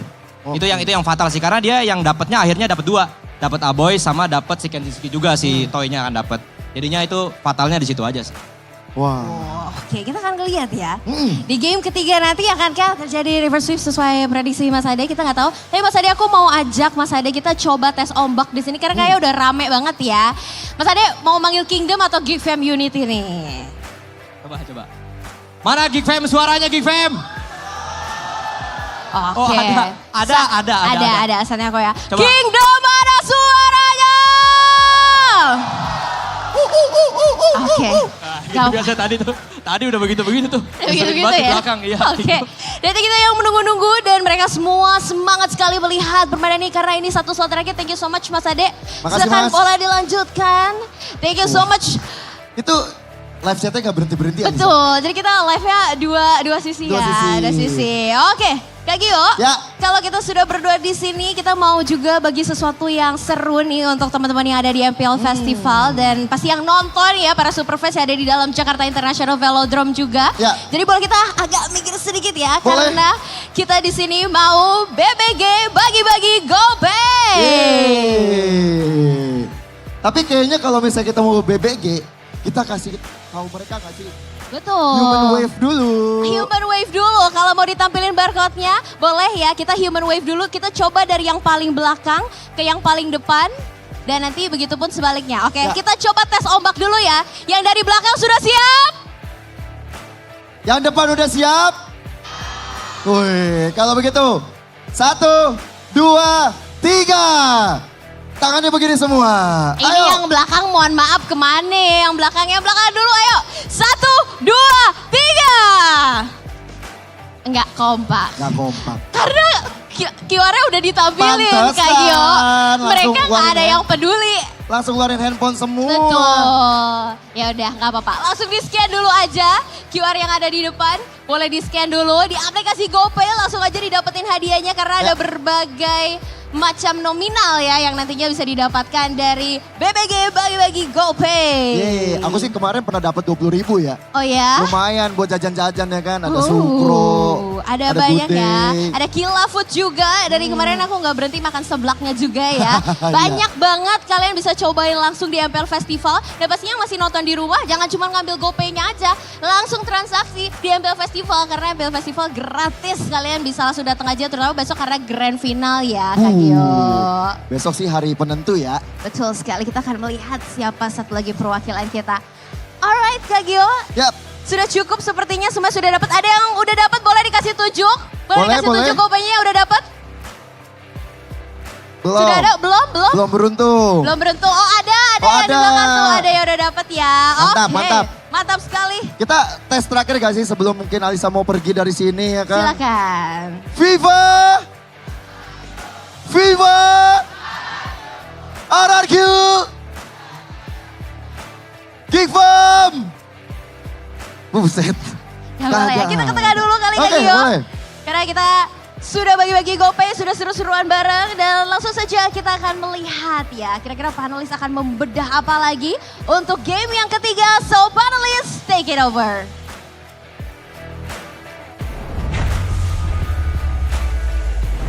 And why the hell is an alter champ shouting Viva RRQ? Yeah, he's an alter champ. What is he doing? By the way, that was Mr. AS, Are Setiawan, Hyde Are O'Brien, M1 champion, by the way. Yeah. And speaking about champion, who is your champion, Arashi? What? You predict your champion? For Do you know how to predict season your 15? champion? Yes. For any. I think the drip says it all, my friend. I mean, you drip- can do that on an app. On an app. Yeah. Oh, really? You know what app? With GoPay, because from watching MPL, Mabar, or playing together, pushing rank, it's all pasti GG on GoPay games. You can also join the MPL GG party by voting for your favorite champion in every MPL ID Season 15 playoff at gopay.co.id/games. You're also guaranteed to win prizes. For first-time voters, you'll definitely get free rewards of up to 59 diamonds and 1 token, and the tokens can be used to spin for prizes. And as of now, the prizes include 5 electric motorbikes, vroom vroom, 6 smartphones. It's not vroom vroom because it's electric. Oh, okay. Like, Yeah, it doesn't have sounds actually. Yeah. Yeah. And it's very eco-friendly as well. Yeah, eco-friendly. Social Yes, sir. commentary. You can also earn tokens by topping up games of a minimum 10,000 rupiah, and the tokens can be used immediately for spinning. You can also get a free WDP or a weekly diamond pass on GoPay games. Because Colius, usually I would get my WDP from Lim Kocho.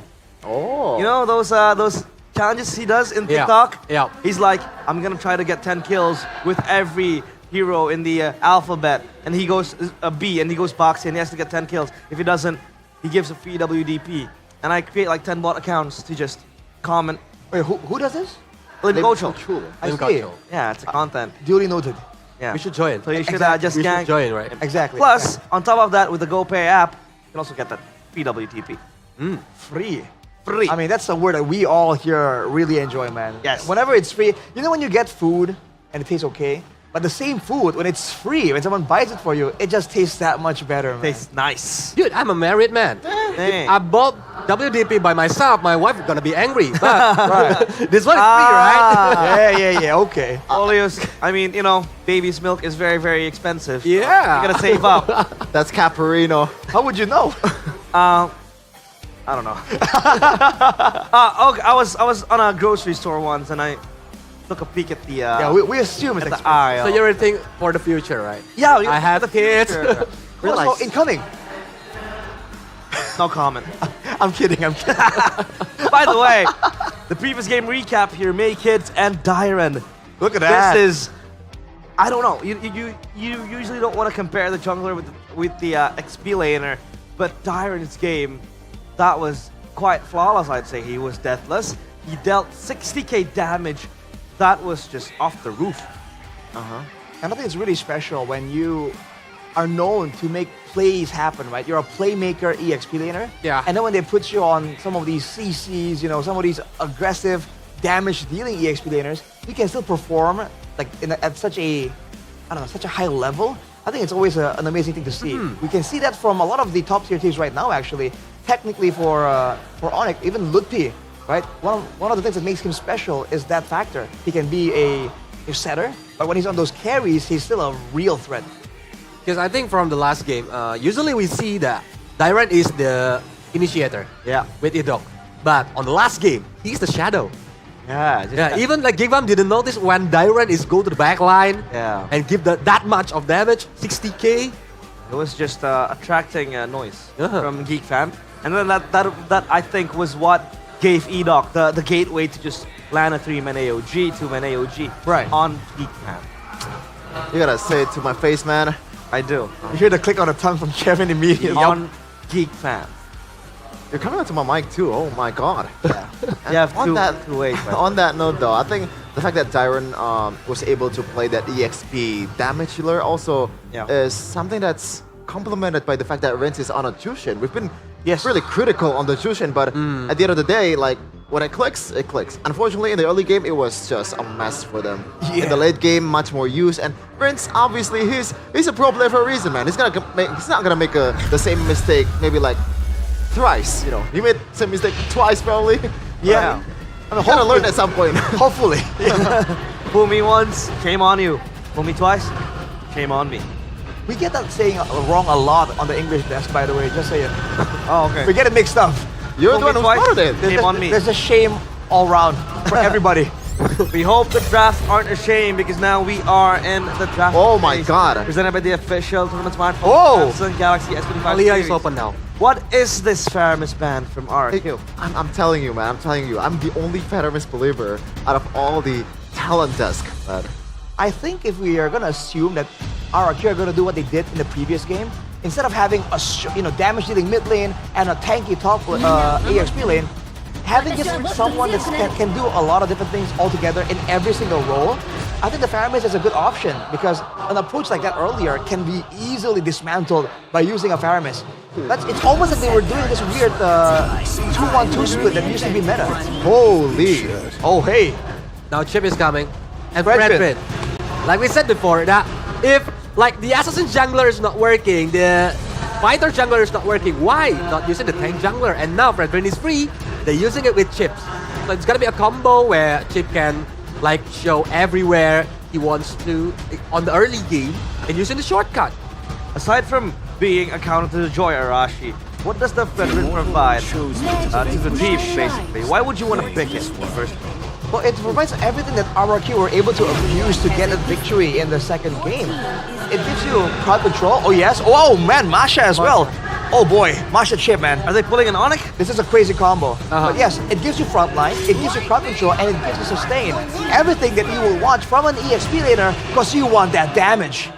Oh, wow. Even the respect towards the Xborg EXP, this is something that we haven't really seen very often. The Xborg EXP, it was debuted, I believe, in MPL PH first, then Gops played it yesterday, and it's a kind of a, I wouldn't say a counter for the Masha, but it does well in the lane, especially when you're trying to kite. Now this is, oh man, this is kind of scary because the Masha, not only it is good on its own, it can burst down all the backliners of Geek Fam and pretty much does not care at all from the incoming front-to-back damage. This is also bad news for Beloyski because that's one less target that you could go for on a Kalea. That CC immune once the health bar is disappearing, she has 3, so it doesn't matter. But now, what about the Valentina? If Geek want to use Valentina, can copy the shortcut and other maybe useful ultimates? Man, that's a boy staple as well, right? Valentina.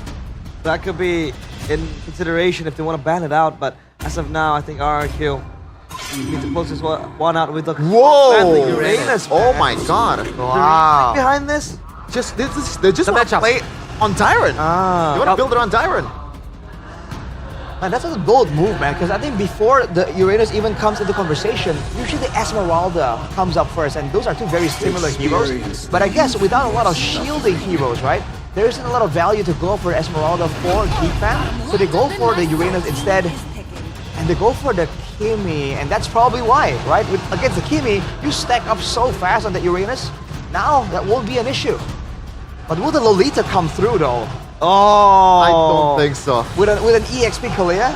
I really don't think so. It was picked up in MPLPH, right? Yes, sir. The playoffs, and I think as of now, a lot of people are preaching for the Kimmy, or rather for the Lolita pickup against the Kimmy. But again, Mirko mentioned it yesterday that MPL ID is very fast, it's brawly, it's high stakes and high tempo, and that Lolita, I don't think it can really match the pressure and the pace of the game. It's gonna be hard to beat for Lolita, but Oh, I like that better actually. So they want to be a bit more reactive here. They're playing, I guess, like taking a page of RQ's book, especially with the chip. This is gonna be a fully like all-in team fight kind of fight from Cascade and crew. So you want to just respond with these two heroes. I was thinking something like a Badang because they want to just respond with the stunts. But I think this works better, especially Pulowski is most likely going to go to Kalea. That's what I want to say before Kari. Might be the answer because when you're facing against like Suyo and Terizla, the speedy light whale from Kari is very good. Because they have the passive when it can be blown and can give the opponents true damage. So Terizla cannot be too sustainable on the front line, especially during the late game. Oh, makes sense. But now, it'll all come down to this game in which they will able to get a point off of each other's back. And now it's up to Gun and Mirko to walk us through. So casters, take it away. Thank you so much, panel. We're gonna dive straight into the Land of Dawn, ladies and gentlemen, for our third game of this series. Remember, this usually is a battle for match point, but we have a whole best of 7 to deal with here. Ladies and gentlemen, welcome to the Land of Dawn for game number 3. 5 seconds. Let's see which team. Will it be Geek Fam or will it be RRQ that takes the advantage? Juicin and Terizla are pretty good. Yeah? I think those picks really seal the deal for me in terms of how I am comfortable with Geek Fam's draft. I like RQ's draft even more though. Masha, Chip, we're starting to finally see a bit more of the Kezkir we know. Took a bit of warming up from them. Could have been a Geek Fam 2-0 had a boy not done those 2 back-to-back plays, but here we are, a boy on a signature pick on the Juicin finally. He's able to pick it up. It's not Rins who snatches it away from him.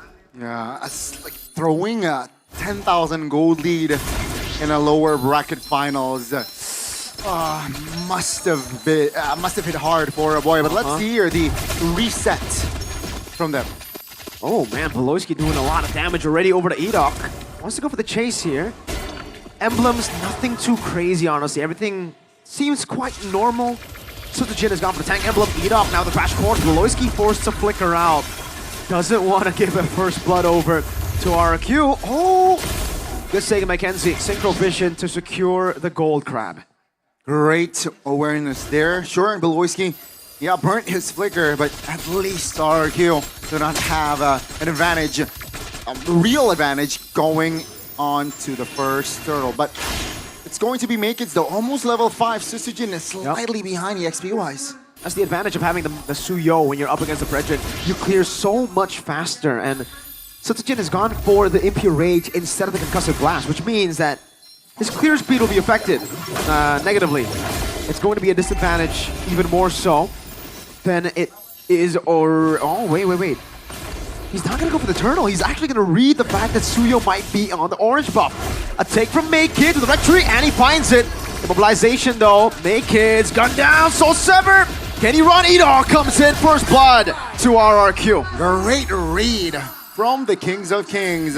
They identify that, hey, Makids is not on the map. So perhaps there's a chance that they are, or he is, on the orange.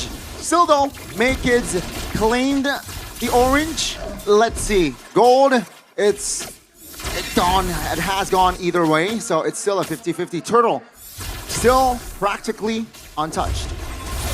And this is actually a tough lane. Quite underrated. The carry versus the Harith. It's a skill matchup in the end, but I've heard even from Kelra that carry is a good pick into the Harith. You're able to dodge away from the synchro fissions, and if you get as many hits as we would like here for Toy to get, then yeah, he actually wins out of the all-ins. Makids gets the turtle despite the Late start to it, good purify out from Rins. Nothing too crazy happening in the early game. RRQ just stabilizing, waiting for their carries. Literally a carry and the Kimmy. Technically even the Masha to get to the item power spikes. And for Geek Fam, it definitely is more of a... Yeah, that's just gonna be a crash course. Definitely no further initiations. And both teams just touching and going, perhaps triggering spells here and there. 4 minutes in, just to kill. Very, very different if you compare it to our second game where it was quite action-packed. 2K gold lead, remember, 3 minutes outside of Geek Fam. And this time around, it's just 500 gold between them. So we get to see a different approach here, not just by one team, but both. This is very Geek Fam-like. Like the slow playstyle, macro builds. RRQ, usually they're the ones to control the first few neutral objectives. So might be a point of comfort that we might have to bring up very, very soon. Azure Blade done for the Harith, so you can expect him to maybe join in some more team fights if they get it going. Kenzie, no Purify, lockdown, good flicker out from the taunt of Sutsujin. That was the first threat in this game towards Kenzie. Yep. Calmly done. Flicker out. Cheeky position here. 30 seconds on towards the next neutral objective, and I don't think that Geek Fam is aware of the whereabouts of this ship unless BBB shares an opinion. Voloisky has said, I think in the past season, that Edok reminds him of a younger version of himself, right? So, yeah, he might be able to try to read Edok here. Sutsujin in the bush, a boy spots him, a taunt over. Now second skill should be, no. Just poke. Make it. Should be good, good check. Finds Edok, really good macro awareness from Maykids here. And Edok is kind of in a tough spot already. Orange buff being taken slowly but surely. Sutsujin trying to go on the turtle, but boy, Voloisky and Gobs are in position. Great read again. It seems like Geek Fam, they're aware that, hey, it's been a hot minute that we haven't seen a Beloy or Edok on the map, and it seems like a great sniff. Geek Fam second turtle, very free, like the first one. And I think this is another underrated aspect of the Suyo's game. Hold up, Sutsujin going into the bottom lane. They know that Edok was last seen top side. They want to get a turret, but Tyron and Sutsujin. Oh, crash course shortcut finally, big play into the top lane, Kenzie! Good night to the Harith. You're not running, Rins. Careful there, Tsunami's time over to the Masha. Thunderclap's ready. Should just be a turret traded here. Good flicker out from Dyron. Not enough damage just yet here, apparently, comes out of Geek Fam, right? It's evident Kenzie should be able to read that one out, but that's gonna be the inner turret. Quite low, oh boy. Slow, again. For RRQ, they want to utilize this macro control.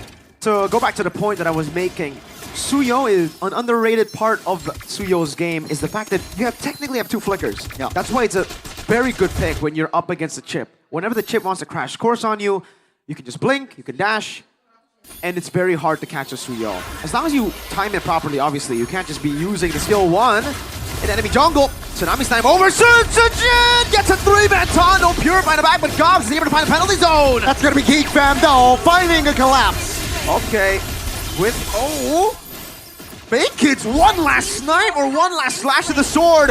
That would die from Voloisky. Gobs with the hammer. It's a win, a big one for the Kingslayers. Dyron will get a bit of compensation with a turret in the mid lane. It looked good for RRQ for a second with Sutsujin taunting 3 members, but the recovery, man. Kenzie, great contribution there, played a huge part. And now Geek Fam, suddenly they're up 3,500 gold lead while the turtle is up. RRQ, 0 chance to at least contest. Give me the item builds, Connie. Why would RRQ take that fight? I don't think they've hit, no. So far away from it, Toy, second item has just been built up. That's quite far away from the 3-item power spikes that you would want to wait for before you go for a fight like that. Tyron as well, I think he's just, probably has the Heptases and that's it, right? Rins, especially mid lane, you know, he hasn't been getting a lot of resources. Now a trade, tier 2 for tier 2. Geek Fam sticking together, and again, Makekids walking in. Usually, as a jungler, you'd be careful, but Lois is going to be engaged on the crash course and the shortcut. Kenzie's able to quick around the safety. Tsunami Slam knocking them down. Kenzie still hiding gobs in the midst of it all. That's going to be Fredrin, though, taking down Edok. Isolated. 2 for 1 again. Kenzie claiming the gold. Oh my goodness, RRQ, they got to hit the reset button. Uh-oh, Thunderclap! A few big smacks from Tamasha. And it is a killing spree for Dyron. Geek Fam, Kenzie's gotta be a bit more aware. You're very vulnerable. Even with the Zaman Force against Tamasha, you deal damage to her, you give her a free reset. That was definitely on the awareness there. Kenzie, a little bit autopilot after that double. And yeah, great compensation at least, right? Dyron got that kill. Again, just decreasing the momentum from Geek Fam. And still though, 40 seconds on the next neutral objective. Seems like RRQ, they got to be wiser here when choosing fights. Okay, so it's a glass cannon build for Dyron. So yeah, they decided to take that fight with Toy not even having second item and BOD not done yet by Dyron. The fight up top. Now that they have these items, Maloyski looking for the Tsunami Slam, walks up forward, gets a Tsunami Slam now for the follow-up too. Will it be enough? Zaman Force over. Yeah, Dyron, assassinated with the Katon of Makekids. That's going to be the glass cannon build for you. Sure, almost finds an angle there for an escape, but Geek Fam was able to, was quick to respond, and Dyron with BOD with Heptases. Whoa. Very low on that AHP. Very easy to shred down. Bottom side though, will still be 2 members in the bottom side. So Geek Fam, I'm sure they're aware of this, right? With Timmy showing, can they blitz this? I think the better answer is they have to. Eat up in the back with the crash course and the shortcut Thunderclap with the crash course, fighting in the back line as Rinz is able to count away. Gobs goes into the penalty zone on the Toy, but he shreds him down, Dyron. Great purify by Toy Dyron! Very low, taken down again. But will that play be enough for RRQ to perhaps find a counterplay? 2 for 1, Sutsujin, Lubertana, boy with the Crimson Beacon, off angle. Lantern Flare on him, Sutsujin trying to hold on. 4 levels down though, Makekids has an advantage. Jumps in with the taunt, now Rinz with immobilization. Beloisi coming in as well, but a boy flickers out, the safety crash course on the shortcut one more time.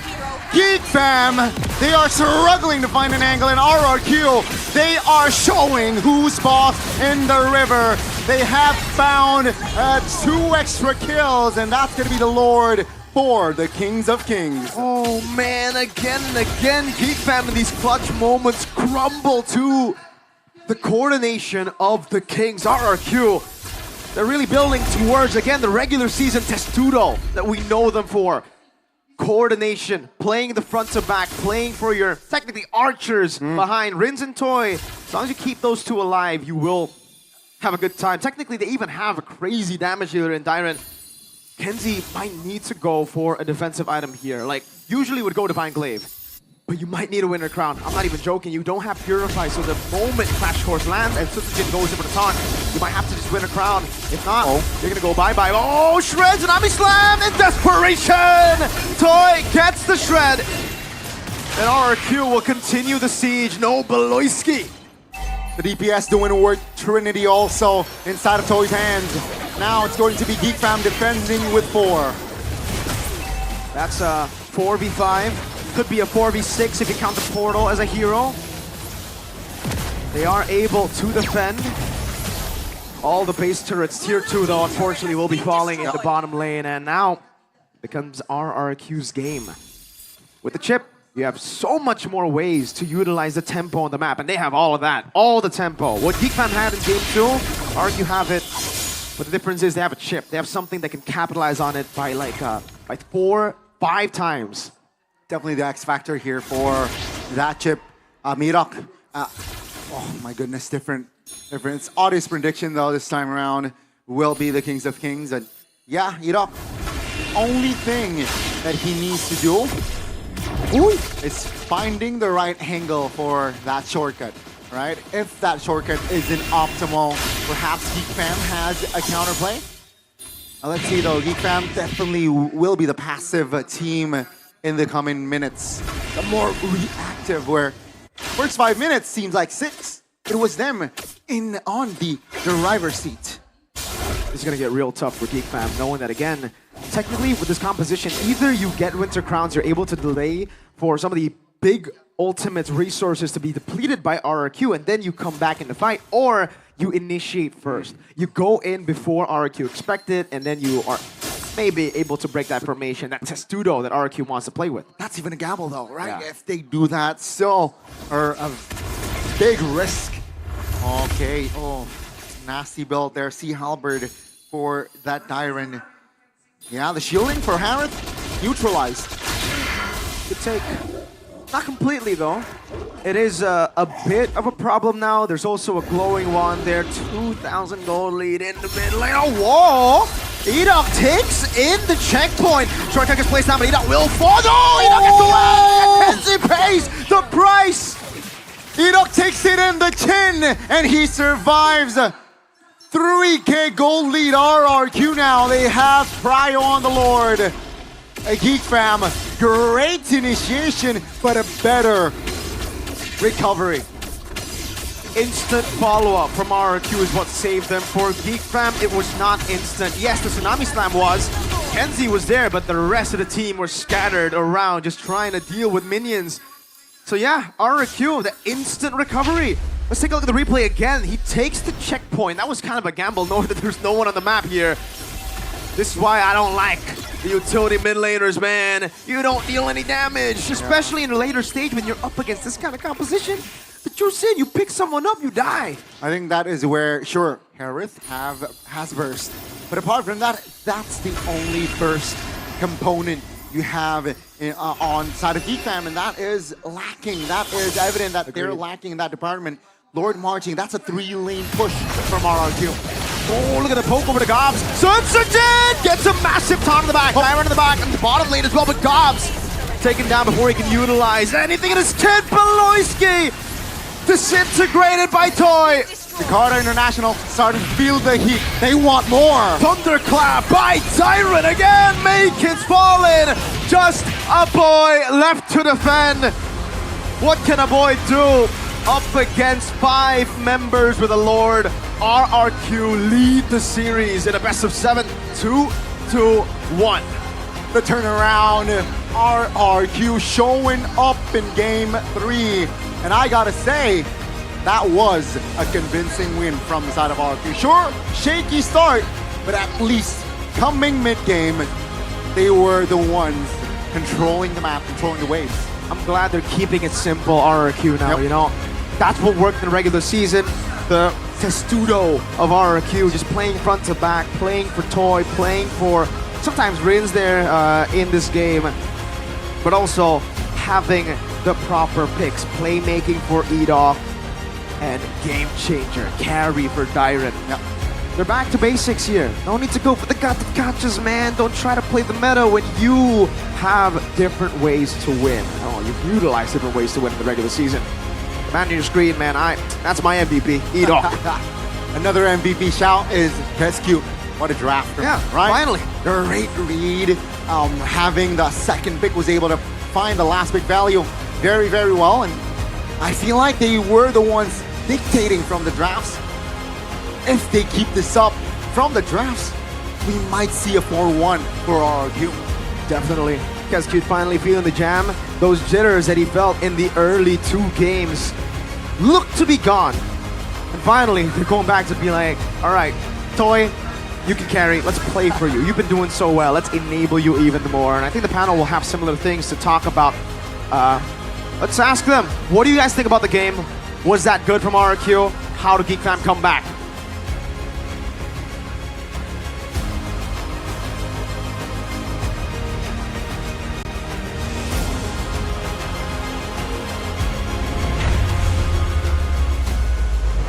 Well, we think it is an absolute banger. I mean, it was a back and forth game, but there were some hiccups from the RRQ side because they picked up the carry up against the Harith. You're gonna get bullied into oblivion.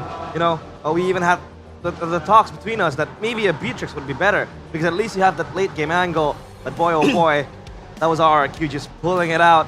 Gobs with the 5-man penalty zone wasn't enough to really save Geek Fam. Just like follow-up. at that moment, I think the RRQ got a 3-lane push. Yeah. So a lot of players from Geekfam have a lot of like objective to be seen on their screen. One, they need to clear the minions. They need to aim for the lower, and then no follow up for the penalty zone. I mean, you saw it, right? They don't have a lot of ways to clear easily. And at that time, you know, if they don't really clear the waves fast enough, RRQ can just go straight in and end due to the high damage output, right? From the Masha, from the carry, from the Kimi as well. Like it's an angle for RRQ to just end the game without even fighting. So they just forced into a tough situation, man. RRQ macroed it really well, but with a chip, you know, that's a cheat code. It's harder to cheat code with a chip, but I think the one that enables it all is the Fredrin pick.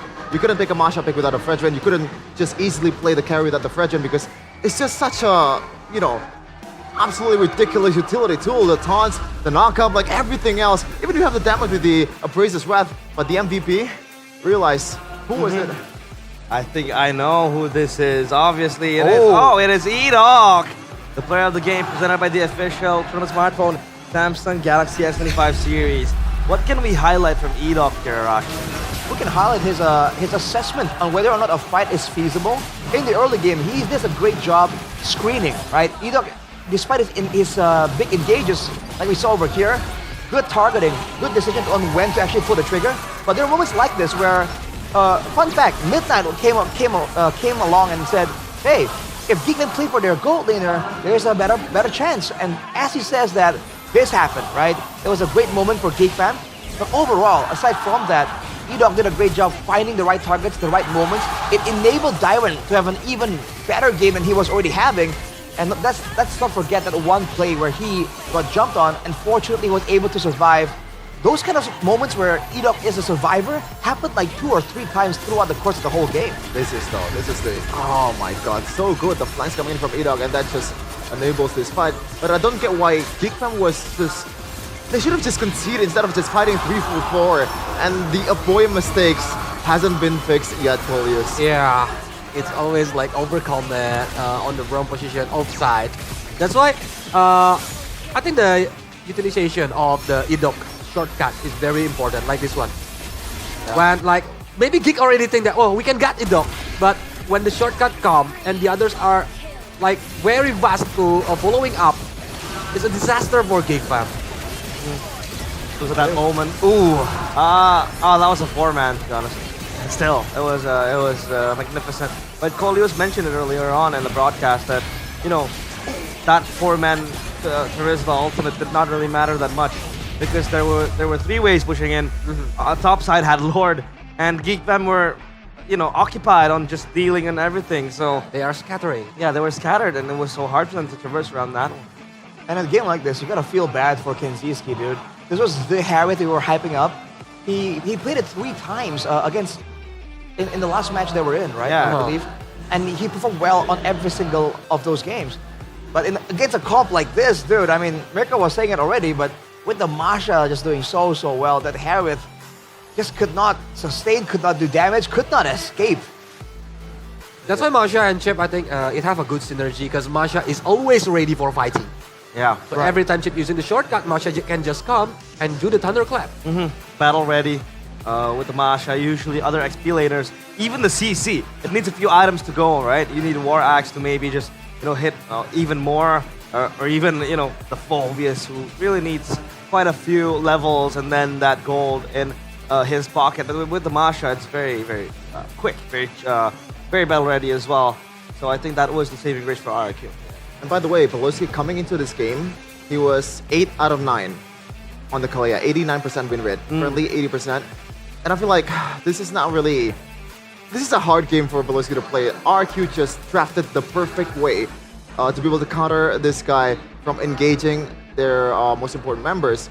And, you know, you kind of have to think like, in this case, the Badang works better than the Kalea, you know? Yeah. Because Badang is like a teamfight oriented, but Kalia is like more pick-off oriented. And the thing is, when you're factoring the penalty zone and also the Tsunami Slam, I don't think it synergizes well. You have a easy like single player pick-off. Yeah. This AoE Badang that does not really have that much follow-up, especially when Kenziski is not snowballing. This is a Zushin as well. I don't think the Kalia was picked up early on already. And then afterwards, you're looking at this composition build up, the chip, the Masha, and then on top of that, the carry and the Fredrin, everyone barreling forward, a lot of damage, right? So anyone, you saw there in the end sequence, the gold difference was like 7,000 at that point. So it's not like a 10,000 gold difference. We've seen more. But the speed at which the carries in the backline disappeared from Geek Fam, that shows again how dangerous this composition was. So I think they saw that and they figured we need someone that can tank some damage.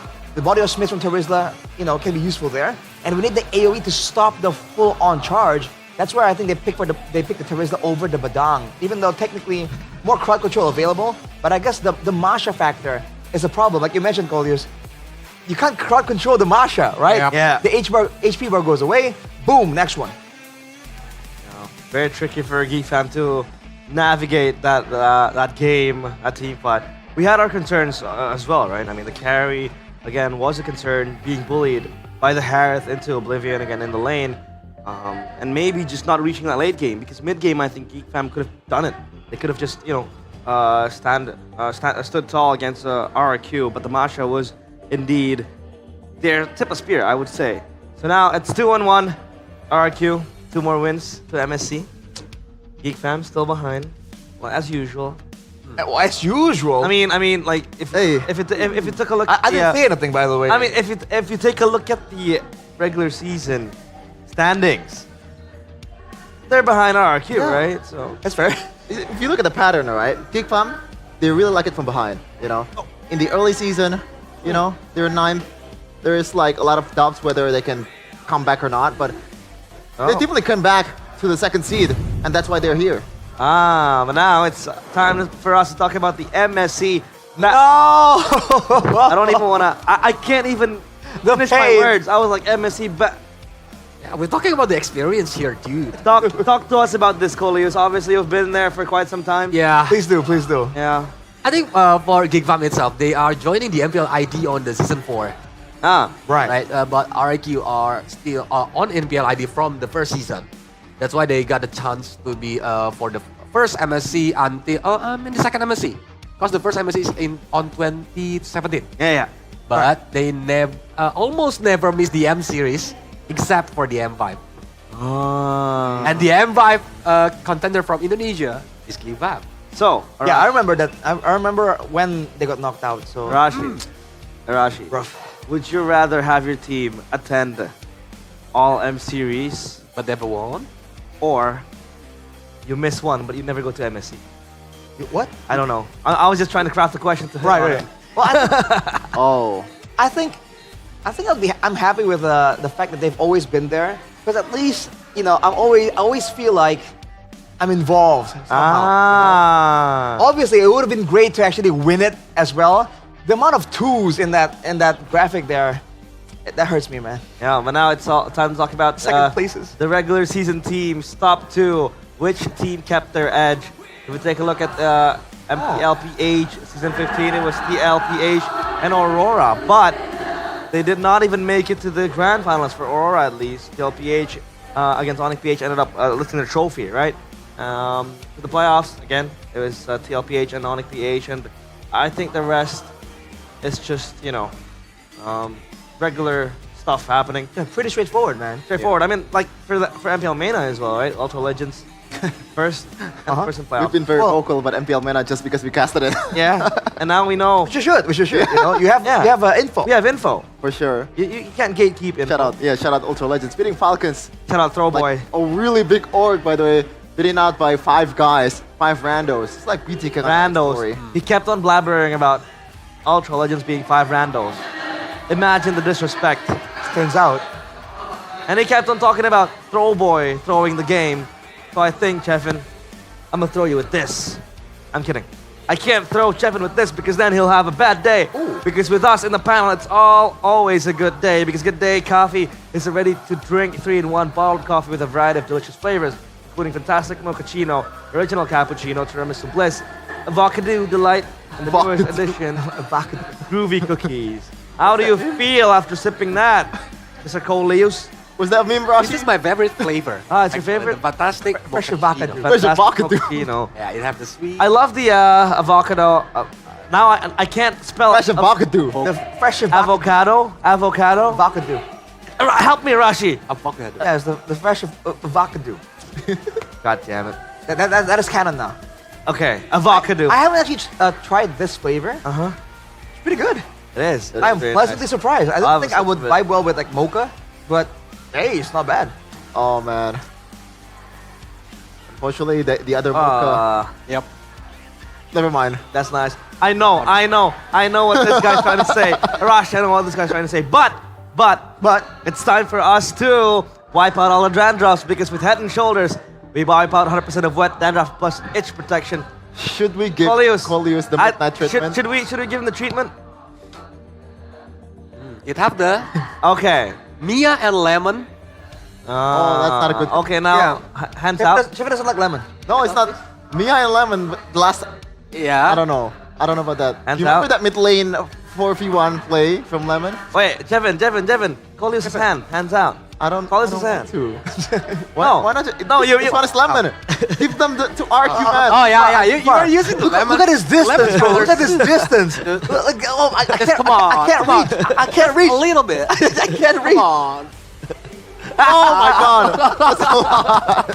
That's a lot. So by the way, look at how sticky that is. By the way, Coleus, yesterday we had Midnight in the panel and we gave him the treatment. I got this as well when I was in my first season of MPL. I was like, Head and Shoulders, very nice shampoo. And then Mirko was like, hands out. That's a rookie hazer. Shampoo. Hey, Chevin, high five. Get some tissue, I think. Pass it over to Arash. Later. We're good. Yeah. It can't wait. We have to let it With Head and Shoulders, you marinate. can wipe out to 100% of wet dandruff plus itch protection. You don't want to itch your head. Like us. Yeah. We're never scratching our head, right? Never. Because we are using Head I'm and always Shoulders. scratching my head when I'm only scratching my head when Geek Fam throws the game. Like, hey, Arashi, my favorite part of Adlibs. Oh, it's Chevin's favorite part as well. CITB. Chevin's in the building. They are camped by Head and Shoulders. And look at Chevin walking up to the screen immediately. Oh no, it's CI-JIV now. What? CIT-JIV. Chefin in the Jakarta International Velodrome. Oh yeah. Alright. Because we're in the JIV. Because we are not on the MPL arena anymore. Yeah. It's not a building. It's not a building. It's a velodrome. It's more than just a building, bro. It's a coliseum. It's an emotion. Don't do in jokes in front of Coleus. That's not loud. What do you mean? That's in jokes. Coleus doesn't understand. What is it? Really? Yeah. I don't understand. Yo, I talk a lot with Coleus. Yeah. You're the one distancing yourself. Okay, that's a problem then. Yeah, you The are. fact that you Well, you're know- thinking that I'm an outsider? Yeah. Oh, no, no, wow. Coleus. Arashi. I'm feeling Coleus, hurt. Coleus, Coleus. Tell him, Coleus.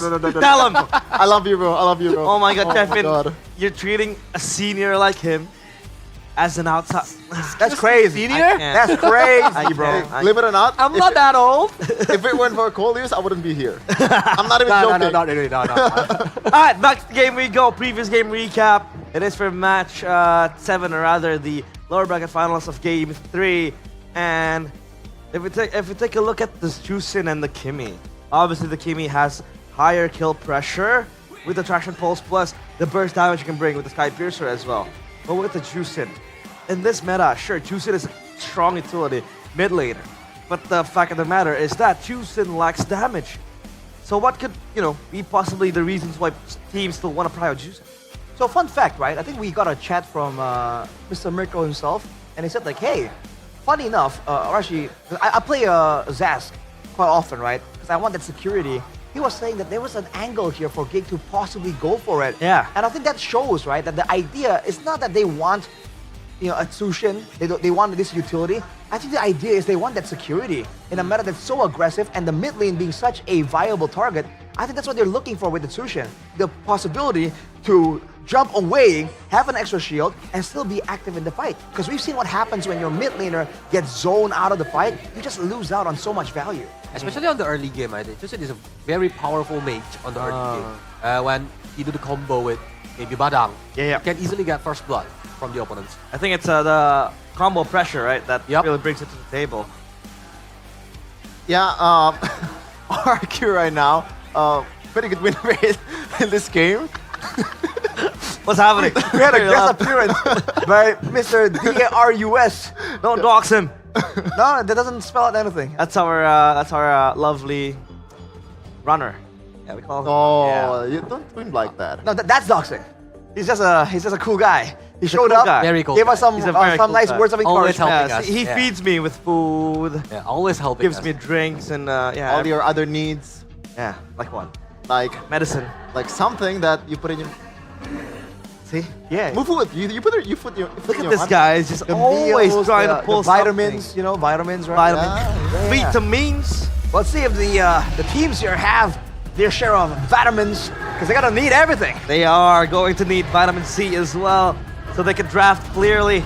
Presented by the official tournament smartphone, Samsung Galaxy S25 series. And as of now, what are the bans gonna be? We have seen a glimpse of it. The Joy and the Fatty respected, and it's up to the Luke and the Bastian next as well to be blacklisted from the draft. The Chip goes onto the ban list as well, leaving RRQ with one ban. Do they want to close out the Harriet or the Juicin? Oh, I think it might be the Faramis again if it works in the third game. I think they banned Faramis because they want to use the chip, right? But right now, Might be, you know. Yeah, kind of. the Faramis is the counter of chip. Yeah. In a way. In a way. It's not a guaranteed counter, but it's an approach that people can use. I'm looking more at the fact that Hayabusa is left open right now. Kalea banned from RRQ, Suyo. but Geek Fam, they can go for the Suyo, but do they want to go for that over that Hayabusa? Yeah. Either way, Take it away from Sutsujin as well. for sure. This guy knows how to play Hayabusa, but Geek Fam, man, if you're looking at the options here, it should be either a Suyo Hayabusa, right? What other options are there? Maybe Harriet? Because if they want to trade the jungler and still pick a very highly sought Harriet, I think that should be pretty good, right? Yeah, I think they need to let Kenziski come online. But they'll go for the Badang, so still a priority target. Okay. Interesting. And so now RRQ can go for that Hayabusa if they do want to. And along with that, technically the Logi is available. I'm not sure if it's a very Rin style pick. We haven't seen it all that much. But possibly something in the mid lane as well, I'm thinking. Especially with how contested the picks have been. We saw early Farsas in Onyx versus Geek Fam, I believe. Yeah. So that could be an angle, but maybe a bit too premature, especially with the assassin threat coming in from Makers. If they want to deny like the combo from Farsha Badang, maybe Farsha can be picked from RQ. Yeah. And of course, the Fredrin. I think it's gonna be better than picking Fredrin. Oh, Never mind. So that is a deny pick. for Kenzie. Yeah, for Kenziski. The Harith just gone. The Fulvius again, the staple for Dyron. And now Geek Fam. What do they pick in response to this Harith? Does the 1-1 work again? Or do you have any other things in mind? I think you should pick the Farsa, no? I mean, usually how you counter a Harith is either with a suppress, which is very rare, you know, if you wanna pick a Kaja or a Franco in the roam or even the jungle. But the other way to do it is just to pick a Farsa and just deplete that HP before the teamfight even begins, so that shield will not be coming in handy when the teamfight begins. But I don't know, if we're talking about the boy, that's not his style. They might go for Granger here, maybe, right? Because like the team fight is one thing, but the laning phase seems to be something that people wanna really guarantee. Oh, Geek Fam taking the Fredrin away, but going 1-1 against the Harriet? Yeah. Oh boy. When you have the two frontliners, that's already very tanky, and this way it kind of denies the Hayabusa as well, no? Well, but it does not deny the Farsta. Yeah. So that comes through. And again, it's very surprising to me that RRQ are not prioritizing getting something for Citizen, because we saw how it played out in the previous game. The moment they do get that Fredrin for them, it looks like a completely different, more organized RRQ. How about Hanzo? Hanzo. Oh boy. Hanzo can easily melt Fredrin if already got the 3 items. Yeah. Yes, but in a way, you're gonna be stunned up in the air, the taunts, and you're gonna get bursted down before you get to do something. But you can flank though. Yeah, it can go to the back line for the 1-1. I think Mirko mentioned this as well. At the Hanzo, in this meta at least, it's just, I don't know, it's way too squishy. Like if you want to go in, you get bursted down with a Pinnacle Ninja and give it, like you're much more vulnerable in your Pinnacle Ninja form, right? Yeah. The moment you go in, you know, a few slashes, you're already out because you're basically low on HP. That was what Bryn was able to show, right? He wasn't really effective with the Hanzo because of the burst potential. But I think in the hands of RRQ, that could be an answer, but again. Well, again, that would depend on what kind of burst damage Geekfam have at their disposal. Yeah. That example Miko was making was against Harith. Yeah. Where one dash and an empowered basic attack chunked a Hanzo down to half HP. Yeah. One basic attack. A 1-1 doesn't really operate the same way.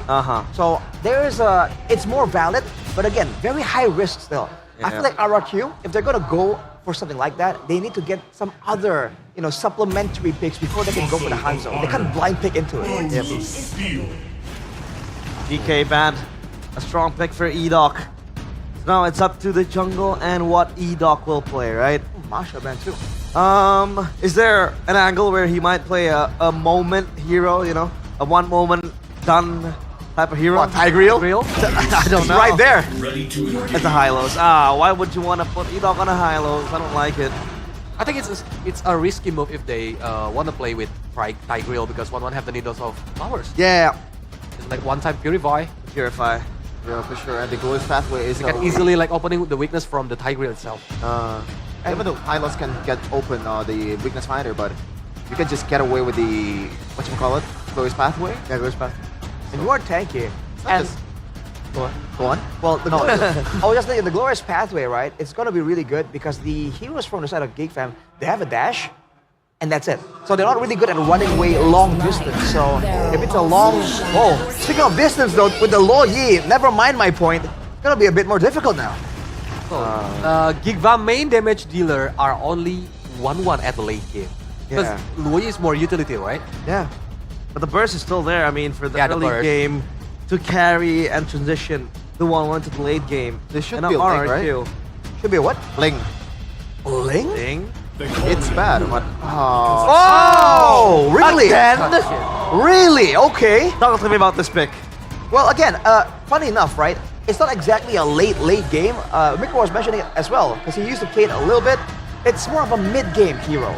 The issue with how RRQ was using it the last time we saw this Yusujin pick is that they were trying to fight and brawl immediately in the early game when the Yusujin hasn't had any item power spikes just yet. But now with the Farsa, with the Phoveus, with the Harith even, this is looking like a decent early game into a terrifying mid-game, dude. Oh, the Yusujin again. Obviously, casters, what do you think about this Yusujin? Gone in, Mirko. Take it away. Hey, it lost once. They tried it once. What if it doesn't the second time? What if they win the second time, right? This is going to be a statement victory for RRQ. Match point on the line as well for the Kingdom. And ladies and gentlemen, the Jakarta International Velodrome, the Kingdom here definitely ready for a match point secure for RRQ. Are you guys ready? Welcome to the Land of Dawn for game number 4. Let's witness and see, because, hey, not just the kingdoms, the communities, man. Let's not forget about the communities who is waiting for an equalizer in this game. I feel like, draft-wise, I'm leaning towards the side of the Geeks. I agree with you. I think this is and should be more of a Geek Fam game, not just because I have an agenda against the Yusun Shin, or I'm sorry, but also just because this is more of Geek's comfort. Playing around with Kenziski on a comfort pick here, on a winning lane as well. You have the Fredgen from Maykids that they've really been trying to work out all the way from day number 2 when they played their first match. Always the Fredgen against Onyx. Okay. A couple of, I guess, looking from the thrill there already. So that's going to add and allow RRQ to perhaps give more damage. Sujin already posing a threat on towards a first blood there. Seems like Sujin, technically RRQ, they are doubling down with this Yisun Shin pick. Hopefully it comes through this time around. Oh, good stun. A boy to be caught again. Oh, gets the shielding. Really saving him there. Could have been real bad, but will still be able to hold on. What? Stays a bit too long. Gets arrowed down by Sutsujin. First blood to RRQ. Patient, right? Sutsujin stayed in that bush for quite some time. Sometimes, if you're patient, it pays off, and that was first blood for the Yisun Shin. man, staying. Boy's been making some real crucial mistakes here, and it's led to RRQ. Winning game 2, equalizing. Gobs up top again, able to get level 4 first, but now rotation over. Beloyski with the pin down. Z-Dog's trying to do the same for their airstrike coming down as well. It's a boy who gets redemption with a turtle tape. Beloyski in the back, and now Sutsujin mounted. That's going to beat Edok though. Trying to apply pressure on towards a boy. A boy might die the second time. Rins, flicker from Rins. Double, make it a triple kill. For redemption himself. Tyron now, they put up pursuit. Gob spread, trying to run away. 3 members on him though. 5-0 start to the kingdom. RRQ. Again, it's not an early game composition, but they are pressing the right buttons here. Mirko and GeekFam, they're allowing it. It's so weird here for GeekFam to be so scattered earlier. A boy obviously not level 4, and that kill gave Sutsujin a lot more tempo to play with that they utilized. And now this is a big problem for GeekFam. We were talking about the Eastern Shin, how it's more of a cheese pick, but I think in this game in particular, it's actually not bad against the Fredrin now that I think about it, because the Fredrin clears so slow. That's why Makins has opted to go for the Concussive Blast. Good steal from Sutsujin again, denying even more farm. He's already a level ahead, he's about to be 2 levels ahead. And it's going to be real tough because GeekFam, a boy just, it doesn't look like he's feeling it. Another Feather Airstrike, this time no flicker from Rin, so he gets away. Then not a great start, specifically as well from a boy. 0-2. Let's see though, will he be able to find the impact after later on? Because technically Kenzie mid-game, right? 3, say maybe 2.5 items can provide the impact. A boy diversion play. GeekFam can definitely play around later on. Hopefully though, they can withstand the pressure here because RQ, remember 4 minutes already, 2,000 gold lead, that's a lot. For RQ, the scaling is great. Harith, Farsa, into the mid game. The Eastern Shin will get a massive power spike. Diversion. Beloyski looking for the pin, now goes in. That's a Purify out. Interesting choice from GeekFam. It's almost like they didn't know Toy has Purify. Okay, at least they now know. It's gonna be a free turtle, RRQ. They're going for a fight. Bad position again from a boy. Now the glorious pathway gives Edok the movement speed, chasing Tyron. Flickering forward, good disengage there, but a boy will fall. No flicker. One last infernal pursuit. Tyron dunks on him. 3,000 gold lead for Rex Regum Kaon. 6 kills in total, and half of them are on a boy. RRQ, they really know how to punish a boy this time around, and seems like without GeekFam's anchor as well, apart from that mid trio, right? They're struggling. They're struggling to fight back. What's with the boy? 0-3-0. This is confidence at an all-time low from him. Again, yes, a blunder in game number 2, but after that, really just constant back-to-back games, blunders across the board, and now he's 0-3-0. Another big blow to a boy. And his confidence, GeekFam will have to look elsewhere. How do they boost this guy's confidence in a series that, again, for match point RRQ, they're down 3,000 gold. Edok, glorious pathway, make it to the engage on for their airstrike as well coming down, and it will be the dark way to lock down all the way, but they put a pursuit under the turret. Nasty stuff from RRQ, and it seems like they will apply more pressure. A boy again out of position. This time around though will not be punished, but GeekFam again, RRQ is already in the jungles of GeekFam. Oh, turret mid will fall, no Lo Yi to help and clear it all. RRQ getting everything they want in the early game. 4,000 gold lead, 7-0. Hey, we expected a closer series. We got what we wished for in game 1 and 2. 3 and 4 though have just been all RRQ. RRQ, still gotta be careful. Oh, Beloyski. Overextension! Feather airstrike, an easy catch for RRQ. As again, they just build towards this Testudo, playing front to back with their frontliners doing, that's a diversion, but I think RRQ aren't, I don't think that would catch anyone. Red team has slain the turtle. Great positioning as well, right, from the side of RRQ. Oh, yeah. And again, no purple. Level almost level 12 here, minute number 7 for Sutsujin. Practically now level 7. Oh man, yeah. 3-level lead for Sutsujin, something we already mentioned earlier. This could be like crazy snowball for Sutsujin, and it has been an amazing game for him against the Fredrin. Once again, ladies and gentlemen, Concussive Blast, yes, he's trying to make up for that clear speed deficit, but it is not enough, especially considering they lost 2 turtles. With a Fred, you would want to control everything, you would want to win early game, and their composition was built for that, but all of them fell under. Beloyski forced the flicker, feathered airstrike, now the conceal even burned out. Tyrant is walking towards them. Sutsujin walks a bit too aggressively. Oh, what? Crossbow tang, another trade in the board as a boy. Again, I don't know about that. Glorious pathway, that's gonna be a boy though, flickering out. Oh my goodness!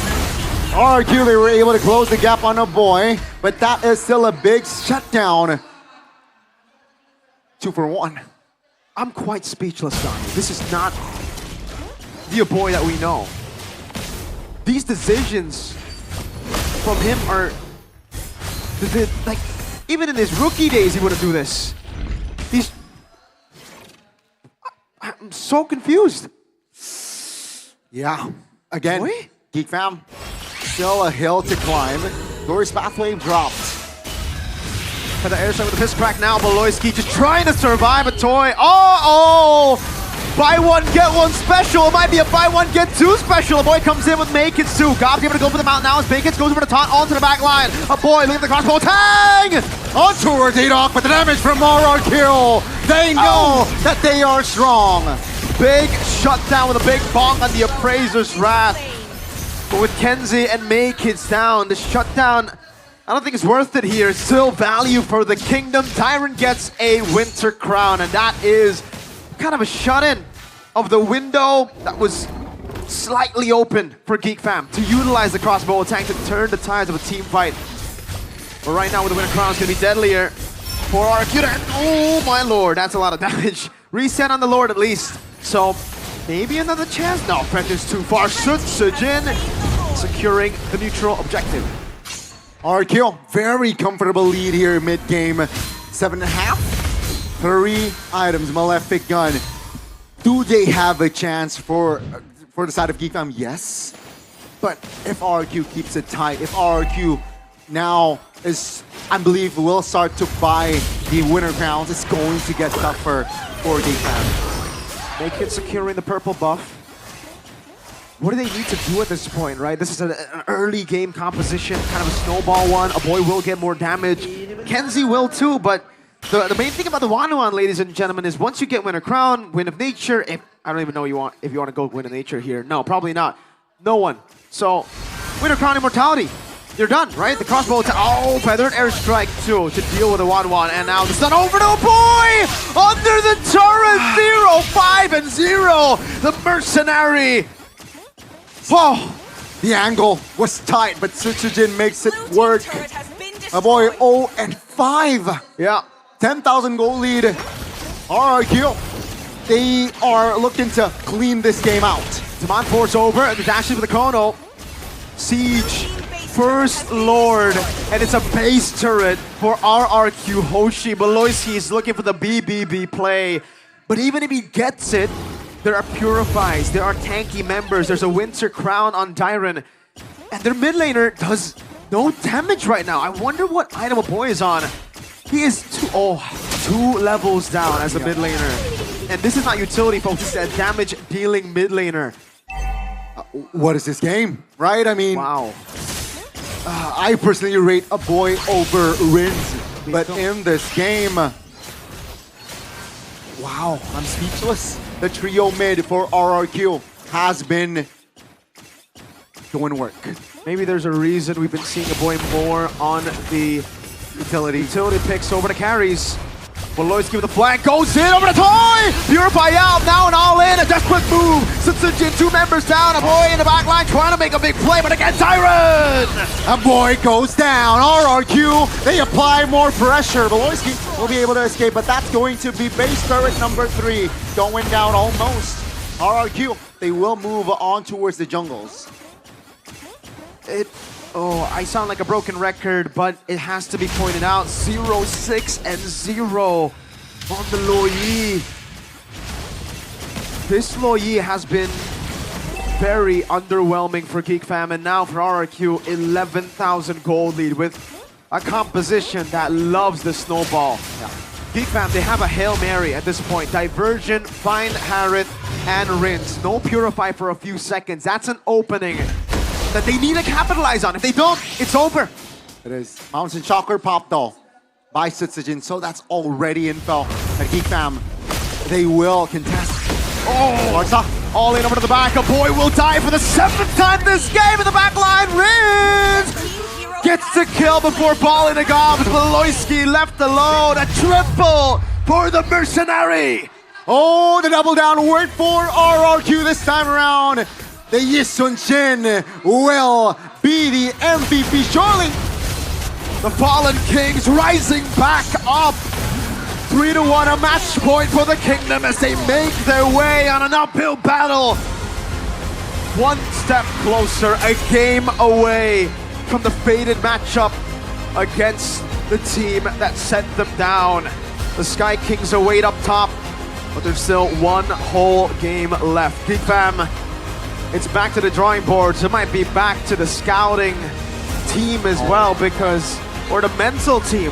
What has happened to a boy? My goodness, 0-7?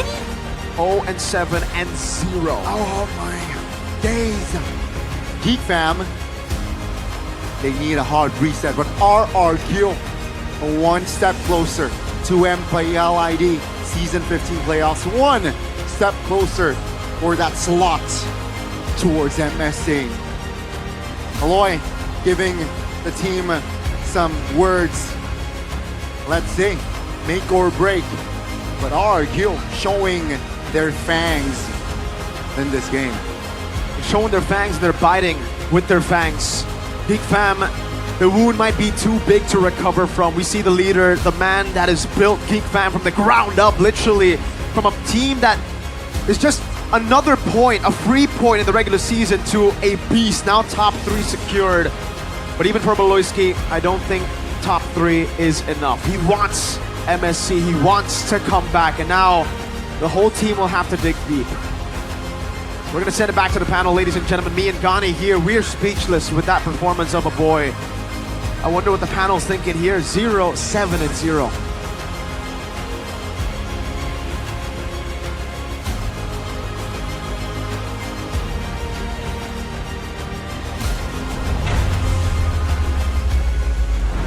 Match point for RRQ Hoshi, as they might just look for one more win to secure that MSC ticket and book another rematch against Onyx in the grand finals. By the way, a puddle of water right here. I'm gonna wipe it off a bit because it's Cheffin's tears. Yeah. Take a look at the Geek Fam fan. It's just shrouded in that jersey. By the way, you were waving yours. How are you feeling, Arashi? I am very impressed, and I can't shake off the suspicion that they had this like up their sleeves the whole time. What happened to Rins, dude? Shevin was valid saying that in the previous game, it was a mid-off, right? You know, with the context, mid-off. Yeah. Both mid are kind of off. What was Rins on this game? Dude, he was outplaying. He was in the right place at the right time. Yeah. Oh, dude, I can't even wrap my head around it right now. Yeah, he plays very good using this Barsha on this game. Even like we amazed several times when we see like how Rins make the play this game. Dude, that's so crazy. Even the Yisun Shin. People are clowning on it. Oh, Yisun Shin can't work right now. Sutsujin, what was he doing? And actually, Midnight also came by earlier. One of those moments where Sutsujin was overextending. Midnight was like, what was he doing? But they delivered? Yeah. What? They delivered. Everybody in RQ did. And we are gonna crown our player of the game. It is none other than Rins. Le Captain. The captain, the shot caller, the Farsa. Man, I just can't really keep my... what is this? Can we just get this off the screen? What is this? When this happened, Shevin was like, no! Yeah. So Shevin is yelling. I don't get it, man. Then he stole the turtle. I said, oh yeah, all is well and forgiven, but then this happens again. Rins, man, get the hell out of here, bro. I just don't get it, man. Bang! It changes. Bang! I feel like it holds so much weight to how the game goes because if it's early game Lee Sun-shin getting snowballed, that you really have no chance unless Sun-shin is making this kind of mistake. Then you know this was it. It's on you to lose the game by itself. Yeah, but he was making a mistakes, but it's not enough, I think. Yeah. And at this point, Beloski, if he were to just open the map, he's just gonna get bursted down by even Renz, man. He was snowboarding the hell out of his mind. Even early Wishing Lantern as well. Yeah. And not to mention, that's before we talk about Toy. It's a Harith that's scaling, that's snowballing, and this is the exact kind of game you want to have if you're on a Harith. Just keep fighting, keep forcing out fights and getting value with the Zaman Force. And this is what happens, man. Oh man, this was a great play by Beloski. Unfortunately, RRQ were able to get out of it. They had the battle spells ready. And dude, it was just a deep dive into the base. Literally a dogfight game. Every time they saw where Geek Bomb is, Right here. Look at the damage. Team fights. Lands the better airstrike. Dude, so much value. Even when he's down and out. It's not direct, it rinse and play to the back line. Exactly. Even when he's down and out, and even when he's dead, still able to contribute at least, turning things around for RRQ. And now, let's take a look at the items. Was 3 to 20. Oh man, 13 minutes, dude. 13 minutes. That's rough. That's a 17 kill margin then. It's really rough when you consider that both frontliners from Onyx or for RQ Hoshi is Onyx. This is just disastrous. And a boy doing his best Rin impression with 007. Mission Impossible. Rin impression. Oh man. Mission Impossible? Yeah, 007. That's Bond. James Bond. Oh, is that not Mission It's Impossible? the wrong James Bond. It's the wrong thing. I'm sorry, bro. I don't watch movies. Okay. All right. Accepted. Look at the gold, though. 12,000 on the Lee Sun-shin. Again, when you have the space on the map, this hero just farms like crazy, dude. And Sun-shin, he likes this style. This is what he was criticized for. Just trying to fight again and again, keep brawling. When he is just forced to think more about the pathing, avoid the fights, and then fight only when he knows he can win, this is the result, man. 12,000 gold. That's just so far off. And make it, unfortunately, on the Fredrin, in this kind of situation, 7,000 gold. Dude, man was struggling. Man was broke. We almost see this like Yusanshin shining yesterday, but I think because it's almost the same draft. I think it's Onyx. It's similar. Similar, right? For RQ, for the opponent or for RQ? RQ. Because they had the Lee Sun-shin as well with an early game composition. Early game composition, but it didn't work well. Yeah, you knew what happened to the Lee Sun-shin yesterday, right? 1v1 by a Farsa. Yeah. So what do? They pick up the Farsa for themselves. I mean, that's Gil Asan's the original Yeah. YSS god. I'm kidding. You know, I mean, I guess that's why Sun-shin has to accept defeat right there. Oh, but man. speaking of Gil Asan himself, you know, usually people mock Rins and say, hey bro, I know what you're trying to do, but you're not him, you're not Sans. But with a performance like that, like, whoa, you're looking kind of close. Yeah. So close. Look at how close the items with Sun-shin. Then you see a boy. Just man. We talked about it. No item, man. He doesn't have the Enchanted Talisman. That was only a one-item game. One item games. He got his glowing wand on the 7th minute, and I think we talked about it on the 11th minute, right? 11th minute.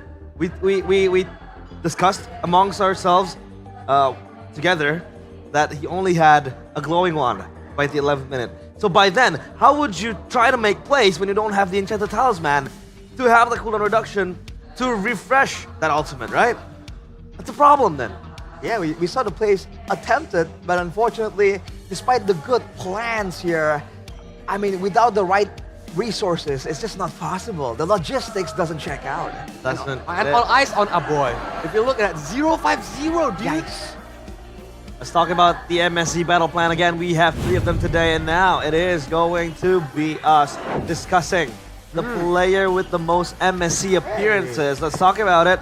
We have on top with 18 matches, it is JPL, the Walk SG, and an IP Flash. Oh yeah, my bad. Diablo. I thought we were out of frame.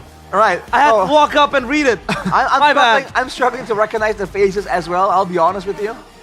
Does anyone have better eyesight? I have. Please. Go. Scott first. I go again? Yeah. Nah, I'm kidding. Diablo. That's RSJ and Nip Flash. Right, Diablo. 15 matches. Yep, Chaknu. Execration and Omega, 14 matches. Izzy, IDNS, and with 14 matches, and Kelra, Execration and Omega, 14 matches. Man, it's kind of crazy that Kelra has been around for like so long. His longevity is insane. And we're still saying like, hey, he's a young boy. He's a young player. He has a long career, and his career is already so highlighted. Aside from that though, yeah, Diablo, man. Such a familiar face at this point. Diablo. Easy from IDNS. This is a throwback, man.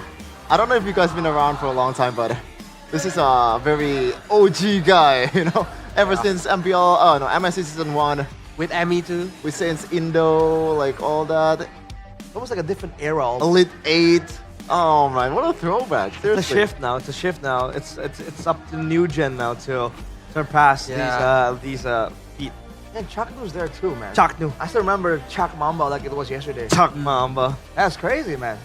He won, yeah. Based off those crazy plays. Those were the days. Those were the days. That was like our first like international event for me, Mirko and Eterna, I believe. And Goni. Who do you think will be the next player to surpass those appearances? I don't know, man.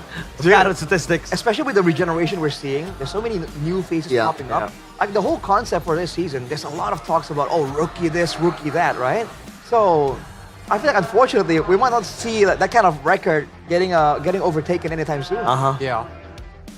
Well, that's the MSC battle plan. I'm still flabbergasted by my by walking out to the camera. Walking out to the camera. I didn't expect the frame to still be there. People at home like, whoa, he's approaching us. Because usually, it'll zoom out. Completely forgot about that. My bad. Apologies. It's okay. That hop. We gotta see.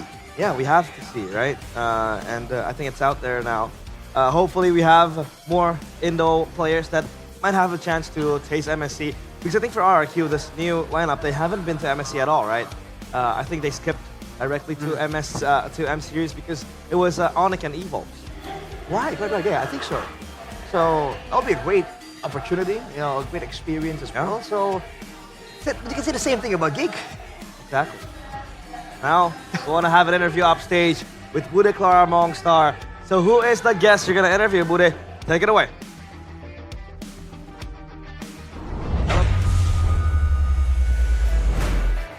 Semangat masih terus kita lihat dari kedua tim yang sedang berjuang untuk satu slot Grand Final dan juga satu slot untuk MSC at EWC.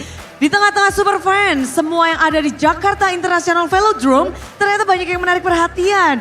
Bukan hanya dari sosok-sosok KOL, lalu ada juga dari beberapa nama-nama yang besar ditambah langsung aja Bude akan ngobrol bersama dengan para player dari MPL. Mereka berada di sini dan kita bakal dapat insight yang banyak. Ini berlima tapi bukan satu tim ya. Di tengah-tengah tim Dewa United tiba-tiba muncul ada Audi. Halo Audi. Halo Bude. Lama gak ketemu? Baik. Baik. Kabarnya baik. Gimana nih ngelihat MPL tanpa adanya wajahmu? Tetap jago-jago ya tim lain ya. Dan kayaknya Geek Fam kalah sih malam ini. Waduh, udah langsung jawab ya, cepat sekali. Langsung nih. aja. Langsung aja, Audi. Tapi ini bersama dengan tim Dewa ada maksudnya enggak nih? Nggak ada maksud, tapi paling minggu depan announce saya kali ya. Wow. Minggu depan harus ditunggu ya. Tapi ada tim Dewa United juga yang mereka berjuang tapi harus terhenti. Nah inilah dia ada Ray, Mueza, Spencer dan juga Maybe. Kalian ini nonton playoff memang di final lower bracket khusus spesial atau bagaimana? Iya sih, nontonnya di final lower kayak mau tahu siapa yang dapat slot MSC satu lagi. Dapat slot MSC satu lagi, tapi ketika Onyx ngedapetin yang tiket pertama itu, Mueza duka nggak? Udah nyangka sih pas ngelihat Onyx balik performanya gitu kayak ya di playoff tau lah Onyx bakal kayak menggila lagi. Oh, mode playoff memang mode yang berbeda ya. Tapi kalau ngebahas satu sisa terakhir ini antara RRQ dan juga Geek Fam, kita lihat performa mereka di regular dan di babak playoff. Beda nggak sih, Ray? Beda-beda. Lebih kuat di playoff. Lebih kuat di playoff. Ya. Kan ada dua jungler yang kita mungkin bisa bahas lebih dalam ya sama Ray. Gimana Ray ngelihat performa dari Susujin dan juga di sana ada Make It. Jago-jago sih emang siapa aja yang menang pantas banget lah.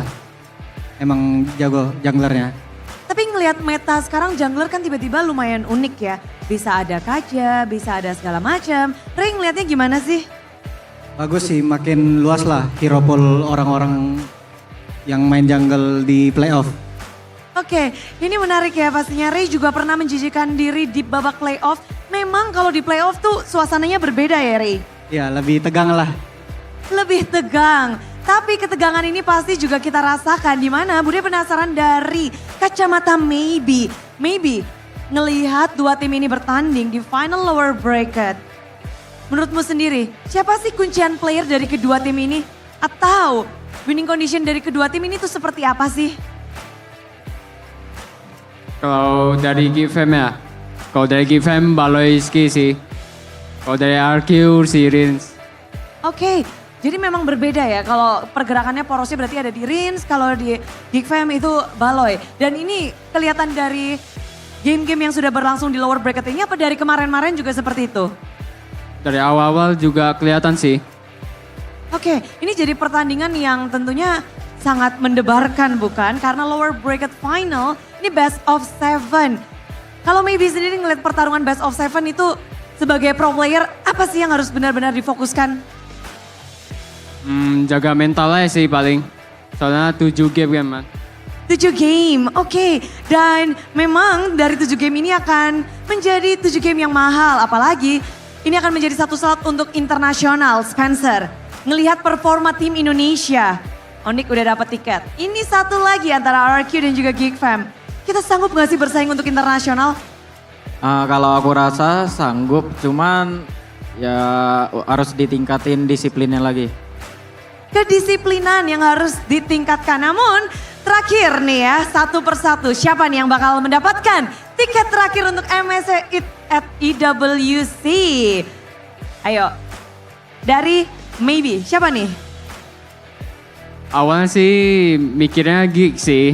Tapi dilihat dari skor sekarang kayaknya RQ deh. Oh, RRQ. Spencer. RRQ. RRQ juga. Dari Mueza? Geek Fam. Geek Fam, beda sendiri. Kenapa nih? Padahal lagi ketinggalan. Ya aku percaya aja sih sama mereka. Soalnya ya aku ngerasa mereka kuat lah mentalnya. Harusnya bisa bounce back. Bounce back mental dari Geek Fam yang dipertahankan. Namun gimana halnya dengan Ray? Mantan tim atau RRQ nih? Mantan tim dong, Geek Fam. Oke, dia yang harusnya paling tahu. Kenapa nih Geek Fam? Karena ada Baloy. Karena ada Baloy. Oke, gimana halnya dengan King Audi? Buat penonton Geek Fam kalau kata saya langsung pulang aja sih. Ini udah 4-1 soalnya. Baru 3-1, akan 4-1? Udah langsung 4-1 ini soalnya. Kenapa seyakin itu Audi? 2 game tadi nggak jelas soalnya udah bisa menang malah comeback mulu. Oke, jadi memang kelihatan Geek Fam harusnya bisa menang tapi enggak terus jadi udah kelar aja. Betul. Betul, jadi suara bulat untuk RRQ. Bulat, saya Kingdom soalnya. Wujud Audi ternyata dibuka adalah Kingdom. Oke Audi, tapi terima kasih banget. Selamat menikmati untuk lower bracket final masih akan berlanjut. Best of 7 akankah berakhir setelah game ini atau masih akan diperpanjang? Semuanya masih punya kesempatan dan Jakarta International Velodrome bersiaplah untuk menyambut game kelanjutan dari RRQ dan Geek Fam.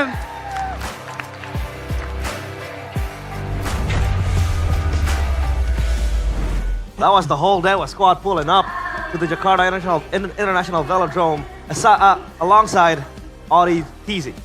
Is that a sign? Yeah, is that a sign? That Audi might be joining Dewa? I mean, Mueza was there. Oh. Who knows? Kind of interesting because I mean, I don't know. We were talking about this just earlier, right? But that Dewa squad, that one combination with where they had Sorizo, along with some other members. I forgot the exact combination. It did pretty well. And the next time we saw them in MPL, they just revamped the whole thing again. So we're like, is this a next season angle or what? Yeah, they beat RRQ 2-0, right? On the... that was, RRQ playing with Chen, right? Yeah. Oh, playing with Chen. I guess I erased it from my memory. I'm lagging. So I don't think I'll let lag ruin my life and make me lose rank, because you can enjoy a seamless gaming experience with IndiHome Pocket G21, offering fast and stable internet. Get speeds of up to 100 Mbps for just 375,000 Indonesian rupiah. Subscribe now via MyTelkomsel or tsel.id/nasional. Cole Leo's here is a streamer and he needs fast internet and he's been using Telkomsel.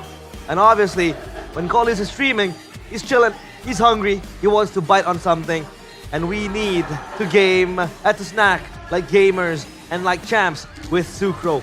#Gasla, by the way. I finished an entire pack by myself. Did you? Careful. Yeah. Wow. When the game was running, I had this all by myself. Hey! Bang! Skill issue. Skill issue. Do it again. How much would you give? Hey, give me some. I did it. 100k if you, I won't 100k. 50k. One shot. Bang! Wait, he kind of banged his head onto the wall. Nice try. Hey, bro. Give some of that. Gotta be careful. No. Wanna try? Come on. There's TV behind you.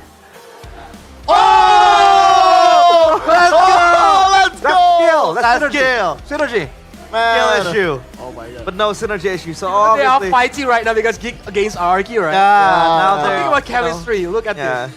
they have Look a at very, this. very That's good for the win, bro. chemistry. Talking about chemistry, Oh man, that's really good. This is the original flavor, right? Yeah. yeah. So good. Original. Talking about flavors, I also have my favorite food when it comes to flavors. It is Hokben or Hoka Bento, because currently they have a special collaboration between Hokben and MPL. You can enjoy the MPL menu starting from just 20,000 rupiah. We have the MPL Hokben fried chicken. We have also the MPL Hoka ramen if you prefer noodles, and we have the MPL Hoka hemat if you know, What is that? if your pockets are out of money. I see. Well, it's looking kind of dry, you know what I mean? Because hemat means, saving. Right. Yeah. Efficient. Efficient. And now, what does Geek need to do to come back from this game? Because they are one loss away from just Oh my gone and not making it to told me MSC. that. One match point for RRQ. And can they have the remontada? Like, Real Madrid. Hey. Colius, MDL. I forgot which season. Remontada. 3-0. Remontada. Fam came back 4-3. but it's MDL. Yeah, in MPL playoffs. That Season grand final. 12, I believe. 12. Yeah. 12. Yes. 2-0. Marky came in. Marky happened. Marky came in, then 3-2. You know, maybe there's something going on in the background. It is something too strong. Are you, is it one of the copiums again? Yeah, I'm inhaling both copium and hopium on both nostrils. Wow. I think you'll be So you hope suffocating by that then. maybe Geekfam might bring Kadera. I gotta say, we're being real, not really. But they gotta do something. Maybe, just. I'm being contradictory here. I mean, dude, I was talking to, I was with Midnight in the audience for that match, and Dalar was there, and we were just joking about it, like, hey, what if they bring out Chadera, and then they do the switch into the comeback type of deal against Onyx, and we're like, nah. There's no way, dude. Another drafting phase presented to you by the official tournament smartphone, Samsung Galaxy S25 series. This might be the last draft ever for Geekfam in MPL ID Season 15 unless they pull out something miraculous. For RRQ, it's all about focusing their sights on to that MSC ticket to Riyadh and EWC. Lucas, Chip, Fox got taken out. The Kalea as well was deemed to be a problem. The Joy respected and the Panny as well. And right away the Phobius pick for Gob, so they know that they're gonna have to deny Tyrant's early game potential, but I don't know if that's gonna be the right move here. There's still a lot of heroes that's left to pick, especially for Sutsujin. Okay, the Lucas is banned, but there's still the Fredrin, there's still the Harith to be picked up. Even the Hayabusa can still be picked. Yeah, maybe that one too.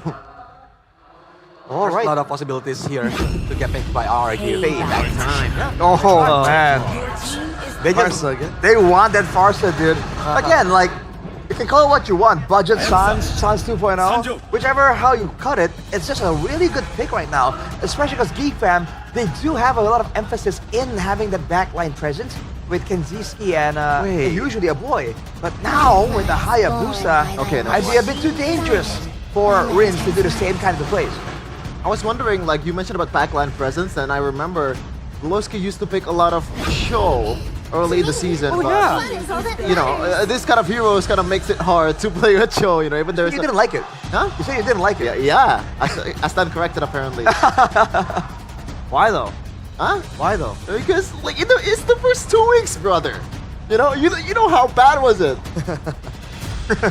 Well, now it's up to the teams, RRQ and Geek Fam on the second phase of the bans, the Erythel. Oh! Yeah, good ban. Obviously, they want to pick up the one. They picked up the 1-1, so they want to pander onto that. Not let, and they won't let Geek Fam have a strong matchup lane against the 1-1. For Geek Fam, though, they ban out here. Something to or jungler possibly catch, cut down or catch, like the Franco and Edoff. Man, I mean, because RRQ right now still already have the Hylos as the front laner. That's why Franco might work for RRQ if they want to pick it. But if you look at the head-to-head, it's 50-50 for Suxin against Martian. Oh boy. Yeah, they have a different gameplay, right? Play style. Is more like play style. Yeah. Marsha is need like bursting the damage, give the damage to the opponents, and Suxin is for the utility. Utility mage. Obviously with the lift off and all that. Ranger banned out. Are they trying to cone down the options for Geek Fam? But I think the Harith is still available, right? Yeah, I don't think they're really that worried about the Harith, especially when you have this front line and also a good punish in 1-1. And by the way, speaking of punish, this Phobius pick, the more that I take a look at it, you know, the Hylos, the 1-1, this is gonna be a really, really hard game for Goldsman. If you pull this off, like, hats off to you. Yeah. RRQ need to wait until the mid to late game, right? Yeah. They need to wait until 1-1 and Farsha have the damage.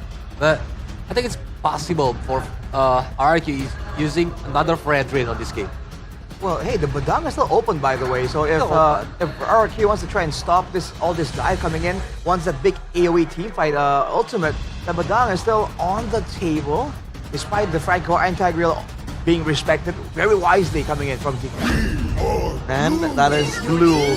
So obviously a very strong matchup for the Glue against the Phobius, right? Does that mean RRQ now have all the aces in their cards? I don't know if I would go that far. By all means, there's an assassin threat against the Farsa. You know, even though the lanes are winning overall so far, we have to look at the final 2 picks before we can see and kind of predict how the first turtle is going to go, how the 3-man rotation is going to go from the mid lane. This might be a Cho, by the way. One of the main problems that Pulowski had in the previous game was he can't really get away from the Glorious Pathway and he gets punished really easily. And how do you counter that? With a hero that can screen way better than a Badang, but yet again, it's still gonna be hard for him to be able to catch Toy that built-in Purify. So there's pros and cons there. Let's see what they have. Yeah, it's gonna be a Cho. So you call justice in the world. All right, Choloyski coming through here after we did again. Oh man. Again though. Oh no. It's almost like RRQ are rehashing the same kind of strategy, whereas Geek Fam now having a different solution, a different attempt at trying to solve the same problems. The aggressive chase potential here, and the burst coming in, physical and magical from the Farsa and Yi Sun Shin. Wow, the Yi Sun Shin popping up again. But with the Cho now having that potential of screening, that might be a different case. Fool me once, shame on you. Fool me twice, shame on me. Will this YSS bear fruit for Geek Fam? Tassers, take it away. The mercenary has been paid in full by the captain in Rins. Yi Sun Shin to seal the deal. 4-1 is the deal at hand right now for the Kingdom. Ladies and gentlemen, perhaps the final game of the series. Will the Kingslayers prolong this best of 7, or will we see their fate sealed here by RRQ? Welcome to the Land of Dawn for game number 5. Let's watch and witness. RRQ, they may take the MSC slot. They may take the grand finals of season 15 right here, right now. Let's see how Geek Fam will handle this game with Aloyski. Oh, going for comforts. Yep. Like regular season-wise, Loyski is back. But it's the way they played with the Cho Loyski, right? It wasn't just a random Cho. It feels like a random Cho for Geek Fam, and you can already see him getting, I was gonna say killed. Good flicker out from Beloy, but it's still reactive here. The Cho in the regular season, Gani, it was paired up with the Moskov. It was paired up with even Claude, you know, something that can split in the side and you will just screen across the map. You have a Harith now, so you're much more of a team-fighting Cho. And that doesn't fit Cho Loyski. Like, he's not known for mechanics. He's known for screening, macro. Oh, he's gonna have to have like a really good mechanical game on the Cho. I mean, Force is a juicy target, right? And he is confident in popping the and using the flicker. He is confident that, yeah, there will be Dyron, there will be Doc that will cover me. Let's see if Cho or Beloyski finds that tight angle to provide the impact. Oh man, Quad Shadow already used up. Oh, Kids, gotta respect that. The thing about the Cho as well, yes, you can go onto Rins, but I think most of the times you want to go onto the enemy jungle. Yisun Shin has CC immunity with his first skill, and that actually helps a lot when you're up against the Cho here. Aloyski going in, he doesn't have the flicker, remember, so he's gonna have to wait. Oh, walk the whole way, taking 2 turret shots. RRQ steady in control, Rins and Dyron at 4, a boy, no mana already. Do they have setup though? That's gonna be the question. RRQ into Turtle Pit.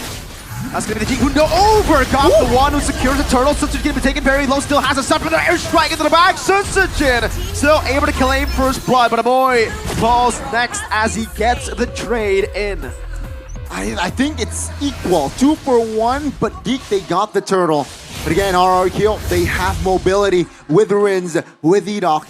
It's going to be tough for Geek Fam to react towards the rotations perhaps. So, right? Sure, they have a Cho, but yeah, with the wings by wings, the Rins can definitely move around the map. Oh, make it. Rins still has flicker, but the Jikundo helps make kids get the shadow kill, and Rins wasn't able to pop the flicker just in time to get away from the shadow kill. Good trades for Geek Fam. Beloyski now trying to help Kenziski clear this wave, knowing that the Swan one will have a better time in lane. Now Zaman Force over as well. Into the turret they go. Really wanting to get a few more shots at him. Gotta be careful though. Don't get too greedy from inside of Geek Fam, but as long as Make It connects his quad shadow onto his right target, like that earlier skirmish, all good for Geek Fam. Because then, yeah, RRQ will have to deal with that quad shadow, right? So let's see here. Make It's oh, Jikundo away the dragon, Lantern Flare, pure CC. But unfortunately, Beloyski is the one who gets the kill. It's a win though still for Geek Fam. How do they capitalize? It doesn't seem like they can. It'll just be a pick. That's it. It's a back-to-back kill on towards Rins this time around. A different story. It came, the previous game, it was a boy who saw the dark screen most of the time. Oh, Kenzie, very low. Oh, Zaman Force onto the other side. That's a back. Oh, hold up. Sutsujin gonna be knocked up now. Lantern Flare throwing him back. Govs rotating already. Doesn't have the flicker. Diamond coming in as well as the boy gets caught in the tough spot. Now his toy goes in over to the back. Crossbow time ready. A boy goes down. It's Beloyski now very low as RRQ. They have answered back. Make Kids quad shadow on the shadow kill coming down as well. Still though, it's Edoc who takes the beating. Kenzie wants the kill, but is it even worth it to go for Edoc? Oh! Zaman Force and Edoc will fall. Kenzie looking for the outplay again, jumps onto Rins. This will be Kenzie getting a double, but he is mounted on. He will try his best to go under the turret, and he will be able to do so, surviving. Calm collected by the young blood Kenzie. But Tyron, their experience comes in and finds the kill. Way of the dragon ready. Lantern Flare to knock him up. The way the dragon can be used here, but they decide not to. They know that it's a free kill anyways. Make Kids taking a while. Spread. He might be able to get a second mount on. No, gets it in the end, and there will be no capitalization. Just RRQ with a turtle. This is the thing. They always have avenues on the other side of the map. They're always trading. And when it looks like Geek Fam find a good trade, RRQ comes in and says, no, I got a turtle. I got a turret. I got something on the other side of the map.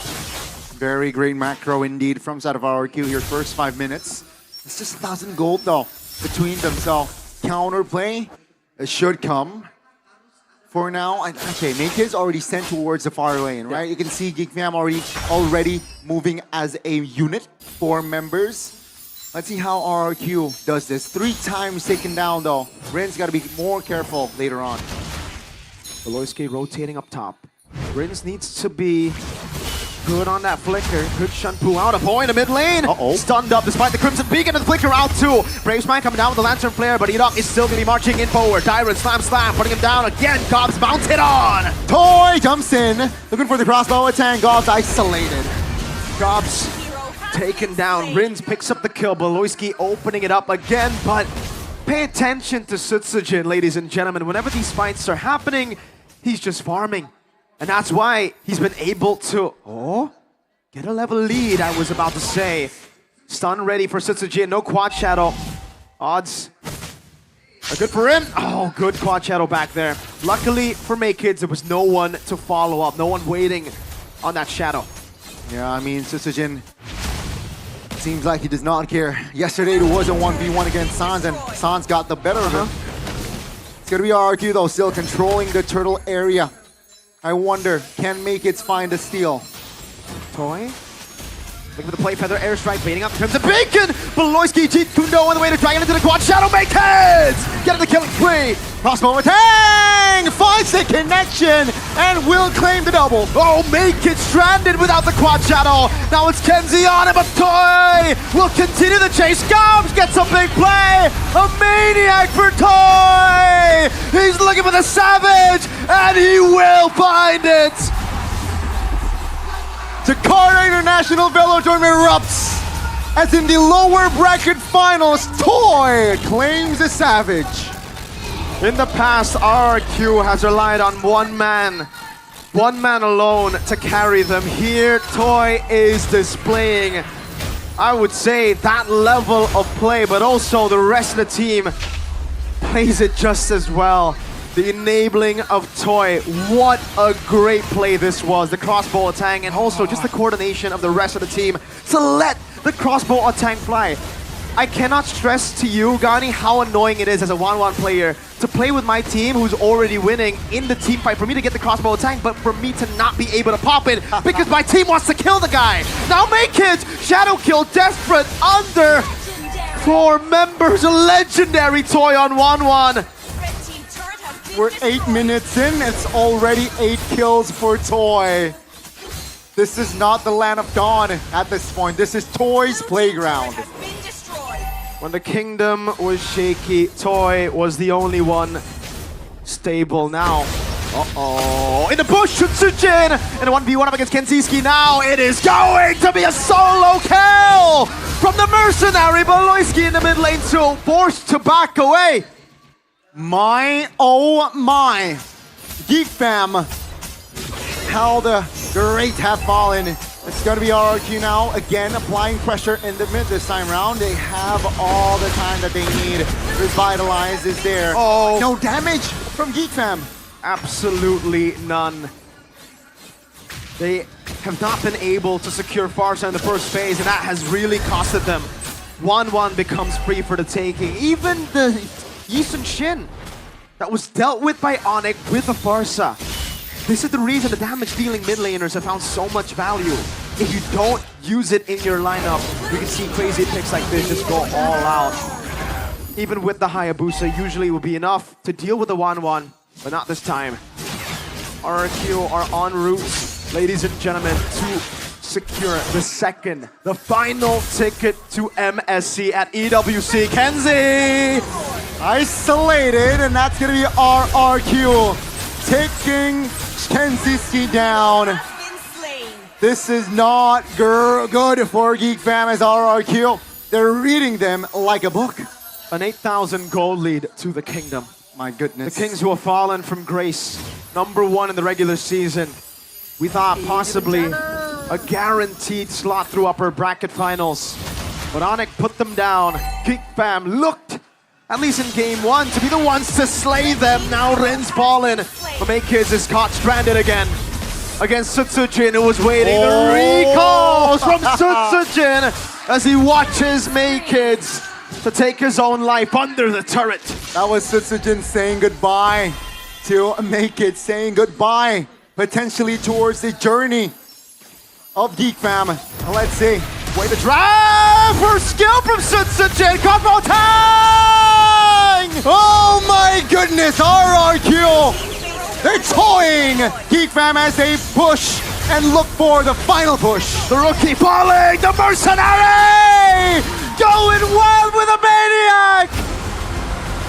The Fallen Kings have risen from the depths of the lower bracket with a statement victory over the Kingslayers. Now they point at the ones up above, the Sky Kings, who await their final match of Season 15. It is all over for Geek Fam. The young blood Maykids. You can see the pain, but a convincing win for the Kingdom. RRQ.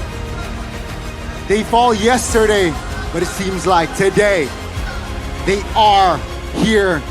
They are back at MSC. Welcome RRQ Hoshi in the company with elite teams.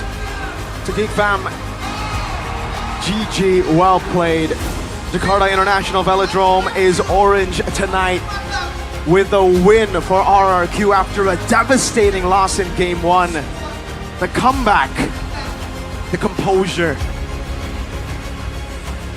You can see the fans celebrating here in Jakarta International Velodrome, what it means to them to finally, once again, back to back, make it to the grand finals of MPL Indonesia. It is going to be, it's official. RRQ on it again. The Royal Derby / the Royal Bestie will meet once again. Will they have their final revenge? Let's watch and witness tomorrow, but that is Geek Fam saying their goodbyes. A fist bump, last one here to show the sportsmanship from both these teams, competitors. Amazing performance from RRQ. A less than stellar performance for Geek Fam, who a lot of analysts, a lot of pundits predicted to be the ones to lift the trophy, to be the ones to at least make it to MSC. A Hail Mary play. Sutsujin was too cold with that one. This play in the end, that first kill to deny the way of the dragon and then to wipe them out.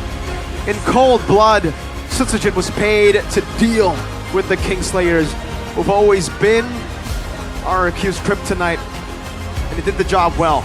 Next contract on the list for the mercenary is the God in the Jungle. Yellow Porcupines definitely is going to be next on that list, and it's the passion coming from the regular season MVP. Let's throw it over to the stage for an interview with the victors, our second team to MSC, ladies and gentlemen. Budek Mongstar, take it away. Tim Geek Fam telah mengukir sejarah, namun semua itu harus berakhir hari ini, di detik ini dengan perjuangan yang begitu luar biasa. Ini adalah awal baru bagi mereka. Ini bukan akhir, namun kita ingin mendengar kata-kata terakhir dari tim Geek Fam. Yang pasti mau terima kasih buat Geek Community yang udah dorong kita dari #8 di awal regular season. Tapi kita masih kerja keras sampai kita bisa upper bracket. Tapi kita masih tim muda sih menurut gua, kayak player-player baru, jadi kita season depan kayak lebih coba prepare lagi aja deh. Percaya kita bakal lebih kuat, gua yakinin kalian, dan kita bakal dapat lagi yang namanya internasional. Terus ya yang pasti ya buat RRQ sama Onyx, buat di USA good luck. Kalian yang tim yang paling kuat lah di Indo, dan you guys deserve it. Good luck. Good luck. Dan inilah dia momen terakhir untuk Geek Community, untuk seluruh super fans. the one last bow from Team Geek Fam. Once a geek, always a fam. Terima kasih atas perjuangan tim Geek Fan. Namun kalau kita melihat perjuangan pasti naik turun dan inilah dia momen yang dinantikan oleh Kingdom, kemenangan dari tim RRQ OC.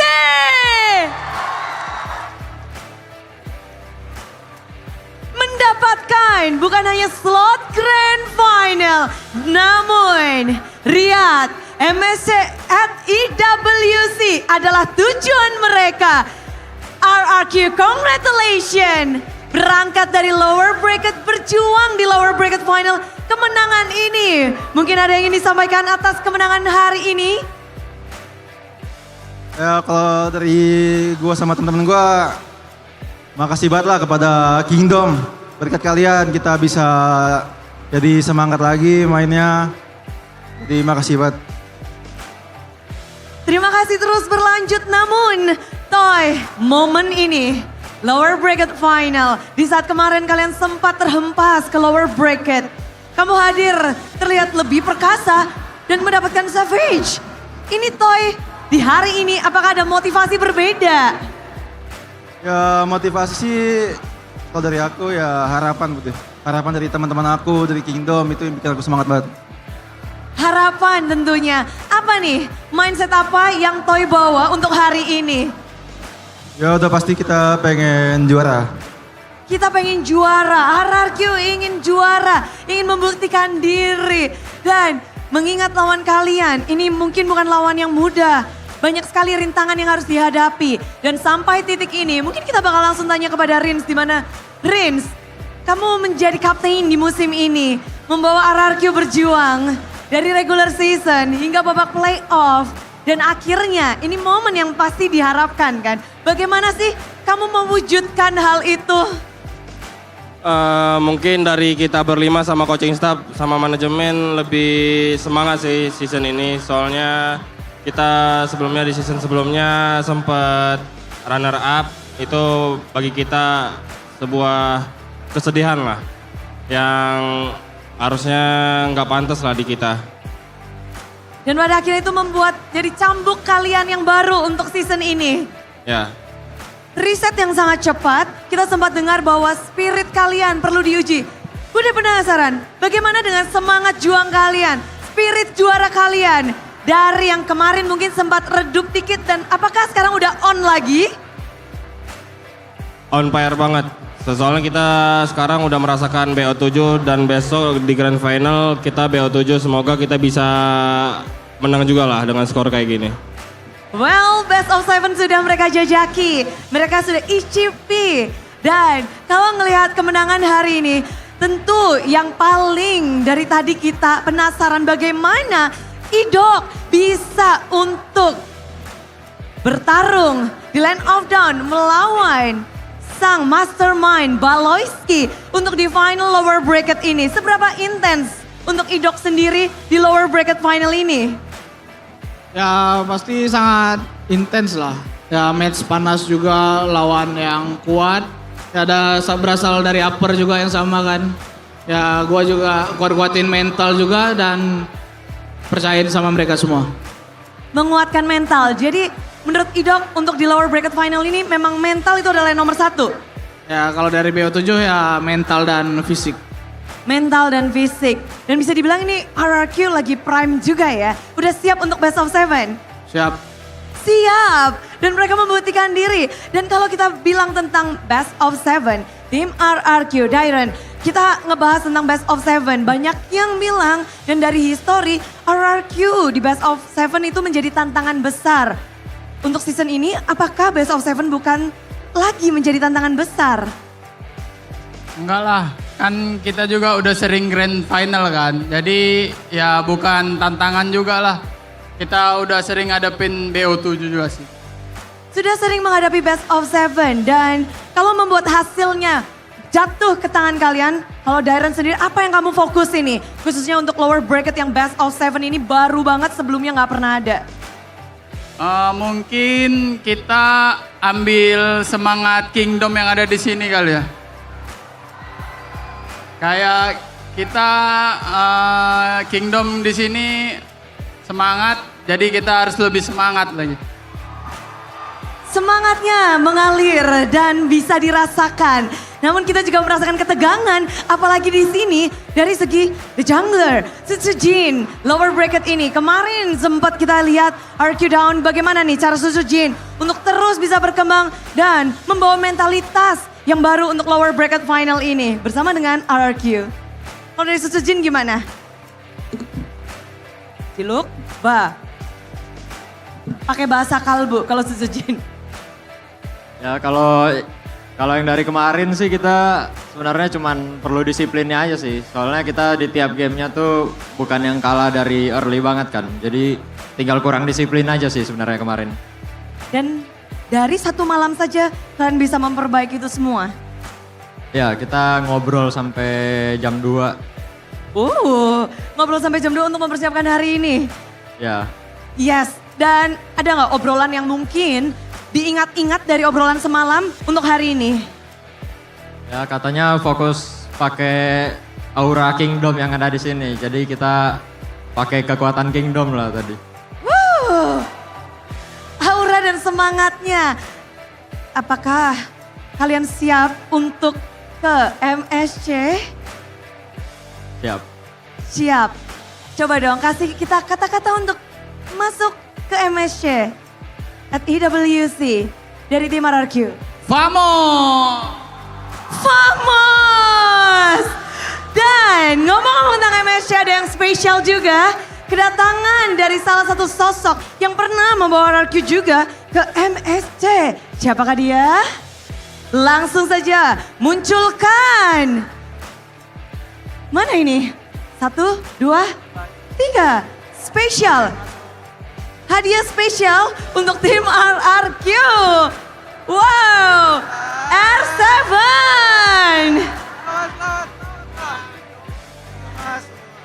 Langsung ya. Langsung disalamin R7. Oke, dari tadi Bude lihat di pojokan sana, dari hari yang pertama, berarti melihat perjuangan RRQ pada akhirnya hari ini mereka dapatkan. Gimana? Senang banget sih karena RRQ terakhir ke MSC 2022 kan. Betul kan? Betul.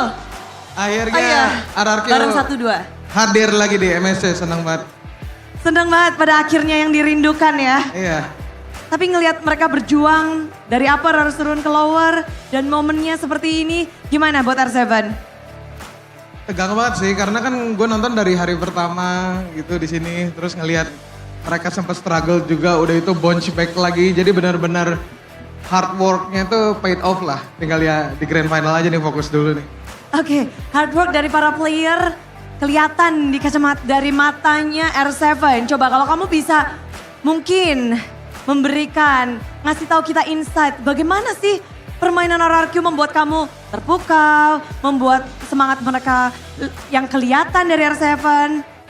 Di bagian mananya tuh? Boleh mungkin satu-satu dari Susujin playnya. Banyak banget sih sebenarnya kalau misalnya dari segi tim playnya sempat ada kayak blunder-blunder, udah itu di next gamenya diperbaikin langsung terbukti gitu. Dari segi coachingnya juga, dari draftnya udah mulai kayak berani nge-pick hero kayak 1-1 langsung dikeluarin di ketiga. Udah itu counter di akhirnya, kayak mereka gue liatnya belajarnya sangat cepat sih. Ya seneng lah. Pembelajaran RRQ yang begitu cepat. Dan kita juga ingin mendengarkan dari R7 apa nih yang harus ditingkatkan terus RRQ buat siap-siap ke MSC karena MSC terakhir bersama dengan R7. Aduh MSC gua terlalu buruk Bu deh. Enggak dong. Ya cuman ya untuk mereka ya semoga mainnya as a team aja. Tetap mau mendengarkan satu sama lain juga. Sama ya yang bikin menang game turret lah intinya. Iya. Itu yang harus digarisbawahin ya. Akan kita ingat terus R7. Iya sampai sekarang nggak mungkin lupa itu orang-orangnya juga. Semuanya masih ingat, apalagi yang di situ ya yang merah-merah. Tapi kalau dari perjalanan RRQ mungkin ada semua yang udah dikasih tahu, tapi R7 juga tentunya melihat banyak sekali perjuangan dari RRQ yang telah dilakukan. Dan untuk grand final besok mungkin ada yang mau disampaikan juga untuk grand final untuk RRQ. Pokoknya kasih yang terbaik lah. Sebenarnya kalau untuk grand final ya Kalau untuk menang ya kita lihat nanti aja lah. Pokoknya gue pengen Indonesia itu bukan hanya RRQ tapi Onyx ya bisa bawa pulang pialanya sih. Gue pengennya itu. Kedua tim ini berjuang untuk MSC at EWC. Dan ada kata-kata terakhir mungkin, besok berarti bakal di pojok situ lagi dong? Pastilah. Pastilah, jadi di Jakarta International Velodrome, R7 masih bertahan di sini. Ya. Ya, mungkin ada kata-kata penutupan kalau biasa kamu live streaming gitu gimana? Penutupan gimana? Kita closing berpisah di sini. Oh, ya thank you banget buat kalian Kingdom, buat GigFam juga. Ya semoga besok semakin pecah karena Onyx versus RRQ lagi ya. Best of 7 lagi. Best of 7 lagi. Dan tentu saja nanti akan ada momen spesial untuk untuk RRQ, R7 besok di sana lagi. Dan terima kasih untuk R7 dan untuk RRQ juga. Boleh kembali, nanti kita akan panggil ke panggung untuk momen spesial. Thank you RRQ dan juga R7. Dan kita belum selesai, hari spesial seperti halnya kemarin. Di mana kita tahu ini akan menjadi momen penting karena Indonesia mewakili tentu saja banyaknya tim yang berjuang. Satu Indonesia harapan diletakkan di punggung tim-tim yang akan berjuang di MSC at EWC. One game, two champions. Kemarin kita sudah sign off 2 tim yang berjuang. Brother sister dari tim Onyx, mereka sama-sama terbang. Namun hari ini ada yang spesial juga karena kita akan secara simbolis untuk sign off, untuk memberikan penghargaan pula untuk kepada tim yang akan berjuang di MWI. Untuk tim ladies kita ada tim Vitality. Kita undang mereka ke atas panggung MPL.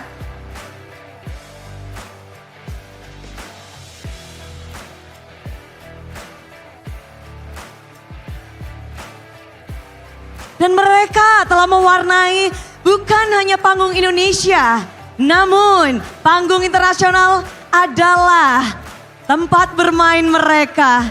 Dan oleh sebab itu kami akan mengundang Ibu Gloria Famiela selaku Wakil Ketua Bidang Kompetisi PBSI untuk bergabung bersama kami di atas panggung untuk memberikan dukungan dan simbolis untuk perwakilan Indonesia kita di ajang MWI 2025.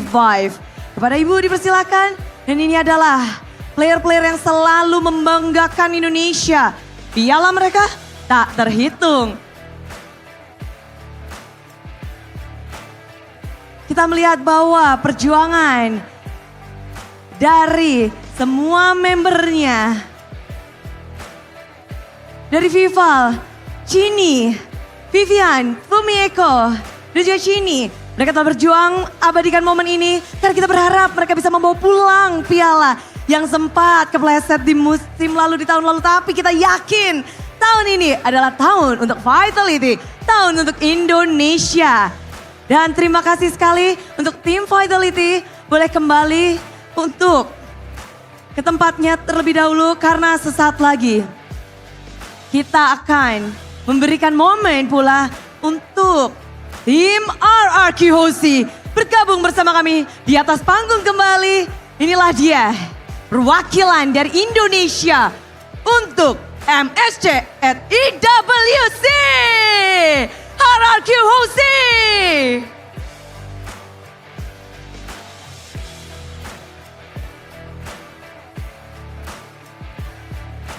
Dan Ibu Gloria Famiela akan memberikan simbolis juga. Ini adalah momen, ini adalah suasana yang harus kita abadikan. Di mana Indonesia benar-benar menaruh harapan terhadap tim RRQ. Susujin, Dairen, Idok, Rins, dan juga Toy. Mereka akan berjuang demi nama RRQ dan juga Indonesia di ajang internasional. Jersey telah diberikan. Sesaat lagi kita juga akan ada momen di mana mereka menandatangani kunci yang akan mereka miliki di MSC at EWC. Ibu Gloria boleh di atas panggung untuk juga menyaksikan momen ini. Kita akan mengundang kembali nantinya tim Vitality ke atas panggung.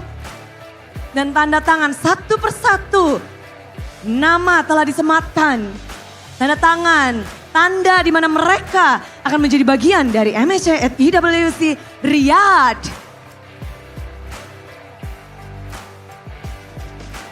Viva RRQ akan berkumandang. Mereka benar-benar memiliki kunci ini dengan perjuangan yang panjang. Bukan hanya dari hari ini saja. Namun mereka telah berjuang dari babak regular season. 9 minggu mereka benar-benar berjuang. Menjadi juara regular season. Ditambah kali ini berjuang dari lower bracket. Best of 7 telah mereka jalani. 4 game mereka menangkan. Sempat 1 game mereka harus kehilangan momen. Namun semangat juang ditambah dengan gameplay. Semua telah mereka kerahkan ditambah Savage juga mereka berikan. Inilah dia kunci yang akan mereka miliki yang harus mereka pertahankan di MSC at EWC Riyadh. RRQ akan bergabung untuk musim ini, untuk tahun ini. Inilah dia momen di mana Indonesia harus dikumandangkan. Mereka akan berjuang sekuat tenaga. RRQ Hosi memiliki kunci untuk MSC at EWC. Dan kami akan turut mengundang kembali tim Vitality untuk naik ke atas panggung. Karena 2 tim Indonesia untuk MSC, untuk MWI. Semua mata, semua dukungan dari Indonesia tentu akan tertuju kepada kalian. Ibu boleh berada di tengah-tengah. Inilah dia momen untuk tim RRQ dan juga tim Vitality. Kita akan berfoto bersama, kita akan mengabadikan momen ini.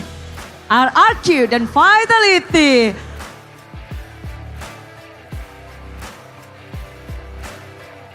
Dan lengkap sudah perwakilan Indonesia untuk pertarungan di Riyadh, MSC dan juga MWI. Semuanya sudah didapatkan. Inilah dia momen untuk tim RRQ dan juga Vitality. Terima kasih untuk Ibu dan kita akan kembalikan kepada para panelis untuk membedah lebih lanjut bagaimana kemenangan dengan Savage with a style. Inilah dia RRQ Hosi. Monggo panelis.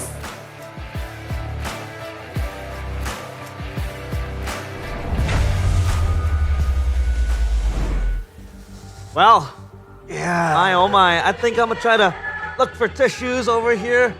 Mr. Chefine. I think I'm gonna need them. You already used 1 pack actually. He's angry. That's a wrap. He's angry. You know what? By the way, when the awarding or the send-off was happening, all he shouted was, "Can we wrap this up already? I'm done. I'm tired." Fake news. I'm not faking anything. I ain't a liar. Get me out. Get me out of here. Talk to If me there's about a this. cam here behind the scene that when the Savage happens, you should see how Chefin do. What happened to sportsmanship, man? You can What do you mean? What do you mean? Savage in an elimination match. Square, brother. That's not allowed. You were cackling the first 2 games. Look, I didn't see you. Yeah. We won. Sit down now. Humble yourself. Game 1 and game 2. Get humbled. And by the way, the MVP presented by the official tournament smartphone Samsung Galaxy S25 series. It is still Mr. Rins with a phenomenal showing with the Farsa and the Chusin as well. Oh boy. Because I think he performed really well today, especially during the 3rd game using the Barsha. Oh my god. That was really different. beautiful. That was different. And look at you want to talk about impact? Look at the map, dude. Like the coverage. Top, all the way to the top side, the bottom side, everywhere, dude. On the far side, that's what you have to abuse. The wings by wings mobility. And again, shout out, of course, to the rest of the team as well. It was a calculated group effort. Remember, Dyron also did his share of lifting here with the glue, of course. But the carries, dude. There was a Savage coming out of Toy. And then afterwards, they ended up the game with a maniac from Sutsujin. I mean, come on. Yeah, it was just them meddling around with Geek Fam. But how good can you be? Like, Toy got a Savage, but still, the POTM, or the match, is still Rins, right? The impact he has is so good. And this was it. That Savage that blew my ears off. And the whole stadium went wild. What can you talk about in the Savage, Chefin? Yeah, it was alright. Whoa! Like you can. Boom. Boom. Well, Is that supposed to be we have to remind you guys at home as well. Rins was doing all this, not just focusing on just playing his own game. He is the shot caller. Yeah. As of right now, we haven't heard any other info, any conflicting info with that. He is still indeed the captain and shot caller. And despite that, having this kind of performance, this level of, look at this, dude. I mean, May kids, they waited for him. They read through exactly what he was gonna do. That has to be demoralizing as hell. He gave up. He gave up. Yeah, he gave up because no way to run. And it's like, I believe during this last moment, Rin's gonna say like, "This is your captain, Rin speaking. Prepare to go to Riyadh." Prepare to go to Riyadh. Where will you be going, Chefin? I'll be going home. But Yeah, I'll be for real going home though, to solo. For real though, in the first pick of the draft, the Phobia's just kind of like, I was like, maybe, you know what, it's an I pick towards Siren, you know, that's alright. But when I see the picks that's coming through, it's like, oh my god, this is gonna be a really, really tough Cops game. And my god, I am right. 0-5-2, and I'm hoping I'm wrong, man. You know, if I doubt sometimes, a lot of times I'm right. Man, times like this, you remember Midnight just yesterday saying like, Gobs, been great, but there's some moments where he just does not deliver, and you know that sentiment gets echoed here again. Yeah, I mean, he was indeed, I think, one of the candidates for the most improved player. Yes, sir. Although it ended up falling in the hands of Nino. But speaking of improvements, a lot of improvements we saw from RRQ Hoshi. I mean, Geek Fam were able to at least got a chokehold on them in game number 1, but I think the rest of it is just, you know, RRQ steamrolling on Geek Fam. The items though, Makids only was able to acquire 2 compared to Sujin, who was able to get 4. In the end, getting the BOD as well.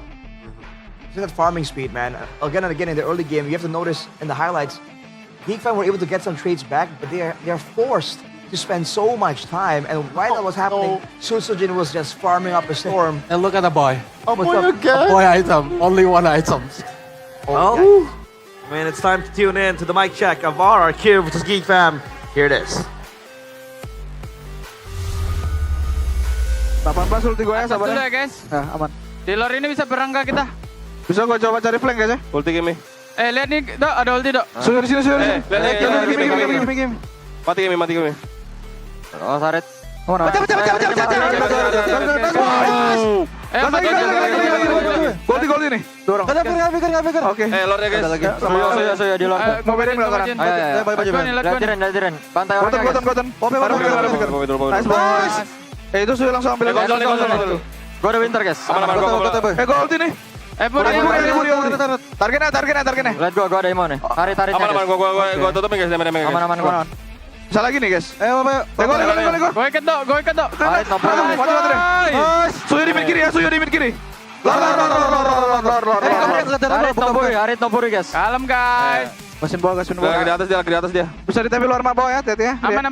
Respect. Ada winter, dia nggak ada damage guys. Kata sini ya, nggak usah terlalu masuk. Gold ya. Nggak usah terlalu masuk.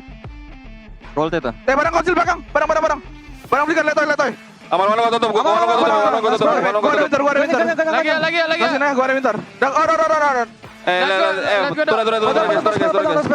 Masuk, mati dah. Ya, coba ini sini aja, awas cuy aja ya guys. Yang ini cuy di kanan cuy dari belakang guys. Cuy dari belakang. Dulu. Bantai toh.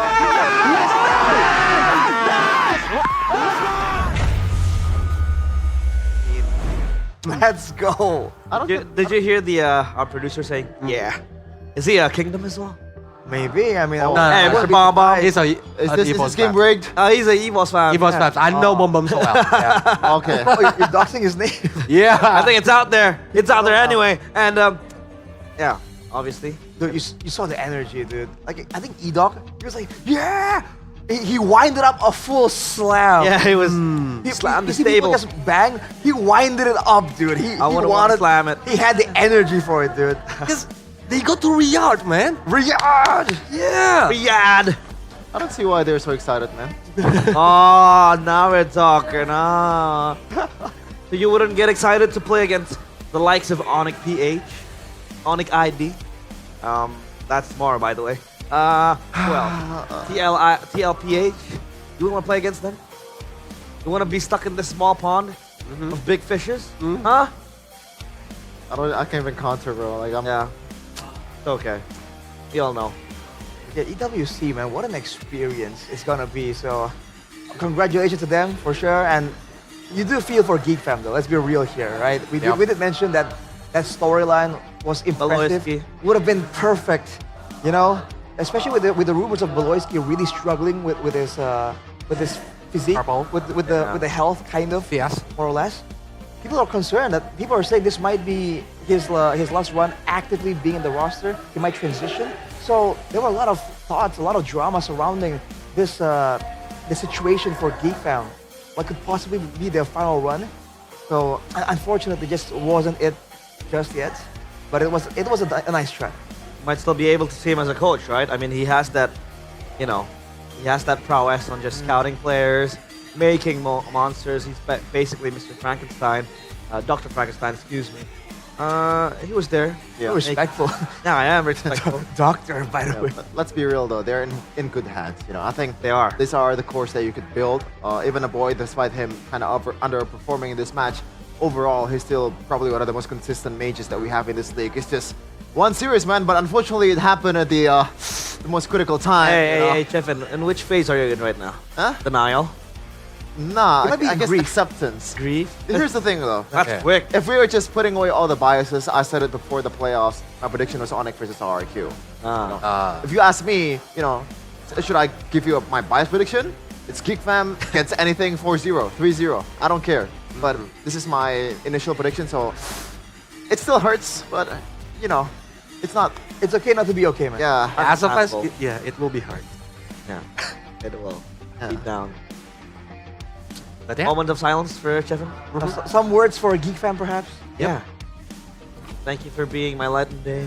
Yeah. Thank you for being my source of happiness. It's not the end of the road. That's true. If the world was ending, I'm gonna be next to you. I thought you were gonna say something snarky like, well, for season 15, it is. Hey, graceful in victory, graceful in defeat, and humble in victory. Get the hell out of here!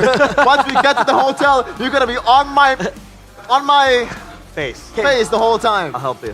What's his face? What? What? That's a weird saying.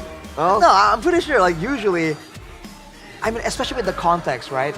By all means, if Geek Fam made it, I would have been happy for them as well.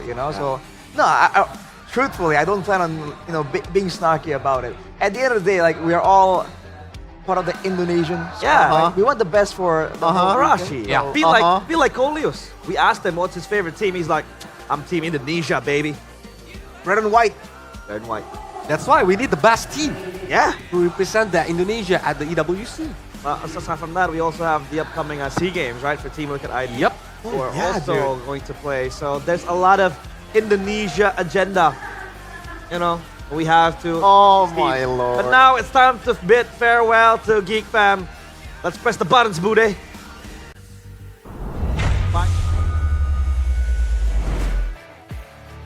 Memandangi kunci RRQ untuk MSC at EWC. Cakep banget ya, Keskut ya? Cakep. Cakep, Kos Keskut akhirnya bisa ngedapetin kunci ini dari lower bracket. Gimana sih? Ya seru, enjoy, game-nya fun. Bagus juga buat momentum kita sampai besok kan. Ya. Jadi memang turun dari lower bracket juga nggak apa-apa? Ya mungkin part of strategi. Wow, tapi kemarin sempat marah-marah nggak nih ke anak-anak? Tanya productionnya pulang jam berapa kita? Oh, kalau reviewnya tadi sih anak-anak bilang jam 2 ya, review sampai jam 2 itu di GH. Di sini sampai malam juga ternyata. Ya. Lumayan ya. Lumayan. Tapi apakah dari perbincangan kemarin itu sampai jam 2 yang ngebikin RRQ kayaknya di hari ini siap banget nih, Best of 7 cuma kepake 5 game aja. Iya benar-benar. Iya, karena kita kemarin juga malam fokus gak ngomongin gameplay sih. Kita ngomongin kehidupan lah. Ya, lebih ke sana arahnya. Pendekatannya berbeda ya? Benar-benar, iya. Karena ya, udah di minggu ini udah terakhir ya ngomongin gameplay sih udah telat. Jadi ya itu yang kita arahin. Jadi kalau menurut Coach Cute dari gameplay, dari segala macam, RRQ sudah sangat memumpui dan sudah cukup. Hanya tinggal mental. Betul. Wow, ini jadi hal yang menarik. Berarti mental RRQ di hari ini berbeda dengan mental yang di hari kemarin. Yes, ya kelihatan dari game 1, game 2 kita under. Habis itu, habis dapat momentum anak-anak langsung ya, gak kesentuh kan. Sebenarnya apa sih yang dibilangin, apa yang dilatih supaya biar punya mental kayak bisa nge-comeback, bisa segala macam kayak gitu? Ya bukan hanya dari gue juga sih, kayak dari semua part of RRQ gitu. Gak hanya dari tim RRQ, dari manajemen, dari semuanya, even production juga kita ngobrol gitu. Jadi ya bagus sih kemarin momentumnya. Momentum yang satu malam aja seperti menjentikan jari. Tapi kalau dari Coach Cute, mikirin Geek Fam, Yes. apa yang difokuskan? Karena ini final over bracket nggak ada nyawa lagi. Best of 7 ini, apa yang khususnya coaching staff dari RRQ persiapkan? Karena BO7 pasti mental sih udah pasti. Ya, kita juga ngelihat dari apa cara strat mereka juga udah kita siapin. Kita sama-sama punya data kan, apa yang dia mainin, apa yang kita mainin juga. Dan ya respect band juga, ya semuanya lah. Kita sih tinggal fokus sama diri sendiri sih. Seperti yang semalam sebelumnya kita omongin, jadi itu aja yang diterapin, nggak overthinking banyak. Karena data untuk tim Geek Fam sudah didapatkan, jadi persiapan untuk ngebaca game mereka juga sudah cukup. Pokoknya hanya mental. Tuh. Dan kemenangan hari ini untuk coach sendiri, Abang ada yang mau kamu sampaikan gak sih? Ya sebenarnya buat bangga sih sama anak-anak, jadi omongan malam gak bikin mereka down, ya itu salah satu kebanggaan gua sama mereka. Nggak ada lagi sih, besok tinggal jalanin aja menurut gua. Kita bisa balas dendam lah. Bisa balas dendam karena sempat menjajaki grand final di musim lalu. Musim ini akan berbeda hasilnya. Ngelihat musim lalu kan yang menang dari lower bracket ya, semoga hasilnya sama dong kayak season ini juga ya. Asik. Yang menang dari lower bracket ya. Yang terbaik posnya yang diharapkan. Tapi hasil baik ini didapatkan oleh RRQ dan RRQ berhak untuk menutup jalan dari Geek Fam. Mereka berhak untuk mematikan api semangat dan tak ada lagi. Dengan demikian perjalanan untuk tim Geek Fam. Silakan kita akan ke Geek Fam di sini. Rupanya Geek Fam tepat berada di sebelah RRQ. Jangan matiin yang sebelahnya ya. Yang ini Coach Cute. Inilah dia kemenangan atas RRQ untuk Geek Fam. Kata-katanya apa nih? Sorry Geek Fam, mungkin kalian kurang beruntung di season ini. RRQ sama Onyx lagi kuat. Kurang beruntung dan ditambah dengan Savage. Penutupan yang manis dari tim RRQ. Kita akan langsung lemparkan kepada para panelis karena kita sudah cukup di sini. Silakan.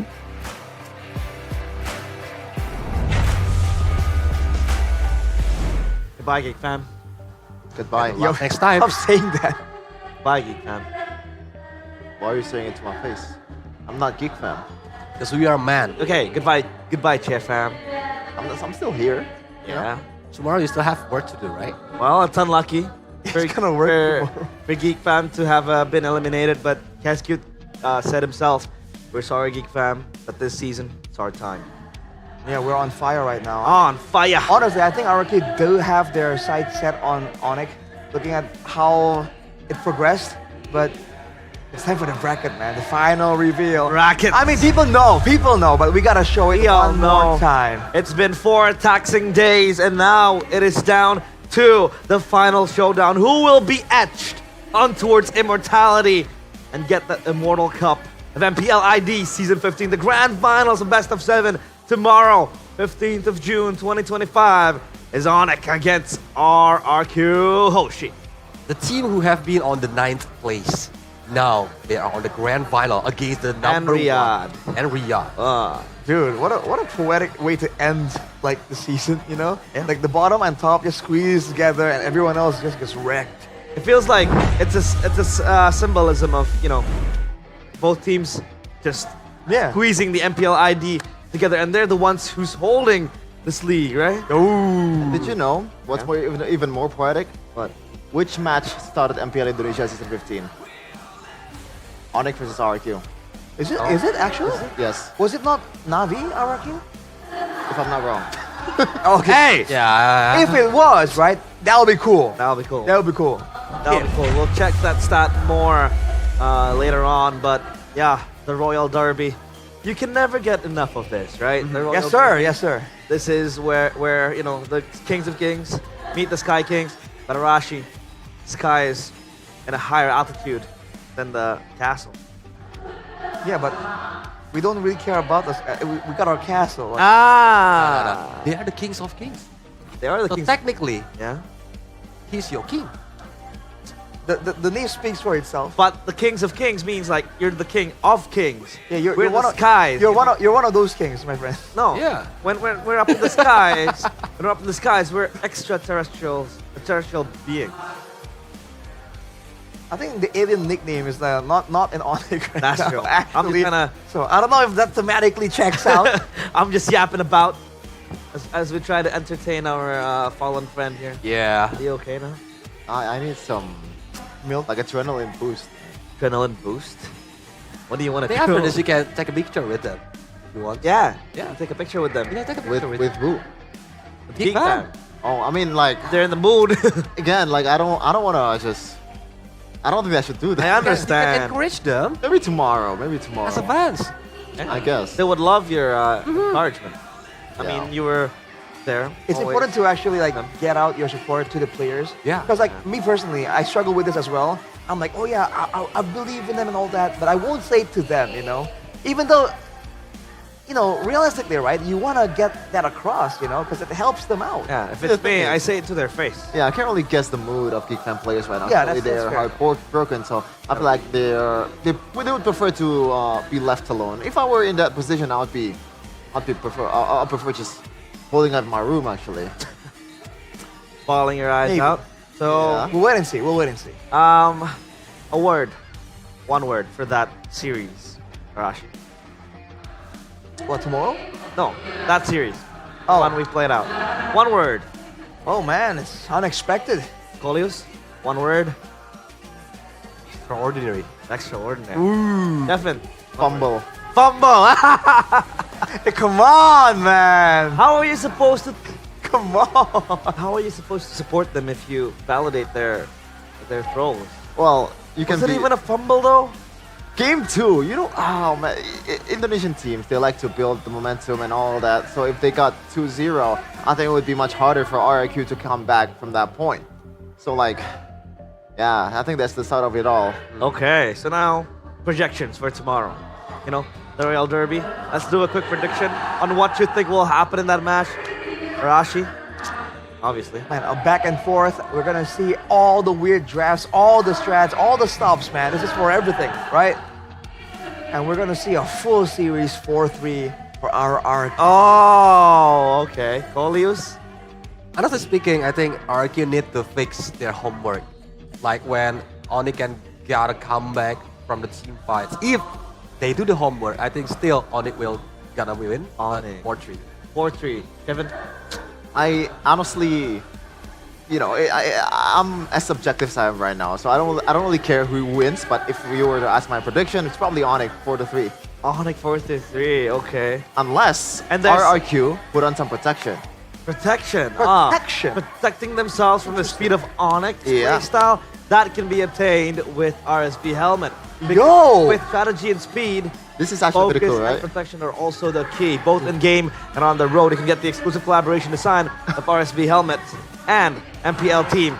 Dewa in player! Whoever That's designed sick. this raised their salary. This is actually beautiful. If I were a Dewa United fan, I'd buy this in a big It is beautiful. We have a lot of collaborations with other MPL teams as well here in ID. We had the EVOS one yesterday. We Yeah. also have the Onyx one. I haven't seen the Bigatron one. I haven't seen them in day 2, I think. Hey. But yeah, RSV Helmets, your go-to helmet for protection. Arash, let's do it. Oh, it's actually Safety is number it fits one your suit. priority. Yeah. Safety is number one priority. Put it on. Put it on. Put it on. Or tomorrow. Put it on. Put it on. You don't need to go deep. Just put it on. Not like. I don't know if I can. I'll take a picture of you with it. Put it on. It's not. It doesn't fit, dude.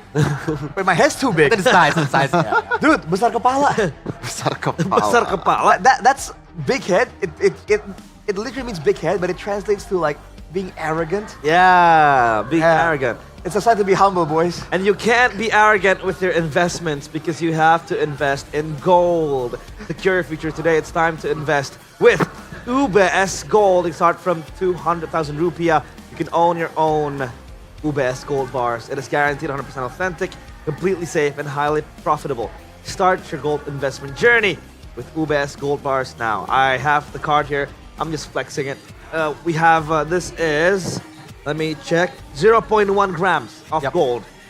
It sounds like it's a little bit, it's a small amount, but it adds up. And you know, the fact that they allow you to get such small quantities means that even though you're having a tough week, there's always gonna be enough for you to kind of scrounge up and keep investing. Because this is a long-term play, right? And speaking of long, if you're concerned about having no food for a prolonged period of time, you know, the weather's been crazy. There was a massive shift. It was sunny early on. We went for breakfast, and then it started raining, and we had to run through the rain. I mean, when you're stuck indoors and you can't get food, why not check out Kyla Food? Kyla Food or Kila Food. Kila Sans. That's why Sans is insane, because he eats Kila Food. This is, by the way, one of my favorites. If you went to the festival, Polius, we had the sablak, and the baso aci as well. And holy crap, it's actually so good. It is very good. I should try it. You should try it. You have to try it tomorrow with the sambal as well. Oh yeah, that might be close by now, but yeah, it's really good. And they have a variety of options too. Speaking of Royal Derby, we have Mr. CEO over here. By the way, this is a fun fact. It seems like Colius actually owns Royal Guard. Royal Guard, yeah. Yeah, so this is your stage. Time to shine. So for you guys, if you want to be like Kyrie. Wait, before that, you don't need to read the ad-libs because you know your own product, right? Go on. Switch it out, switch it out. If you see that powder on the player's table, look, they are using, this is for you guys, because this one is Royal's Dust. Royal's Dust. It can help you with, if your hands easily get wet, it can like, more slippery, so you can have high mechanics like Kyrie. Right. So you should try this. It's the Royal Dust, and we have the sarung jempol. Thumb glove. Yeah, the thumb gloves. It's for you who wants to like try, if you don't like the bedak version, the powder version, you can try the sarung jempol. The thumb gloves, and it comes in two forms: the thumb gloves and the powder as well. And by the way, guess the price. It does. Guess the price. I'd say 200 rupiah, 200,000 rupiah. Just 200. At least 150K. Yeah, 150. I was thinking something like that. It's below 50K. Whoa! So it's very cheap for you guys. I did not know Colius was a businessman. W Gaming. Dude, why spend on just generic powder when you can get this? Because, you know, Mirko tried it out, and it actually kind of keeps your phone somewhat clean. Yeah. It not spill. I gotta be honest with you. Wow, dude. I gotta be honest with you. I was a doubter until I tried it. It's actually really good. It is very Not nice. even joking. Dude. You're gonna just What is this technology? What year go is it? through. And by the way, it is time for us to get to the main course. Our favorite activity. I want an agreement, alright? Which is opening the cards. Because of GeekFam is eliminated today, if any of you guys pulled a signed GeekFam card, please give it to me. For the right price. For the right price. Get the hell out of here. For the right price. Just kidding. Wait, we just got information that the producer does not let Chefin open the cards because GeekFam has lost. This is actually... I want to cry. Yeah. Why is man getting bullied, bro? I think you can open it. It's fine. Okay, so... Mr. Bomb, can you open it? Yes, he can. Hey, guys. Hey, you owe me something. This is how you open a card. Nah, I don't care about that. See? All right, hold up. Look at this. Hey, let's take turns opening this, right? Okay, start from? Start from. No, I mean like just pop your first card. It's my turn first, yeah? GeekFam! Jadera. God. Octa. Colius. Okay, for me. Cars. Right. You? Yo, Yehezkiel, the ghost of Jakarta. Okay, my turn. Oh, Luke, B tier, isn't it? Yeah. Here, not bad, not bad. Hologram. On towards the next. It's Savero. That's yours. Ah, this is mine, yeah. Okay, next. Light, Mas Cahyo. Mas Cahyo. Cahyo. Cahyo at home. Yes. His real name is Cahyo. I just doxed you. Oh, hang on, there's a bit of color here. Yeah, you can put it on the last. Put it last. Put it last? Alright. Bang. It's Onyx. Oh. I want that. But before that, we also have a member of the audience opening the cards. Let's see if his luck is any good. Erlan, you know, that's Mirko's goat right there. But He seem happy, bro. he isn't quite here. Oh, Ryota. Is that B tier? No, it's the C tier. Ah, C tier. But I see that. Oh, is it Navi? Navi. Yeah, that's Navi, yeah. Two more, come on. Oh! Caldera. I think you want that, no? It's not even playing. There you go. Whoa. There you go. Kids. So I have the whole Geek Fam set for the C tier, except Gobs. I'm trying to find Gobs here. Gobs? Okay. Alright, let's see if we Let's can get continue. Gobs for you. Let's Alright, continue. who's next? I just Okay, opened an my Onyx, turn. right? I got Rin. Rin? Rin, okay. Niall. Niall. We haven't seen him in a while. Nino. Moreno, dude. Moreno. The maestro. The Ghost of Jakarta. Hey. The Haskell. Haskell. What tier though? What tier though? C tier. We got Hanafi from Navi. A boy. A boy. Oh boy. Okay. I think you want to throw that Got card. Ray. And I got Erlan, dude. I got a Erlan. B tier Erlan. Skibo! And for my B tier, I got Key. I got cars. That's beautiful, by the way. And let's check the MPL Indonesia officially licensed player card by Nirvana. This is the tier information we have. So we have a total of 5 tiers: Tier C, Tier B, Tier A, Tier Super, and Tier Premium, which is the Color Blast. That actually has the CW card in it. I really need that card, but I can't seem to find it, so that's a I nice thought you were Savero Glazer. I am, but you know, CW paved the way for Severo. Oh, I like That's that. fair. That's fair. Putting some respect onto his I name. know my elders. Yeah. I know my elders. Realize likes the oldies. I am. Well, interesting, man. You know what's really humbling about this whole card experience? What? So I got this card, right? And it tells me all the info about Erlan. He's a gold laner. His star sign is Cancer. Oh. And he is born in 2006. Man, I'm old. He's born in 2006? Erlan? Erlan. And that's less than 20 years ago. What? I feel That so, is. I feel so old. What? And Arashi, I think it's time for you to pack your bags. Huh? You have a fight to catch. Because you're going to Riyadh. Obviously, yes, From July 10th to the 2nd of August, it's one game, 2 champions. MSC, MWI, united as one for the biggest MLB showdown ever at EWC 2025. So grab your tickets. For MSC, it's from Rebook.com. From MWI, it's actually free. MWI is free of fee entrance. For the MSC tickets, you can buy the tournament pass tickets now because they're on sale. Grab it from Webook.com and you can watch the world's best clash in Riyadh. No Geek Fan. No Geek Fan. Necessary? Why do you have to keep rubbing it into his face, bro? Why don't you just remind the audience about something a bit more positive? Oh, The what is fact that? For MWI 2025, there's going to be free entrance. So if you're in the area, right, even if you didn't pre-plan this, you didn't book anything in advance, walk in, get in there, get a taste of the, the competitive experience. Speaking of MWI, Vivian, did you know that she got posted by Cristiano Ronaldo? Oh, yeah. The biggest Instagram account on the planet Earth. Really? Yeah, Yes. so Vivian, like in the announcement, by the way, CR7 is the brand ambassador, global ambassador of EWC. And That's crazy. And that poster, that was Vivian's face etched on it. So yeah, she's down in history, She made it. obviously. And aside from that, to prepare ourselves for the up and coming superstars like Edok, Rins, we also have an ongoing tournament that was shown below that asset previously. It was the Samsung Cup for the collegiate or the campus players. So Right. you are there, you can sign up, and while you're at it, it's gonna go soon. The Ninja collaboration. 2 days, 2 days left. Yeah, 3 days left. It's a last call, so Naruto skins are available. Gone. I mean, I have the Naruto color Outfit. scheme, kind of. With the orange, the black. Yeah. Like a whip. You did the hatband, dude. the Konoha head. Oh yeah, but this is like RRQ. It was RRQ, not Naruto. So I wasn't like geared in to look all Naruto like. Yeah. And Lou, Colius, what's your favorite battle emote? I bought them all.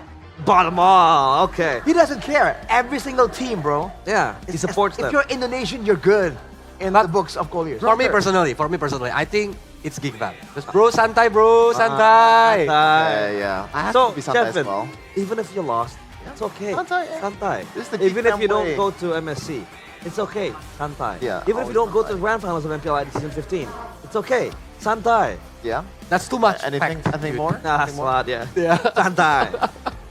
And speaking of Santai, we gotta chill a bit because, you know, this year's All-Star just got wild. So no chilling, it just got wild. Just wild. Why is it wild though, Arashi? Well, from June 27th to August the 5th, you can join the limited time Dino patch in MLBB. You can face up against Roar, the Pterosaur Lord. And you can beat him and win exclusive rewards like a limited Avatar border. And you can join a theme event to unlock a free skin. The Popo and Koopa Proto Hunter. Who plays Popo Koopa?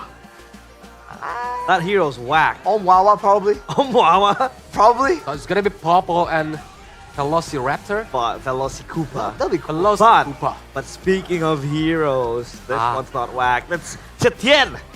Finally entering the land of This dawn. Wu Zetian is really a broken hero at MLBB. Oh, you've tried? Yeah. Can you pronounce it again? Wu Zetian. Wu Zetian. Wu Zetian. Wu Chetien. Wu Zetian. Wu Chetien what the hell pang yo?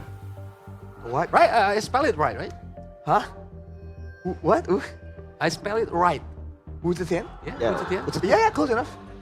See? Ni hao, fine stuff. Fine, gentlemen. Yeah. Ni hao, fine hero. Indeed. Well, make sure you catch the trailer because it's releasing soon. And, you know, Mobile Legends has been throwing out banger trailers, man. Whenever a new hero is out, it just gets you in it. Once it makes you want to go into the Land of Dawn and start playing that hero immediately. Speaking of bangers, this is the most banger stuff Moonton I've ever released after MLBB. Really?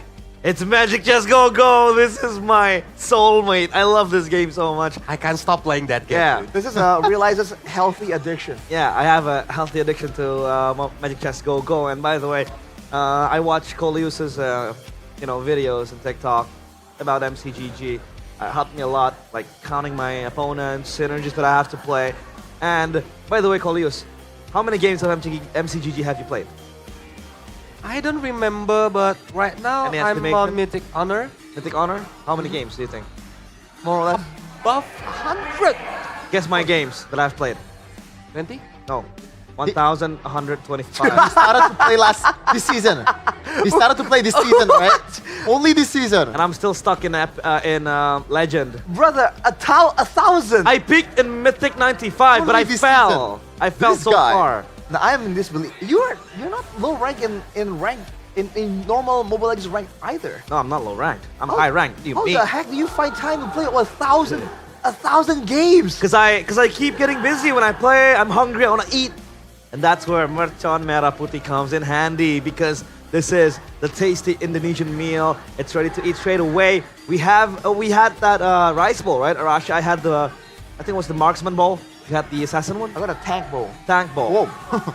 Yeah. So I think this is also nice for Colius to try. I should try it. They have like local things, you know. They have like the rangdangs. Rangdangs. I got the, But Colius, can you eat spicy rangdang. food? Yes, I can. Really? I'm from Sumatra, so. Wait, It's doctor. where's he flexing Sumatra We are part? from Sumatra. You gotta be proud of We our. love spicy foods. you know, what do you call it? Our roots. Sumatra pride. Much pride. But speaking of all the things you have to be proud of, it is MPL ID Festival Season 15. Once again, this place, MPL ID Festival. Banger stand. Yeah, my friend Banger is merch. asking. He wants to come tomorrow, but he didn't get the ticket, so. It's okay. You can enjoy Is it? yourself in the MPL ID Festival. It's free of charge. way. No tickets required. All you have to do is just come over, bring your own body. But it So it's has fun. to be tedious, right? You have to like do like a bunch of different steps to get in. No, just walk You right just by. walk in. Walk in. Free of charge, free of What? tax, free of everything. Dude, I mean, did you see the watch party outside? Yeah. For the past 2 matches? Wow, it was Dude, Free a plethora entertainment. of humans. it's a good time. If you like the atmosphere, right? Yeah. I mean, come on down. Come on down. Hollis also enjoys his time in an MPL ID festival. Yeah. If I can, maybe I can sit over there on the festival. But you guys need me, right? Here. Yeah, please. We need you. You can't go. No, don't go. Speaking of MPL ID festival, I think we have an award that we have to talk about. Yes, sir. Not reaching the grand finals of MPL ID. Arashi. Okay. It's Esports Awards, where, by the way, we have been voted and nominated to Esports Awards for the 3-decade awards, and we need your help to rally our community to vote for us. Busan. This year, they're not just recognizing greatness, they're also recognizing the love for the game. So it's still open from June 12th up until August 11th. You can scan the QR code over there because we have been voted for Esports Game of the Decade. The decade. Wow. This game. Voting process is split. The public vote is worth 25%. And we know Mobile Legends has a lot of views. Yeah. Yes. This is where the strength comes in. Strength in numbers. Whilst the panel vote accounts for 75%. So let's get our fans to vote. Panel vote? Whoever you want.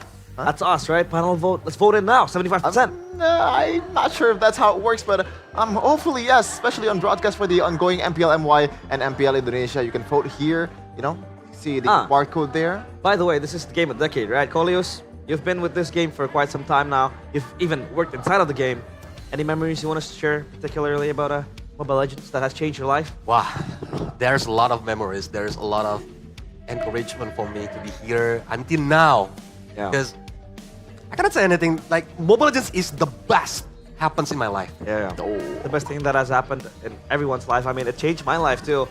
Changed my life. I was unemployed before I got involved. That's actually true, and this guy helped me, man. Hey! How wholesome. That is emotional, but I think we are on the end of the road now for today. The MPL ID playoffs, season 15, lower bracket finals has wrapped up. It's not what you hoped for, Kevin. It's okay. Yeah. Kevin, do you have any last words you want to say? Why me specifically? Oh my god. Yeah, just say it. This is a bullying segment, Because this is my The desk. viewers And you have to follow. Yeah, you are Chef Fam. Exactly, Coleus. And you're emotionally invested right now. Yeah, you're I'm emotionally invested and unstable. Ah, you're unstable. Okay, so you're like... That's a mentality issue. yeah. Mentality. Yeah, just stable up. Okay. I don't care who wins the next match, but it's gonna be a banger. It's gonna be a banger. Coleus, any last words, Coleus? That's true. I think you're still gonna be here for tomorrow, right? But any last words before we wrap up? Yeah, it's gonna be a banger, of course, and supercalifragilisticexpialidocious. Whoa! Must keep your Rashi because that is it. MPL ID 15. Enough said. We own this.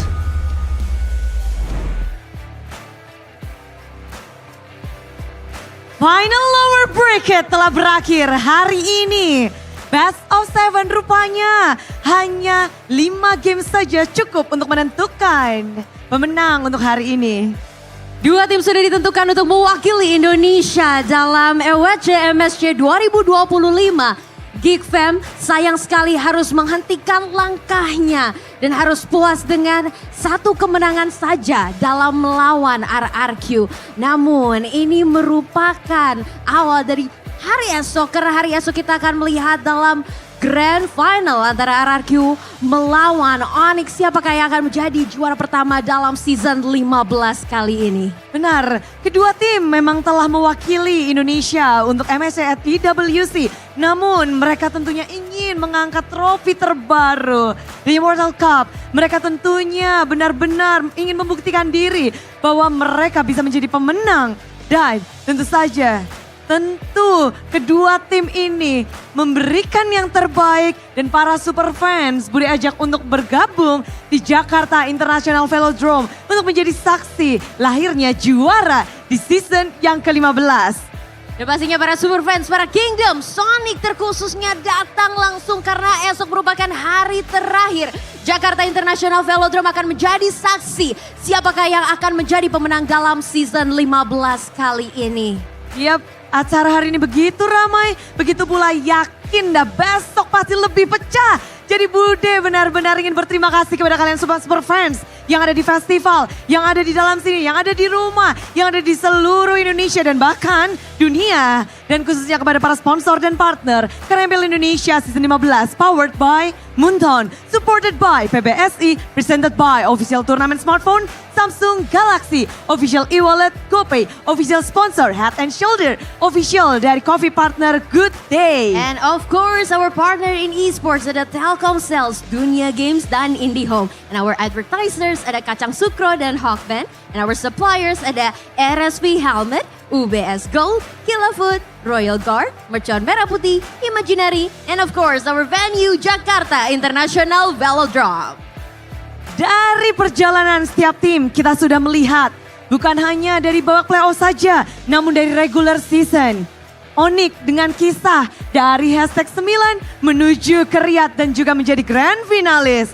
Sedangkan RRQ mereka berangkat dari hashtag 1 dan membuktikan diri. Konsistensi mereka, dominasi mereka dari babak regular season hingga titik ini. Mereka akan menuju ke Riyadh pula. Namun hanya akan ada satu tim saja yang bisa mengangkat piala di esok hari. Dan kembali pastinya kami ingatkan bahwa apapun dapat terjadi di hari esok, maka datang langsung dan saksikan, jangan sampai ketinggalan pertandingan antara RRQ dan juga Onyx yang akan menjadi grand final di MPL Indonesia. Dan pastinya Alisa dan Bude Clara Monster mengucapkan terima kasih. Dan Bude, jangan lupa saksikan terus MPL Indonesia Season 15. We own this!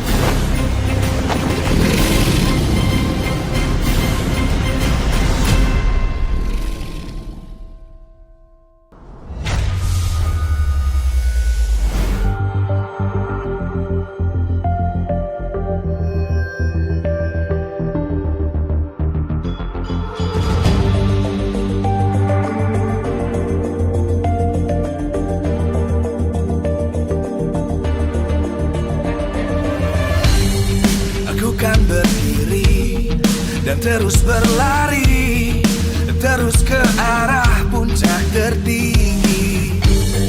Ku takkan berhenti, hanya sampai di sini. Kemenangan abadi menanti. You know we won't miss if we unite our focus. And if you haven't noticed, we all live. Nyalakan apimu, hadapi semua tantangan. Hadang semua serangan, jatuh bukan halangan. Bakar semangatmu, janganlah engkau menyerah. Kita akan buat sejarah. We all this, we won't miss. We all this, we won't miss. Saatnya beraksi, jalani